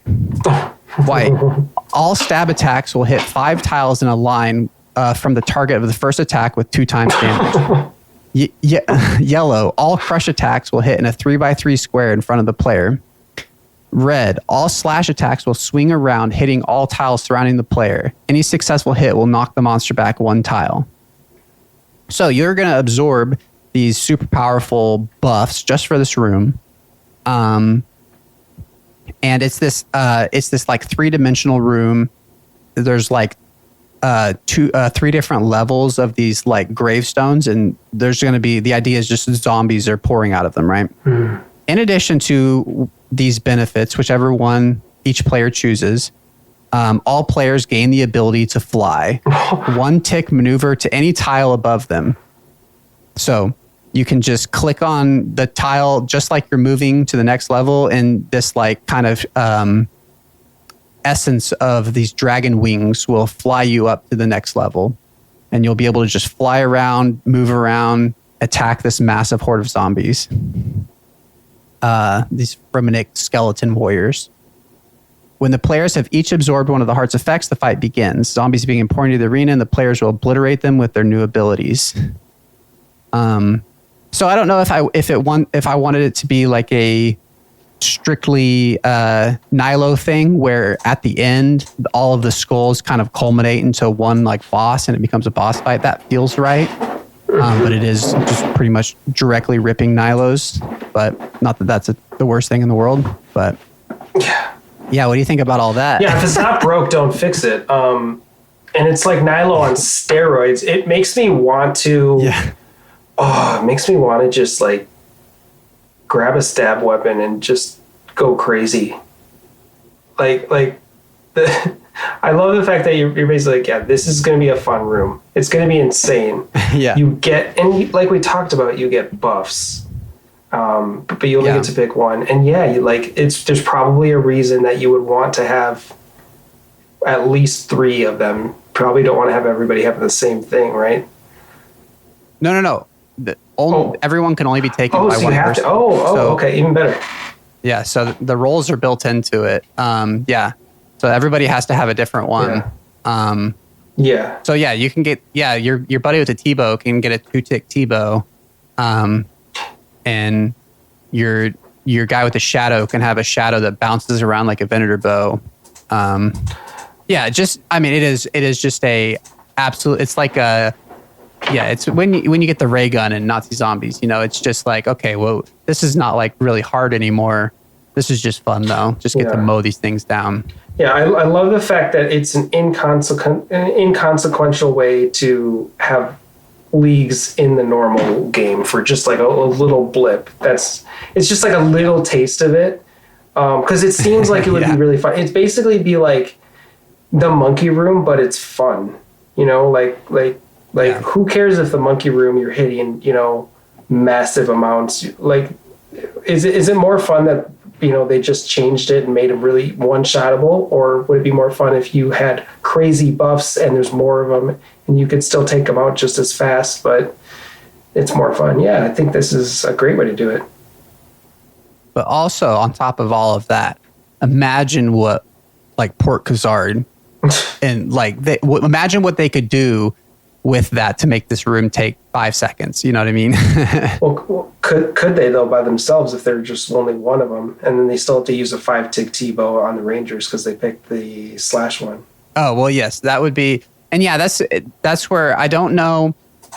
I don't like the idea of there being, green, red, and blue ones. Mm-hmm. So, like, it helps with the roles of it. But I also, I do just like the idea of everybody mowing something down, mm-hmm. and not having to be like, oh, I have to go over here and attack that one. Especially because it's such a big arena, and I don't want it to feel like the monkey room where you have to run across the whole room to find the shaman that's summoning all the thralls. Like I said, yeah, this is meant to be just mowing him down without having to, I don't know. Yeah. Okay. Not turn your brain off a little bit, I think, is what I was going for. Okay. So this could basically be like generic NPC enemy is running toward you. You get to hit it with whatever you want to hit it with, and it's going to be the same kind of thing. Are you thinking no attack styles basically? I think so, because the attack style is going to be determined by which of the hearts you absorb. And because it has to be different for everyone, it's still going to have that role and that people taking different types of gear. Do you think you would run into... Well, I suppose even if you do have a meta, if you're having a minimum of 3 people in each raid, then it doesn't... you're still going to have 3 unique ones that are being picked, but that's still 3 unique ones rather than just one being picked the whole time. So yeah, okay. Yeah, and I think it does allow it to be soloed, because you could just pick one, and once again, like I said earlier, I want this to be a raid that it is an achievement to be soloed, but that the soloing would just be being completely overwhelmed. Yeah. I mean, this is a 3-tier arena where you're fucking flying around. Maybe just 2 tiers, I don't know, but I just love the idea of clicking up to the next tier and just flying up there like a badass. And just so I have that clear, you're not saying that you're just going up like one vertical tile north flying. You're saying you can like click on a certain spot like a ladder essentially, and you're flying up to another level above your head? Yes. Okay. Yes. Yeah. Yeah, it's more of like a instant agility shortcut than it is yeah, it's not like I can click to go up 3 spaces and then click to go over. It's almost like just teleporting up to the other level, but you have this like what game is that where you get is it Breath of the Wild? No. You get that extra it's Hollow Knight for anybody out there, where when you get that extra jump, you like summon these kind of ethereal wings for a second. Okay. Nice. So yeah, that's the that's the mandatory mob fight. Okay, so this next boss is the least formulated one. I haven't really... You're going to have to help me with this one. So, the cutscene is just darkness and a voice, which I guess is just text on the screen. Our powers spread. The reach of our abilities grew past the mountains and into the surrounding areas. I sensed a great magic coming from one of the nearby islands. One of my generals absorbed their lunar magic and performed a ritual to personify one's fears. They will succumb to that which they fear most. So this is the Pennywise, your worst fears against you fight. And this is the most puzzly type of fight in the room. But the fight itself is essentially this... It's kind of like the upgraded Chaos Elemental. This is the Chaos Malevolence, the thing that originally kind of started all this. This is right here. So this fight, yes. Okay, yeah. So I have a few ideas for this. Like I said, it's not fully formed out, but the idea is that you're going to be fighting it. It's going to do these kind of the teleport you away type of specials, like something like Soda's Egg does, that will make you face your fears. Because this is the idea is that when you do lunar diplomacy, you do that ritual that makes you face yourself, and it's like facing your fears. Yeah. And once again, this is all this untethered magic that has spread out to the world. And so he's absorbing that energy and turning it in this like dark form, right? Okay. So one of the specials that he teleports you away from away to is fear of heights. So the players are teleported to the edge of the arena. The floor will fall apart except for a maze. So very similar to Soda's Egg. You're teleported to the edge of the arena and you have to run through a maze. There's a lot of things you could do here to make it, because I don't want it to be like Soda's Egg where only one person can see it, but I also do want it to be a group thing. So there could be a mechanic where if a certain number of people like stand on the same tile at the same time, the floor will fall away, or something I'm trying to think of a way of doing a maze to where you have to be coordinated, but different than Soda's Egg. Sure. Yeah, I'm not exactly sure how it would work. Okay, so this is the most this is the most out there idea in the whole thing. Fear of darkness and fear of being a noob, which is the greatest fear that all RuneScape players have. So players are teleported into the nightmare of being a noob in Lumbridge, lost in the darkness of noobiness. So you will be teleported into Lumbridge Castle, and the whole room will be dark around you. Besides, the tiles directly around you will be lit by you'll be like a generic level 3 bot with a torch in your hand. And all you have to do is you have to run to the entrance of the castle to get out.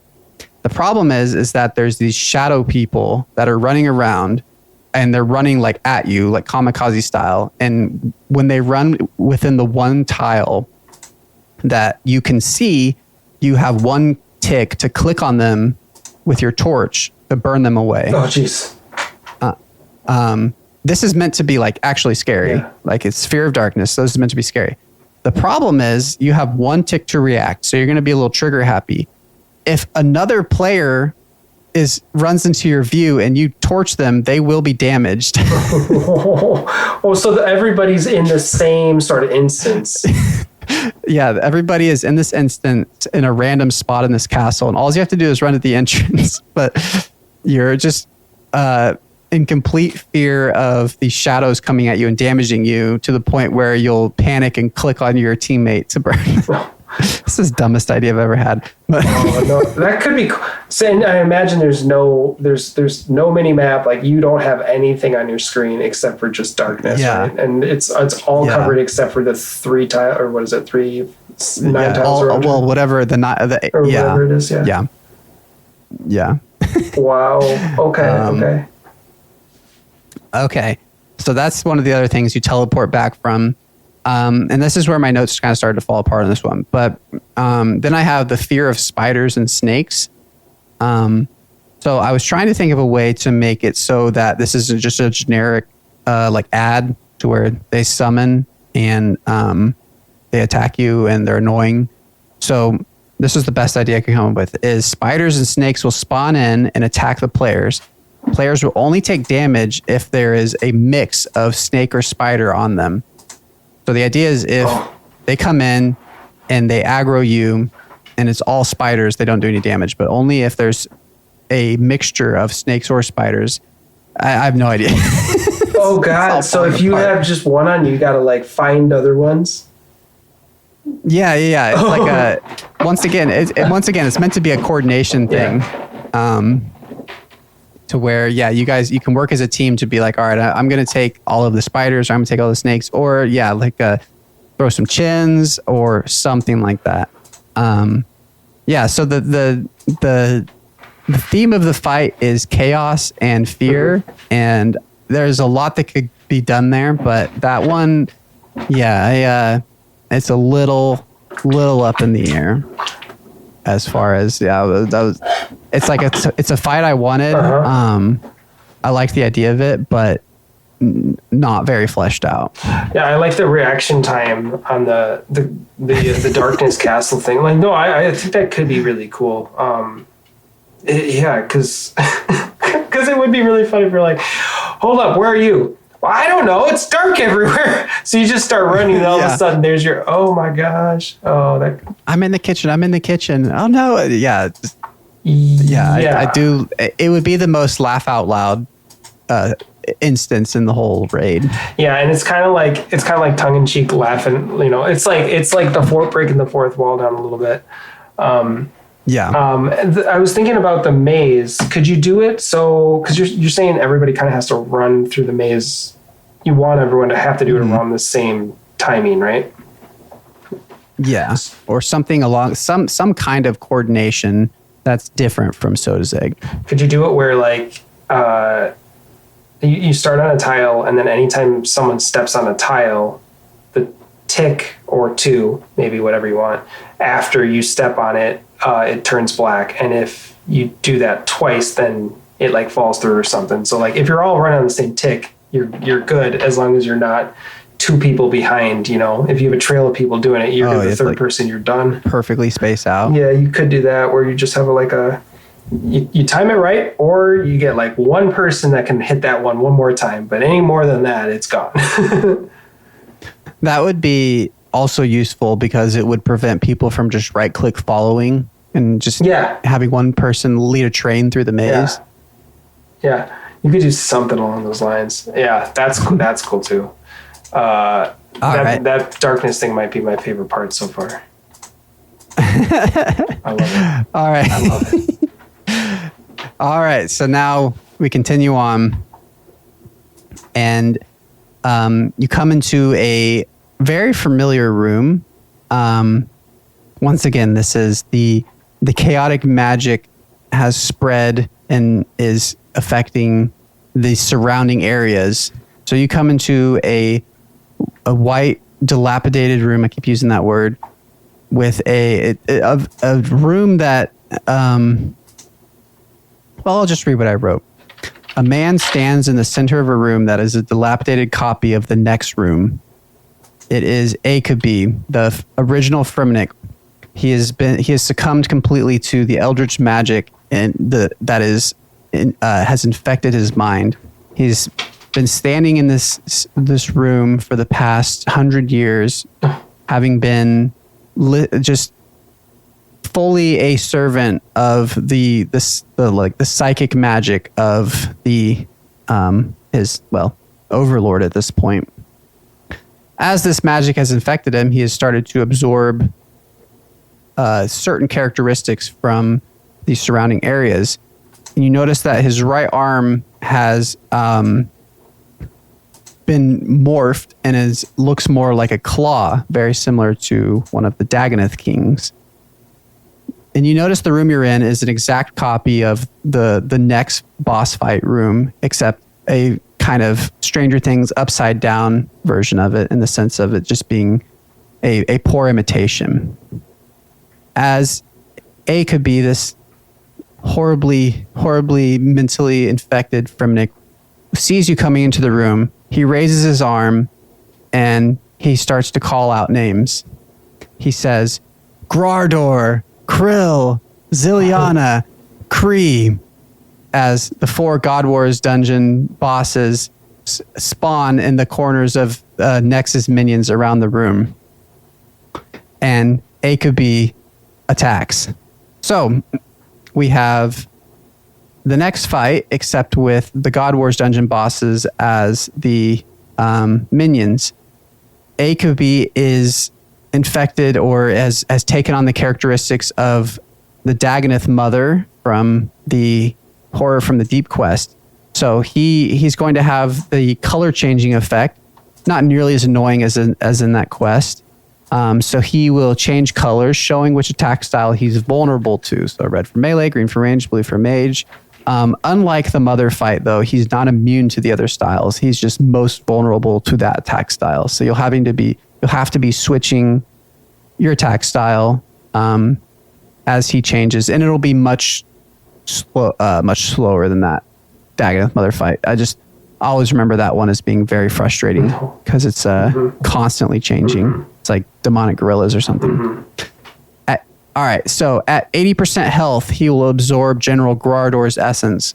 He will now add in a slam attack that must be prayed range against reactively, just like General Grador does. At 60% health, he absorbs Krill and adds in Krill's Prayer Smash attack. Any players who don't step away when the attack begins will take massive damage and have their prayer drained. At 40% health, he will absorb Zilliana and add in a charged magic attack. When he begins to charge, he must be damaged once from each direction, or he will deal massive damage through prayer. At 20% health, he will absorb Kriara and gain a gust attack. This works in an opposite way to Callisto's magic attack. All players in the direction of the attack will be knocked back 4 tiles. This will do no damage unless they are blown into a wall, where the damage they take will increase by the amount of tiles less than 4 they are moved. So if you're standing next to the wall, it's basically a one-shot. But if you're 3 tiles away, you'll take 20 damage or something. And so for every one of the God War's essences he absorbs, he'll just mix that in to his rotation. And I think it should be a predictable rotation, probably 3 autos and a special type of thing. However, the balance of that works out. But the idea would be that for every one of the God War's dungeon, whatever the eldritch shadows of their essence he absorbs, he will add a different special into the rotation so that when that special comes up, you have to react to whichever one it is. And yeah, that is the Akubi fight. So a lot of reaction-based things here. Yes, that is kind of what I was going for. Yeah, I think that would work well because it seems like it'd be kind of like the Vardorvis thing where it's like, all right, I got to just quick do this here. All right, go on to the next thing. And you'd probably randomized, for the most part, I would assume. So I like that. Yeah. I like that. Yeah, so basically, you're having to switch attack styles based on his kind of Dagannoth body, and then you're having to react to his attacks based on which of these different specials he's doing. And I like it because it's they're like one of the attacks you have to be close to him. One of the attacks you have to be far away from him. So there's not like and you also can't just hug the wall because of the Kriara attack. So it'd be really interesting to see what strategies would form out of that.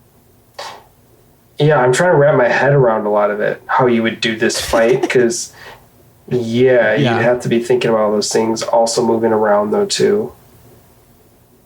Yeah, because when I was thinking of all this, I was like, is this too much? And then I was like, well, if you tried to write out, like, do this with Tob, it's like, it would be the same. It would be like, at this point in the fight, he starts spinning around and screeching at every quadrant of the room, it would take a lot to learn. Yeah. I think you're right. I think a lot of it, like Yama, when I was doing that, felt overwhelming just the first couple times, and it's like, this is actually really simple. So this feels like it would be similar to that. And then once a meta came, it would just be like super simplified. Yeah, I like the Kree thing a lot. Yeah, you'd have to be careful because I imagine it'd be any wall or just like the opposite one of him, or. Well, it would be he would send it in one direction. Okay. Probably based on either if there's multiple people on one side or whoever he's aggroed on. However, that would be determined. But yeah, if you imagine the next arena, I'm assuming the fight presumably would be you try to keep him in the middle, and that is, I feel like something I haven't given much attention to on any of these fights is the movement of the boss itself. How they would aggro. It was the same with the troll fight. It's like, I know that I want them to be moving around because I do find that to be, I don't like how many bosses especially in raids, especially like in TOA, are just stuck in one place. Yeah. Like Kefri or Zabak. And so I do like the idea of them walking around because that does add some interesting strategy to it. Yep. Yeah, because every player really affects the thing you're attacking. And if you don't have a lot of coordination, it can get kind of haywire. Yeah. So this is where we go into the final boss fight. Oh, and real quick. Is there any like salts, or is there any sort of like place where you can get supplies up until this point? That's a fantastic question that I completely overlooked. Possibly. I would assume so. Yeah. There would have to be. I think if I'm copying Tob, there'd be a chest after the polar bear fight and a chest after the Chaos Malevolence. But I actually kind of completely overlooked that. I forgot about the salt thing too. That's a good question. I imagine I'd probably have something there too. If I wanted to stay faithful to kind of the Lovecraftian idea of all this, it would be something that would like infect your character. It would be like losing sanity to gain strength, kind of a thing. So maybe there could be something like that at play. Yeah. Yeah. Oh my God! I forgot. Oh, I forgot the whole thing with that. Yes, I do have an answer for that, and I completely forgot about it. No, it's the whole dynamic balancing of this entire raid. Oh my God, I completely forgot. Are you fried because they were 5 hours in? All right. So this is another insane idea that will never work, but we're gonna try it out. So after the second boss fight and after the fourth boss fight, just like Tob, you will find a well of souls, and this is the souls of Fremenniks that have come before you that you can choose to take as many as you want. So this is how the rewards work in this raid. This is such a bad idea. I just want to be very clear. This is a terrible, terrible idea. But here's the thing. So at the first chest, you are able to take up to 14 Fremennik souls. And at the second chest, you're able to take up to 14 Fremennik souls. These will go in your inventory as individual items. Oh. So you want to take as many of them as you can hold. At the end of the raid, your purple chance is determined by how many souls that you can put into the final, the carcass of the dead boss to aid you. So the game is, how many inventory spaces can I have open to have these souls throughout the entirety of the raid so that I can get the highest purple chance? The other thing is that you can consume the soul and it will heal you and give you a boost similar to like a bandage in entry mode Tob. But the effect of those is increased, or I should say it's decreased by how many you have in your inventory. So if you're a new player and you have a full inventory of gear or food or whatever, and you only have a couple of them, it'll be like ambrosia. But if you're an in-game player and you have like 10, 15 of these souls in your inventory and you're out of food and you start eating them, they're going to heal you, maybe like 14 or something. And if you get greedy and if like you still need more health, you have to keep eating them. So the risk and reward of that is, well, it's pretty much too high because so essentially this entire mechanic is based around the idea of someone. It's kind of like the Porkazar doing the full inventory of Awakener's orbs, where someone with insane like skills could have 28 of these souls and have a like almost guaranteed purple chance or something along those lines. But it would be extremely, extremely hard to pull off. Okay. So that is my salt answer. I'm writing that down because I'm curious how those are going to play with the end boss fight. Okay, gotcha. All right. Yes. Yeah, that's kind of a crucial thing that I forgot to mention. That is, pervasive throughout the whole raid. Okay, so the final boss, the being from another world that has been brought forth by the Chaos Malevolence that is causing all of this, is a beholder. D&D fans, know what a beholder is, one of my favorite D&D creatures. I know you haven't played much classic D&D Winter, so I'm going to send you a picture right now of what a beholder looks like. But I can also describe it for copy image. Sorry. All right. So beholder is basically a giant eyeball with tentacles that have other eyeballs on them. And what beholders are known for in D&D is they're different. They have all these different eyeballs that shoot different rays, like lasers, essentially. So this final boss fight is very reminiscent of the Soul fight, but very different still. So once again, this is also very inspired by the Yama fight, because throughout the fight, this beholder, I don't really have a name for it, but I'm just calling it a beholder, is going to basically, these eyeballs are going to appear on the room and shoot out a ray, which will just have a line, or it will target. They'll all do different things. And it's similar to what I was saying about the Yama orbs. It's the kind of thing where you could, presumably, you could just ignore them completely and do the boss fight, but they are going to start to stack. They're going to be, the battlefield is going to become very busy, very clogged, and very, very deadly as it goes on. So you're going to, at the top, after the Akabi fight, you're going to emerge at the pinnacle of the mountain, and you're going to find this dimensional tear into another world. And you're going to step through that, and you're going to see the beholder in his own dimension ready to fight you. So the fight is going to be, like I said, I don't have super strong detail on this, because it's all based on these different, these eyeballs that are going to come out. They're going to do a lot of different things. And I didn't go into detail on each one of them. I don't know how many is too many. So for the beholder in D&D, you roll a D10, and each one of them is a different type of ray that he shoots at you. But I would love for it to be each one of them is a different thing. So for example, he can shoot out a paralyzing ray, which will stun you if you walk into it. Or a slowing ray, which would, for let's say 10 seconds, would disable your run. I like the idea of where there's one of these. There's a charming ray, which would make you start attacking another player. I don't know how that could ever work in RuneScape, but things like that, where each one of them is compounding on each other, to make the fight more and more chaotic.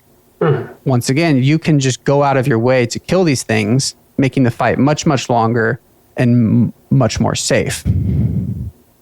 So that is the kind of first two phases, essentially. The first phase of the final boss fight. When the beholder is taken down to 0 hit points, he will collapse, and these it's hard to describe if you're not looking at the picture that I sent you, Winter, but essentially these tentacles will break off and all these eyeballs will surround the arena. And when the beholder dies, he will fall from the place where he was, and underneath him is the bodies of the skeletons of the 5 hermetic heroes that went to get him. And from those 5 bodies, their spirits will rise and flow back in. They'll flow into each of the players in the same ones that they had taken in that previous fight. And for the final phase of the fight, and I haven't decided on how exactly this would work, but they will regain at least their ability to fly, but potentially also their superpower abilities. I don't like the idea of being superpowered for the final fight, but I would like for them to get some sort of a buff similar that because they're reabsorbing that dragon power, but definitely the flight power, because then the beholder will rise again twice as large and the fight will be very different. So now the fight is going to take place on 2 levels. There will be these eyeballs, these eyeball tentacle things on the bottom row and on the top row, and you need to be killing them similar to Ulm. You need to kill them in time with each other. So there will be different ones that will match with each other, and they need to be killed within a certain window of time, similar as with the other one. Mm-hmm. So, and this is on 2 levels. So there will be the ones out of the top of his head and the ones out of the side of his head. So you'll have to be flying up to attack the top one. You'll be flying down to attack the lower one, and you'll have to be coordinating how you want to kill them. There will be 6 of them, two for each attack style. And the attack style, it won't be, we have to kill the 2 majors at the same time.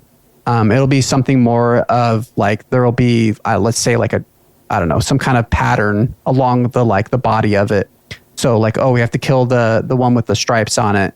And one will be melee, one will be mage. And so you can either have rolls where you fly over to the mage one if you're the major, or you can be doing gear switches or something. But that's kind of the final phase. And once those are defeated, you will beat the final boss, and you will be able to loot his carcass. And his body may or may not glow purple. Oh, okay. I like that. Oh, really? So that is. And how big do you conceptualize him? I guess I was gonna say I feel like I see it as like kind of as wide as like he grows to massive size. Like I guess I'm thinking of it as Ulm, but a little like taller, because it's like kind of Ulm on 2 levels. Like if you imagine if Ulm's 2 hands were stacked so that you would fly up to the higher level to attack the hands up top, and then there'd be the hands below kind of a thing. Is he a movable boss, or like you're thinking like Ulm stationary? So so during the first phase where he's summoning orbs and stuff, he's floating around just off the ground. Okay, that's how I pictured it. But then when he like goes and grows and glows, he becomes a Ulm type thing on one side. Okay. Fucking right. Dang, that's crazy. That's insane. So those are the eyeballs of the Fremenix. Yes. Oh, okay.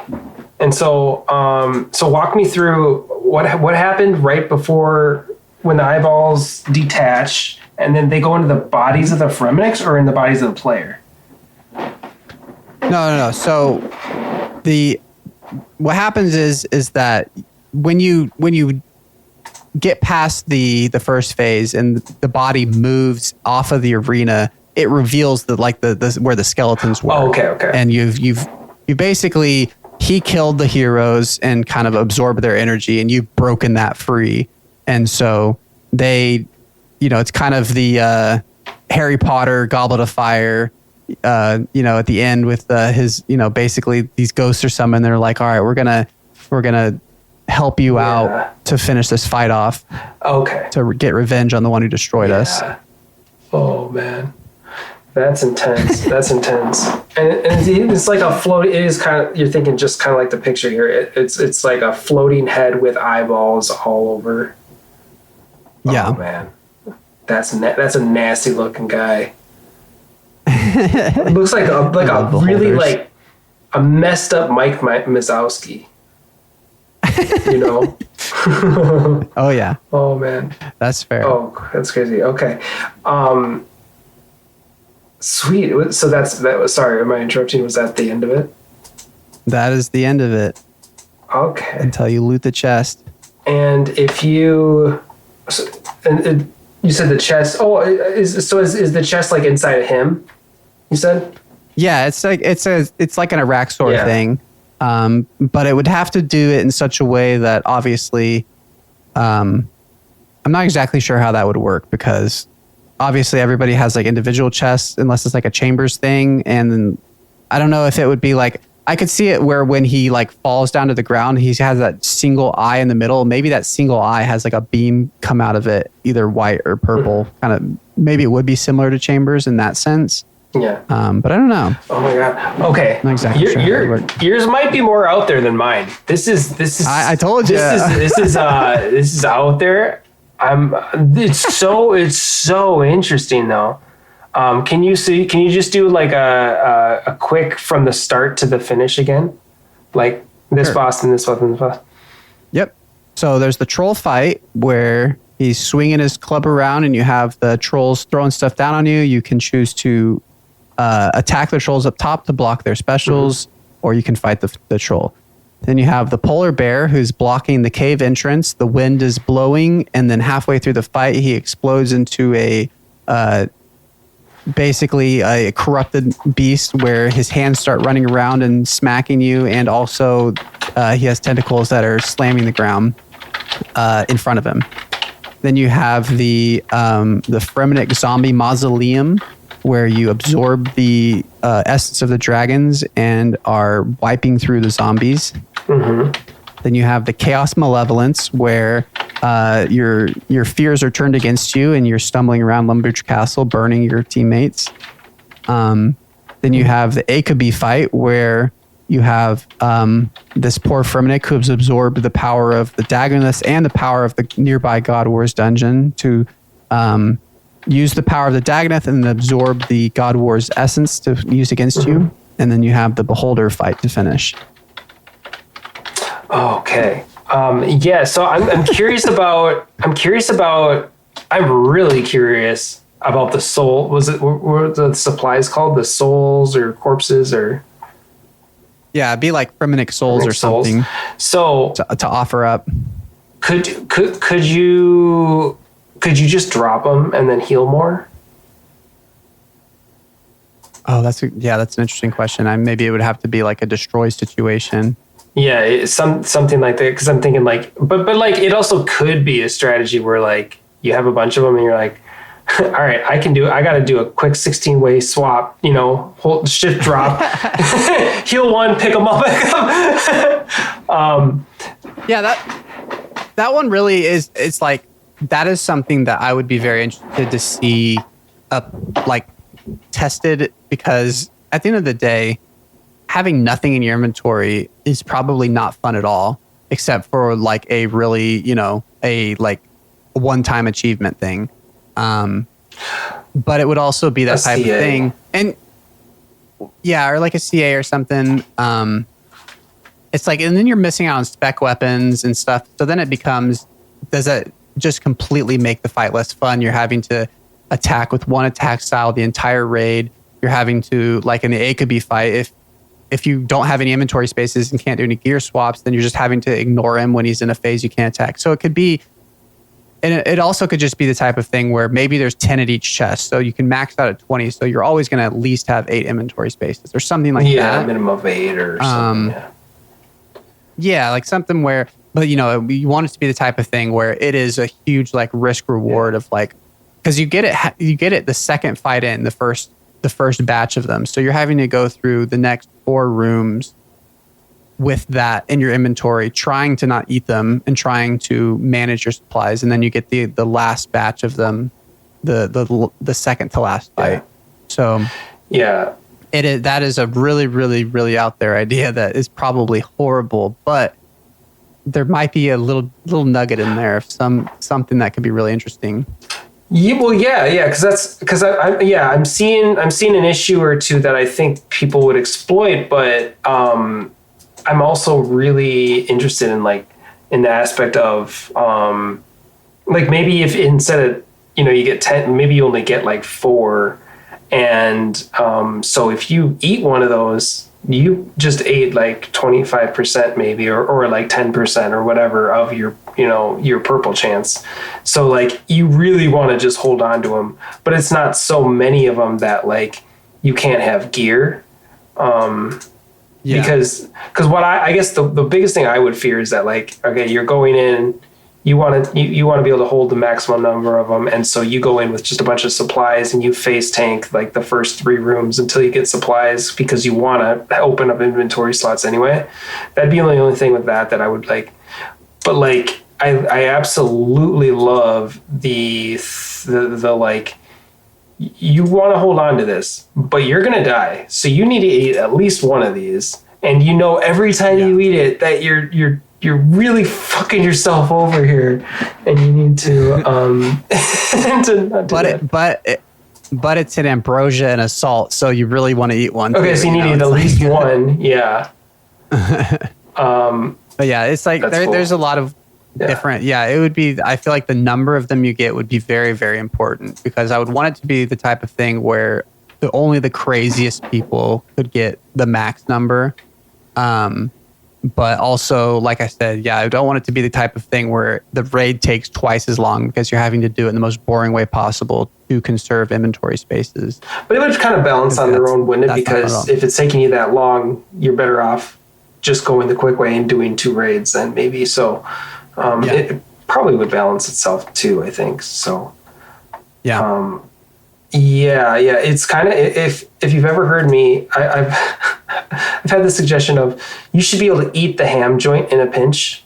So if you're in Nilo's and you're like, oh shit, I'm out of food, this is a hard mode time, I'm just gonna do it. I'm gonna, all right, shift click eat, and you fucking heal yourself up. But there goes that. But you still get you get the half stat bone to still hit them with. You still got It's now a 4-tick bone. Yeah. So no, I think there's something there. You just have to like play around with it and like see what the best way to balance it is. As with like all of both of our suggestions, it's like it's just like the start of it, and then balancing it. Yeah, you push that to someone else. And the released version would be like unrecognizable from the pitch, but still have that like the spark that gotta go on kind of thing. No, dude, I'm just trying to wrap my head around. So the troll, and then the polar bear is the one with the wind and the tentacles. Yeah, that one's probably my favorite. Just like the wind is so unique. I think that'd be such a fun fight. I think there's so many different ways you could handle that. But then also like the lumpy castle part with the maze too.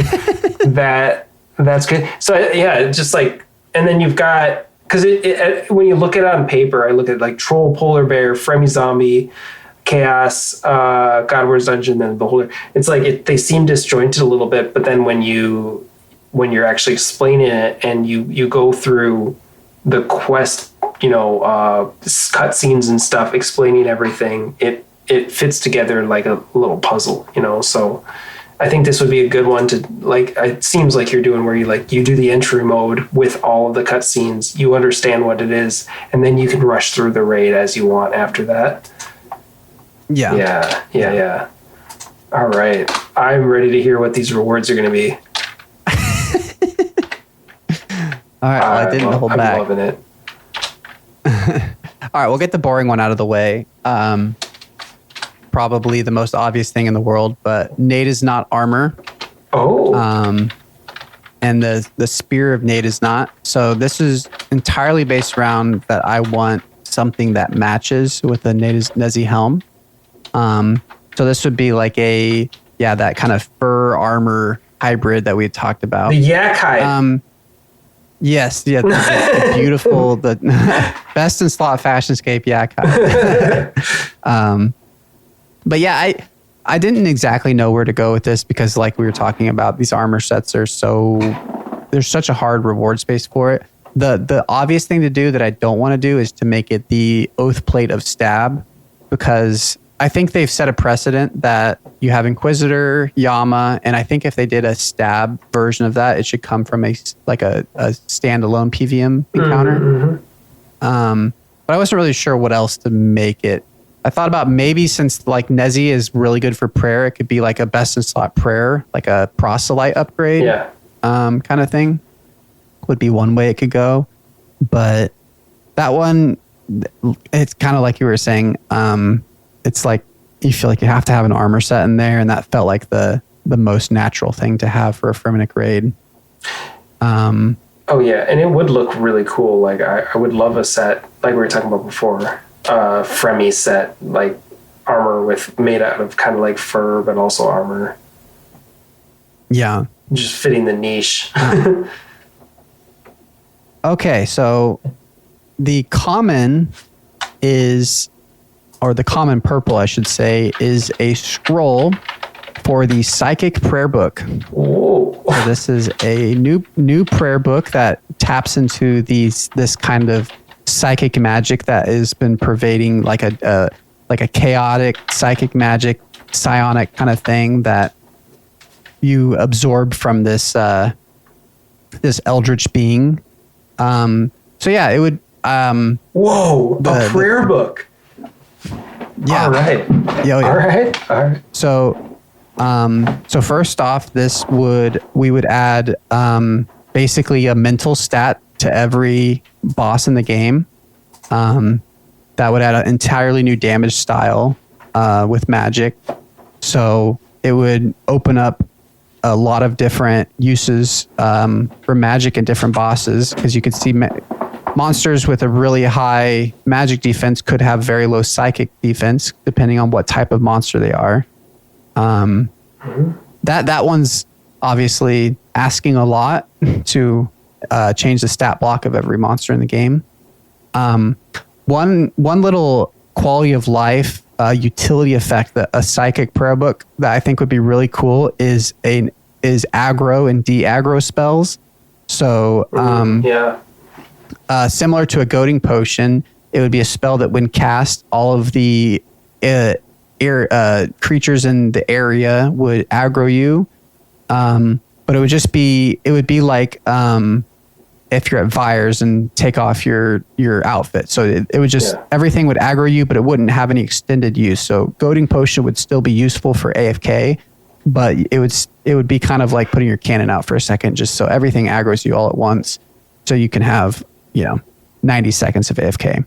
And then on the flip side, the de-aggro would be something that would basically be like when your aggression timer runs out instantly. So if you're going into a multi-combat area, like it would have to be very, I don't know exactly how the programming of it would work to be, there would be certain areas where you wouldn't be able to do it or something. I'm not sure, but it would be mostly for areas where you run in and everything's just hitting you and it's like inconvenient, like Slayer dungeons and stuff where you could de-aggro and have just one attacking you. I see some really interesting utility for that. Yeah, it's like a quality of life utility thing. But yeah, and then there would be psychic damage spells, so a whole new type of magic attack style. And obviously the best part of any prayer book. Wait, oh no, I'm so sorry. I said prayer book, didn't I? I meant magic. I was going to ask you, it's so Spellbook, a new magic. Well, that's way less like, I was like, prayer book? That's crazy. Yeah. Magic book's like totally way more reasonable. Yeah. Yes. Okay, a new spell book. Psychic spell book. Okay. Yes, sorry, my bad. I've been saying prayer book this whole time. So the best part of any new spell book is teleports. And I didn't go through and figure out exactly where, but I think it would be so fun to just look at the map and look at all the blank areas where there's not a good teleport to. Throw it in there. That would be very fun. Honestly, they could do that.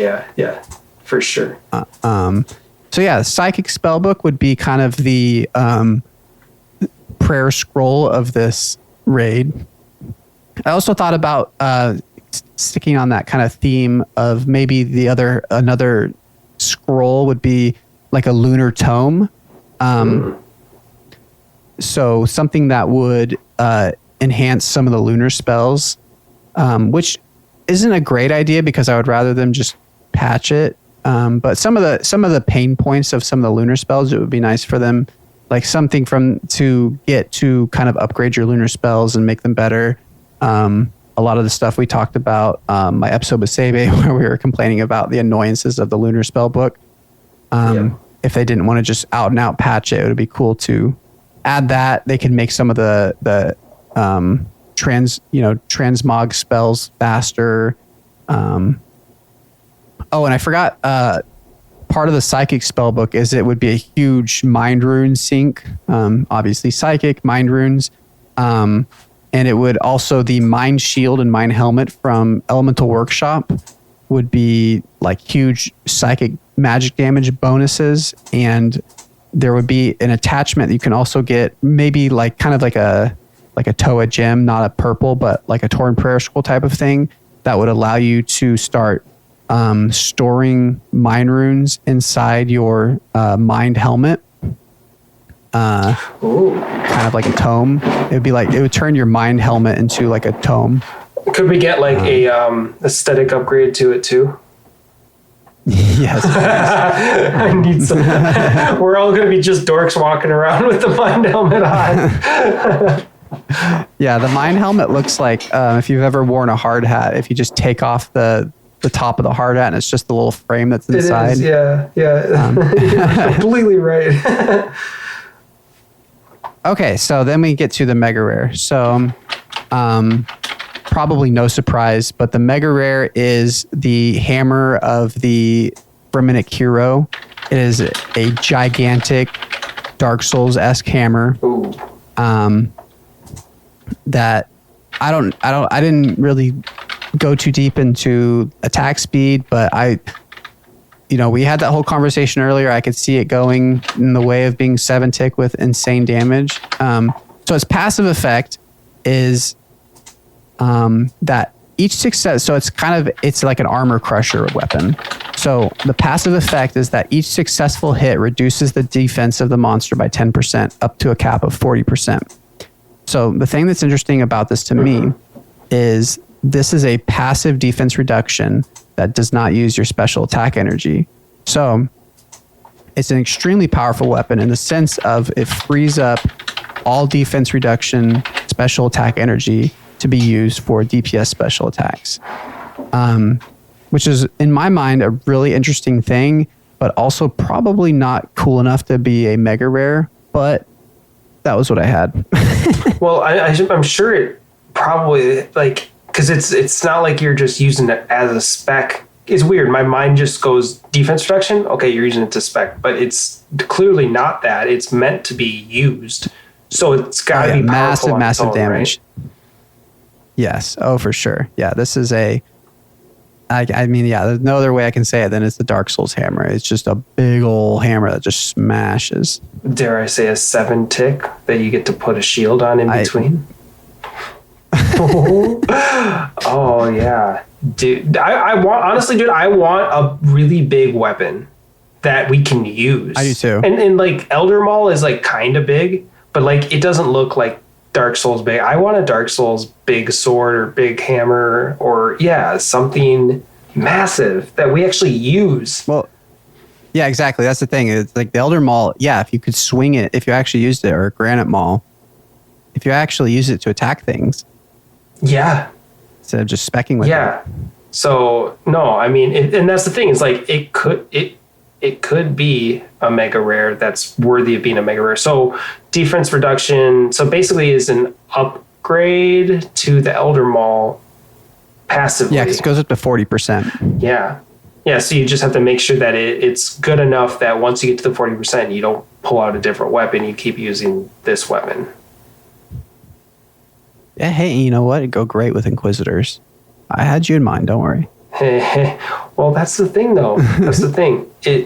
Inquisitors only pairs well with the mace, so they need to change it. But yeah, okay, fair enough. But it's not bad. It's still pretty good. It still would be better with Inquisitors. Yeah. The speed. Did I miss the Spear of Nezenot? Did you say? I said it. I didn't really. I honestly, I didn't. That one was just kind of thrown in there. It's just. I didn't know if I couldn't think of anything because the Fang is already just so dominant in the stab category. Yeah. It could be it would be cool to have a 2-tile stab weapon. That was one kind of idea I was toying with for it. Oh, like a halberd? A stab halberd. Yeah. Oh, like kind of like the Spartan Trojan sort of like, you know. Ooh, you know what I mean? I forget what, in there. You form a line with your formation where you stick the spear out and 2 tiles ahead of you and you stab them. Is it like tortoise or something? I don't know. Yeah, I don't remember, but that would be something like that would be really cool. I'd be really into that. And then did you say, so there were 2 spells, there were the spells for the aggro and de-aggro. Would those just be added to the normal spell book or to the normal prayer book then? No, this is, so yeah, the psychic spell book is, it's its own spell book. It would just be, it's just not super fleshed out. I'd like it to have a lot of other effects. But that was the extent of it that I'm really pushing for. Yeah, there's like the aggro and the de-aggro are the kind of things where I would like to see, like, I'm trying to think of other uses of like what mental spells could be. I mean, I was trying to maybe brainstorm on that, and like he kind of has his own spell like that, right? Maybe you can counter it somehow. Yeah, you could have like a stun. Unfortunately, we already have a spell called Confuse, but that would be kind of that same kind of idea. You could have like a stun spell like that. Those are terrible. We could actually like have some decent ones, maybe. Yeah, actually make them good. Have some good ones on this spell book, because it'd be cool if like you actually use those things. Yeah, there's a lot of stuff you could do with it. I won't pretend like I have an entire spell book written up, but I do. I think a psychic spell book would be a really cool. And you could make it, if you really wanted to lean into the like Lovecraftian Cthulhu kind of thing, you could make it kind of like whisperer-esque, where, you have like, you could summon tendrils from the ground similar to Whisperer or something. That was another thing. The psychic spell book would be best in slot behind Shadow at Whisperer for obvious reasons. And it would bridge the gap between, basically you have to have a Shadow to do Whisperer. Yes. Finally, I could do Whisperer. I could get more than 1 KC on Whisperer. That's a massive need right now. It really is. So I love that you filled in the gap there. Yeah. No, I was confused. I thought it was an aggro and de-aggro prayer, but you said it was a spell, so that makes sense. It's a spell. Yeah, well, it doesn't help that I said prayer. I was just confused. Half of that. Yeah. And then and the Nezanot armor. Did you ever land on like what that would be, like what niche that would fall into?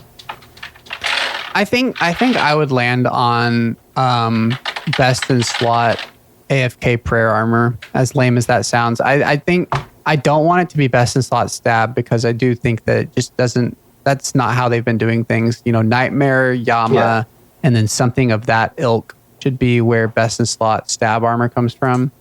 So I don't want it to be that, but I do think since the kind of the precedent that Nadesnot already has a prayer bonus, it would be cool to get an upgrade, because I cannot stand the way that proselyte looks. Yeah. I forgot about Sunfire. So I guess that. Well, Sunfire's weird though, because I guess I was getting them mixed up. I remember they were talking about doing a ranged, and Sunfire would have been like a ranged prayer best in slot. But I think they went back and just did the melee, didn't they, for Sunflower or Sunfire, I should say. So it looks like a sunflower. I know it's that is some ugly armor there. I won't deny the Nadesnot armor is definitely the arbitrary. We have to have an armor set, and I don't know exactly where it would be best. It could be interesting to look at the other Fremennik armor, the infamous Yakhide armor. I could see. I feel like Yakhide armor. Actually, you know what it could be, because I think because it is like furs and stuff, kind of that mixed hide idea. Maybe it would be best in slot, like it's like as good as Bandos with like really good mage defense, because it's kind of more of a range, or like a dragon hide. It's like hide, so it would have like really good mage defense similar to dragon hide, but be like melee. I could see something like that. Oh, so it gives you like melee bonuses, but the defense is really high for magic. Yeah. I don't know where that would be useful, but that could be where it would fit in. Yeah, I'm trying to think too. I'm sure there's a couple places. I'm sure there's some space, and that's all we need, right? Is like the armor. We have the best in slot armors. So it's like, unless you're doing one of the melee niches, which you said already, like you want a straight rifle, then yeah, I think you kind of have to go down a route like that.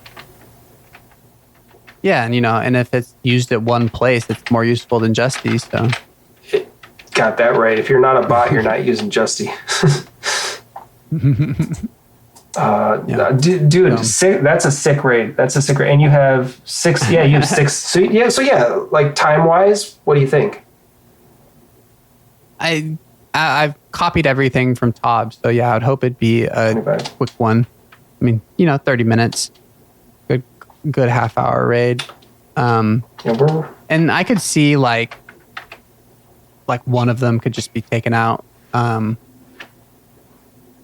just to clear up time. Just as I'm not sure. That would we'll have to nail down the time and the iteration phase of all this when we go to actually develop all this. Yeah, when we go to develop them, yeah. No, I mean, I could see most of yours except for the main one being like 3 minutes long, maybe 3.5. So I think that it seems like it would kind of add up. I mean, that's like, Tob is 1, 2, 3, 4, 5, 6. Yeah, I mean, that's the same amount. So yeah. Well, there's so many different directions. Very different pitches from each other.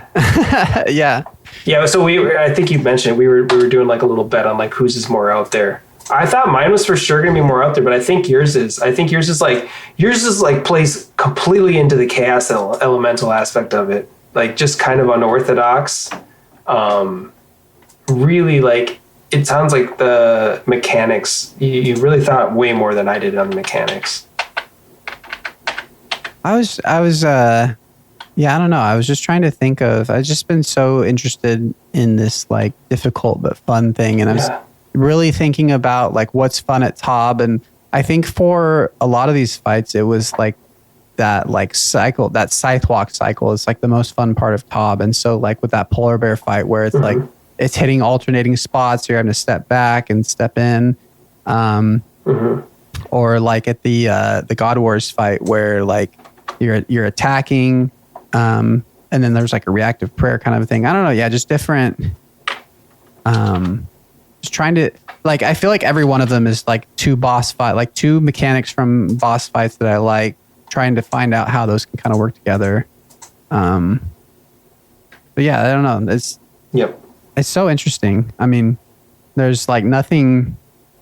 What really impresses me, and I think Desert Treasure 2 blew my mind so much, is that like mine is an amalgamation of all these different existing boss fights, boss mechanics, and then DC2 bosses, they just were like, they did completely new things that had never been seen before and took it up to the next level. So I truly hope that they can do that with a future raid in a way that it's like, oh, I didn't even know you could do that with RuneScape. Yeah, and it seems like they are getting better at that. I think specifically Mod Arcane is because the Yama fight is pretty exceptional. They kind of nailed it, and so yeah, I think that with either of the raids,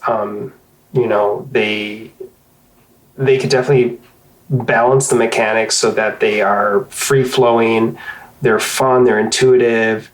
It seems like something we both want is to be able to kind of like choose the difficulty yourself, whether, before you head to the room or like during, but have a little bit of, like we said, agency with it. And yeah, it doesn't really matter where it is, as long as they have like that core thing that makes the raids fun, and less of the clunky, less of the high defense, and I can't hit unless I have a fang or a shadow. Yeah. Like those are the important things. And then you just find some cool lore. If we went through all the regions, there's a lot of different cool ones that they could do, really interesting ones they could do if they just nail the mechanics on it and the flow. Yeah. So. Oh, for sure. Yeah. Yeah. I'm all, I'm excited to see what they come up with. I hope it comes out. I hope we can hope on 2026, optimistically. But they got a lot on their plate right now, so we'll see what happens. I think they said 2026, yeah. So it should be winter 2017. Well, yeah, exactly. All right. Well, I think we've probably been talking for long enough. This is officially, at least in my time on this podcast, the longest episode we've ever recorded.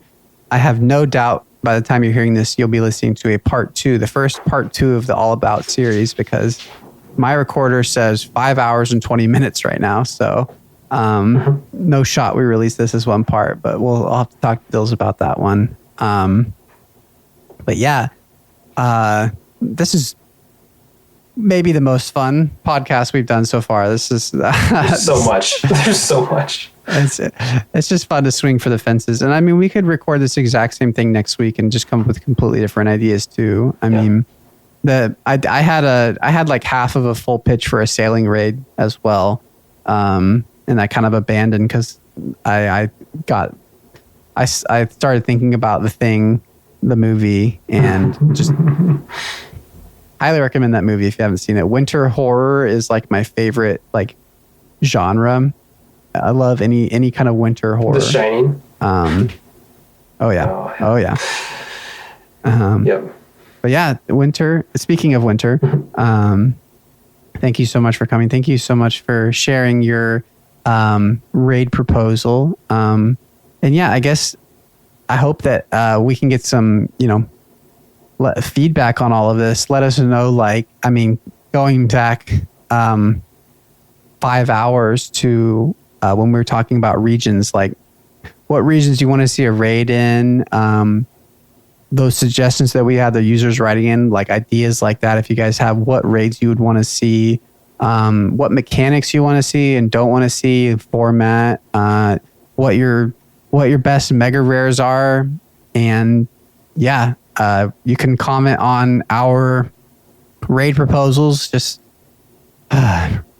be kind. They're ridiculous, but we're just having fun. It was really, really fun.